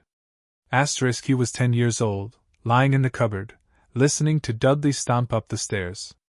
The footsteps were heavy, rhythmic, like a countdown to something. But Harry didn't care. He didn't care about anything. The siphon had taken his curiosity, his wonder, his will to live. He was just existing. Waiting to die. The memory shifted. He was 11 years old, standing in the marble hall of Gringotts. Hagrid was beside him. The goblins were watching. And something inside him, something deep, something the siphon hadn't been able to reach, was awakening. The golden light. His mother's love. The magic that refused to die. "No," Harry whispered. "You don't get to take this. You don't get to take me star dot." The siphon screamed. Harry's eyes snapped open. The black siphon was rising from his chest, tendril by tendril, inch by inch, dragged free by Ragnar's silver instruments. Dark smoke poured from the wound, filling the chamber with the smell of ash and old sorrow. "3 more tendrils," Ragnar said. "Hold on, Potter air." Harry reached deep inside himself, past the emptiness, past the hollow places where the siphon had fed, and found the golden light. It was dim, flickering, almost gone. But it was there. "I'm not empty," Harry said. "I'm not hollow. I'm not broken." He grabbed the black siphon with his bare hand. The device shrieked, a sound like dying stars, like crumbling worlds, like the end of everything. Dark magic exploded from its surface, burning Harry's palm, his fingers, his soul. But he didn't let go. "You took my fear," Harry said. "My anger. My hope. Myself." He pulled. The siphon rose higher, its tendrils snapping one by one. "But you couldn't take everything. You couldn't take her." His mother's face appeared in his mind, glowing, smiling, loving. "You couldn't take her love." The final tendril snapped. The 100th siphon came free. The chamber went white. Harry floated in light, not the golden light of his magic, but something brighter. Something purer. The light of creation itself, perhaps, or the light of a mother's love made visible. "You did it," Lily whispered. "You freed yourself." "I'm still empty," Harry said. "The siphon took so much." "The siphon took what could be replaced." Her voice was warm, gentle, alive. Fear can be relearned. Anger can be rediscovered. Hope can be reborn. But the hollow places. Will fill. In time. With love. With friendship. With the life you choose to live. Asterisk. Harry felt something brush against his cheek, a hand, perhaps, or a wing. I'm proud of you, Lily said. Asterisk, your father is proud of you. We never stopped loving you, Harry. Never. Asterisk. The light faded. Harry opened his eyes. He was lying on the stone table in the removal chamber, his chest heaving, his body shaking. The black siphon lay in a stone bowl. Beside him, smoking, dying, crumbling to ash. Ragnock stood over him, his golden eyes wet. Potter air, the old goblin said. You're awake. I'm empty, Harry whispered. The siphon, it took so much. No. Ragnock shook his head. It tried to take. But you stopped it. You grabbed it with your bare hand and pulled. The emotional damage is significant. But the core of you, the self of you, remains intact. Harry pressed a hand to his chest. The golden light was there. Dim, flickering. But there. Will I get it back? He asked. The feelings? The hope? In time. Ragnock's voice was gentle. The heart heals slowly, Potter air. But it heals. Harry closed his eyes. And for the first time in 11 years, for the first time since the siphon had been attached, he let himself feel. The fear of the cupboard. The anger at the Dursleys. The grief for his parents. The hope for the future. All of it rushed through him like a flood, overwhelming and terrifying and beautiful. He wept. Ragnock held his hand. And somewhere, in the space between life and death, Lily Potter smiled. The next morning, Harry stood in the map room, looking at his reflection in the polished stone floor. He looked different. Not physically, the changes from the past month were still there, the healthier frame, the brighter eyes. But something deeper had shifted. Something in the way he held himself, the way he felt. The 100th siphon was gone. The hollow places were beginning to fill. How do you feel? Ragnock asked. Harry considered the question. I feel everything, he said. And nothing. And somewhere in between. That's called being human. Harry smiled, a small smile, but real. When do I leave for Hogwarts? Tomorrow. The interim headmaster has prepared a private room for you. The other students have been informed of your situation. Informed how? The Daily Prophet has been covering the case extensively. Most of the wizarding world knows. What happened to you? Harry nodded. And the other children? The ones whose parents were involved? Ragnock's expression darkened. Some have been hostile. Others have been curious. You will face challenges at Hogwarts, Potter heir. Not everyone will welcome you. I know. But you'll face them anyway. I'll face them anyway. Ragnock placed a hand on Harry's shoulder. You are not the boy who collapsed in Gringotts a month ago.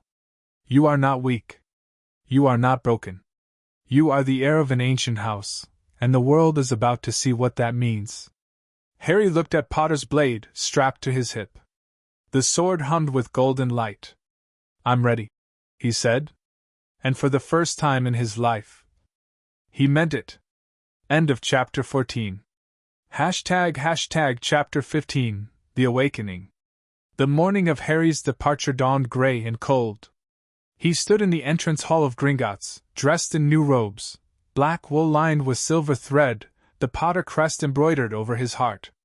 Potter's blade hung at his hip, its scabbard dark against the fabric. His wand, holly and phoenix feather, 11 inches, rested in a holster on his forearm, warm and eager. He had chosen it yesterday, in Ollivander's. The wand maker had wept when Harry walked through his door. I wondered when you would come, Ollivander had said, his pale eyes glittering. I wondered if the siphons would allow it. You knew about the siphons? I suspected. The wand chooses the wizard, Mr. Potter. And the wand that chose you. He had lifted the holly box with trembling hands. The wand that chose you has been waiting for 11 years. Screaming in its way. Begging to be held. Harry had taken the wand. The moment his fingers touched the wood, Golden light had exploded through the shop. Wands had flown from their shelves, dancing in the air like fireworks. Ollivander had laughed, a sound like breaking glass, and fallen to his knees. I thought I would never see it, the old wand maker had whispered. The awakening. The true awakening. What do you mean?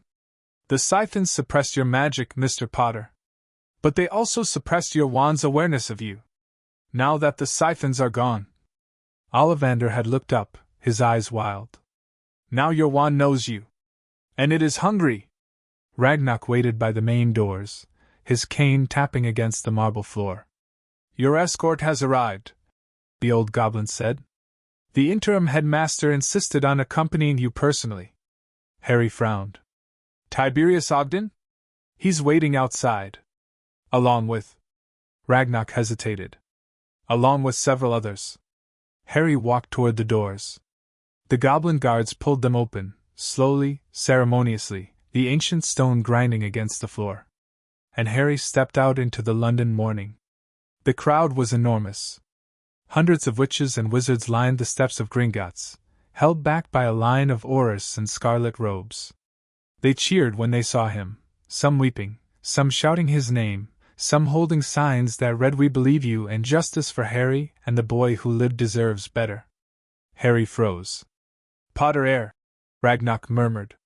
They're not here to hurt you. They're here to support you. I've never. Harry's voice caught. I've never had this. People who care. Now you do. Tiberius Ogden stepped forward, a tall, silver-haired wizard with kind eyes and a face like carved oak. He wore simple gray robes, unadorned except for a small bronze brooch shaped like a phoenix. Mr. Potter, Ogden said, extending his hand. I am honored to meet you. Harry shook his hand. You're the interim headmaster. Temporary headmaster. Until the Board of Governors selects a permanent replacement for. Ogden's voice trailed off. For Dumbledore. What's Hogwarts like? Now that he's gone? Ogden's expression was careful. The castle is unsettled. The students are frightened. The staff is divided. He paused. But the magic of Hogwarts is old, Mr. Potter. Older than Dumbledore. Older than any of us. The castle knows you're coming. What do you mean? Ogden smiled. You'll see. The journey to Hogwarts was unlike anything Harry had expected. No train. No boat. No broomstick. Instead, Ogden led him to a small stone circle behind Gringotts, a ring of ancient standing stones that hummed with power. The Hogwarts wards recognize you, Ogden explained, placing his hand on the largest stone. The castle's magic has been reaching for you ever since the siphons were removed. Reaching how? Feel for yourself. Harry placed his hand on the stone. The world shifted. He was standing in a great hall, vast and ancient, with a ceiling that mirrored the sky. Four long tables stretched before him, laden with golden plates and goblets. Candles floated in midair, their flames casting warm light across the faces of hundreds of children. Hogwarts, Harry realized. I'm seeing Hogwarts. The castle's magic washed over him, warm and welcoming and familiar. It knew him. It approved of him. It had been waiting for him for 11 years. Come home, the castle seemed to whisper. Asterisk, come home, heir of Gryffindor. Come home, child of the Potters. Come home, asterisk. Harry pulled his hand away from the stone. His eyes were wet. Mr. Potter? Ogden's voice was concerned. Are you all right? I'm fine. Harry wiped his eyes. The castle, it spoke to me. Ogden's face went pale. The castle hasn't spoken to anyone in centuries. Not since the founders died. It spoke to me. Then the legends are true. Ogden's voice was barely a whisper. You are more than an heir, Mr. Potter. You are the heir of Hogwarts. The carriage was drawn by Thestrals. Harry had read about them in his books, the skeletal, winged horses that could only be seen by those who had witnessed death. He could see them clearly now. Their leathery wings. Their glowing eyes. The way their bones pressed against their skin like they were wearing two small suits. You saw your mother die, Ogden said quietly. That's why you can see them. I saw her die. Harry climbed into the carriage. And my father? And the man who killed them? Ogden said nothing. The Thestrals lifted into the air. Hogwarts appeared through the clouds like a dream. Towers and turrets, battlements and bridges, windows that glittered like eyes in the afternoon sun.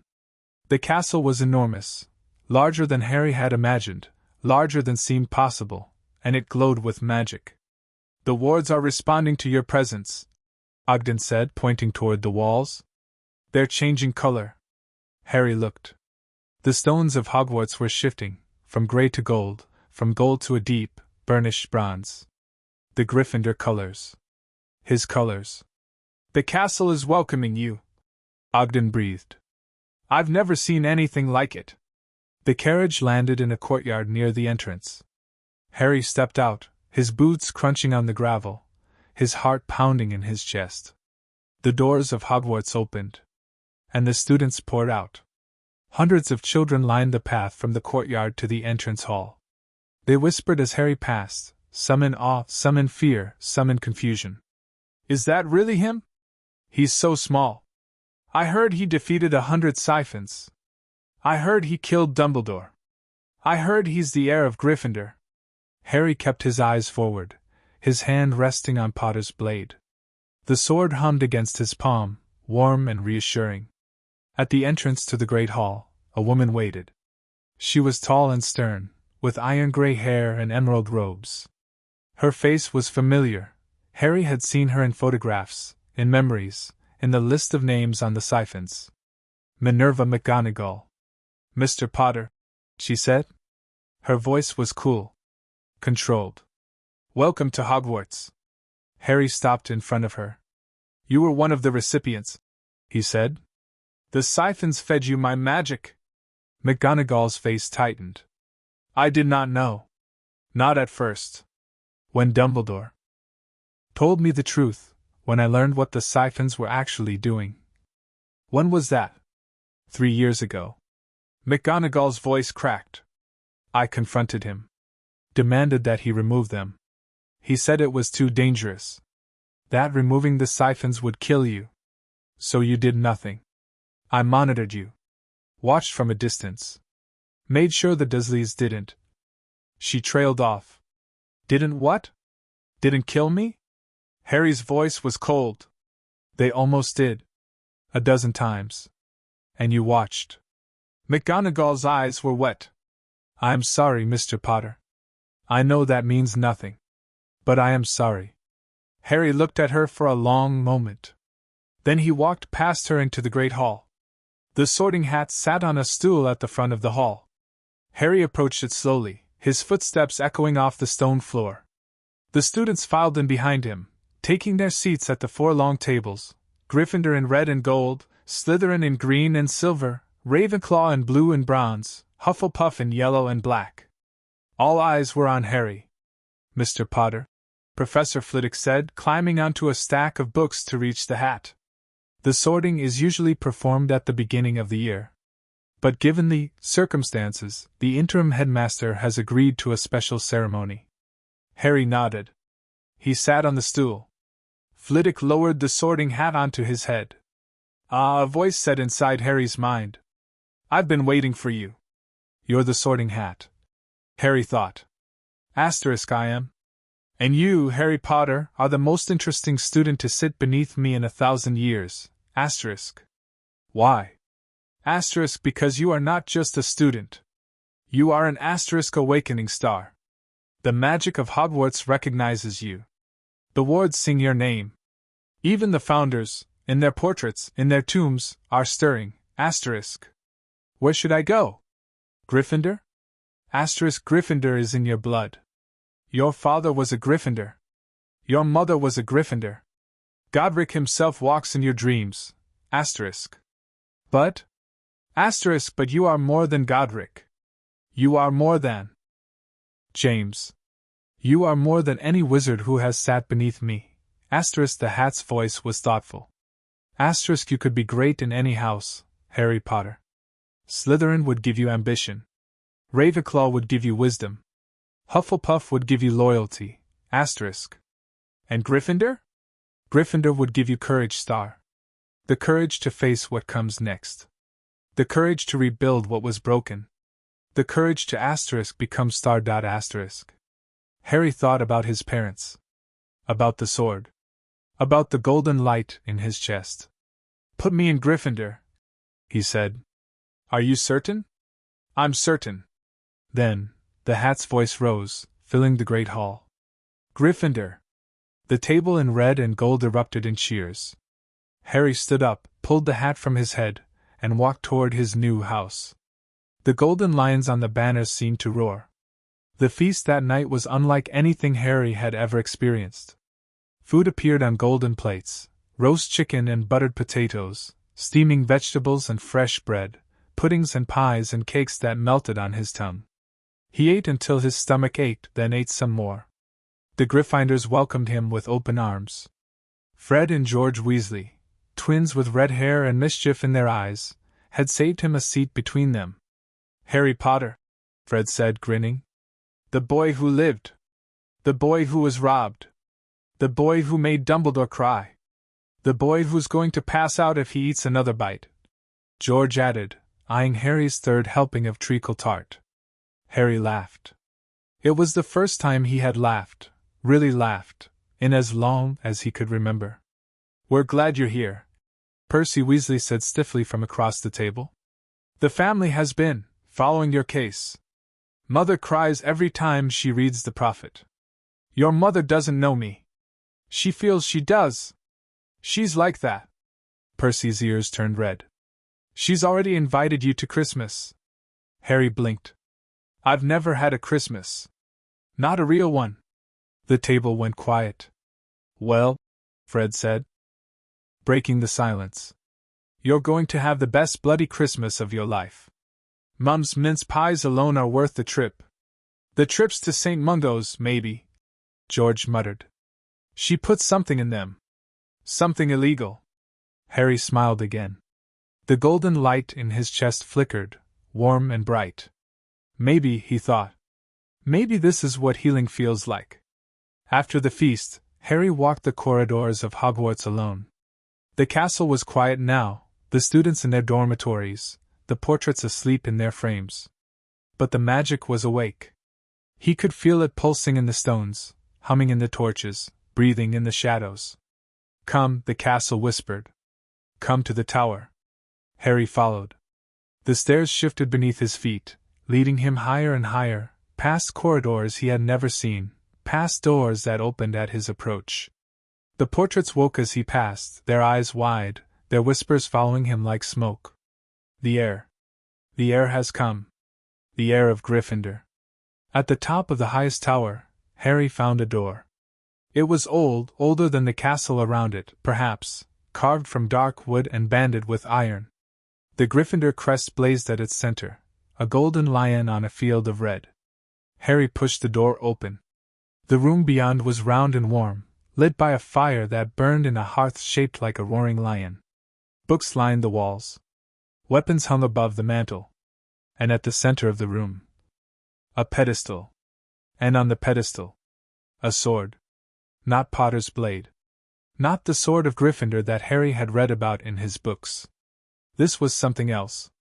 Something older. Something that seemed to be made of light. Godric's true sword, the castle whispered. Asterisk, the one he wielded before he forged the blade that bears his name. It has been waiting for you, heir of Gryffindor. Waiting for 11 centuries. Asterisk. Harry reached for the sword. The moment his fingers touched the hilt, the world exploded.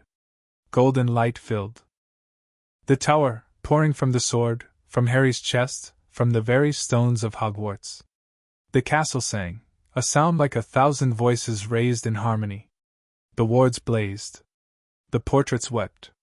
And somewhere, deep beneath the school, in a tomb that had been sealed for 600 years, Godric Gryffindor opened his eyes. End of chapter 15. Thank you.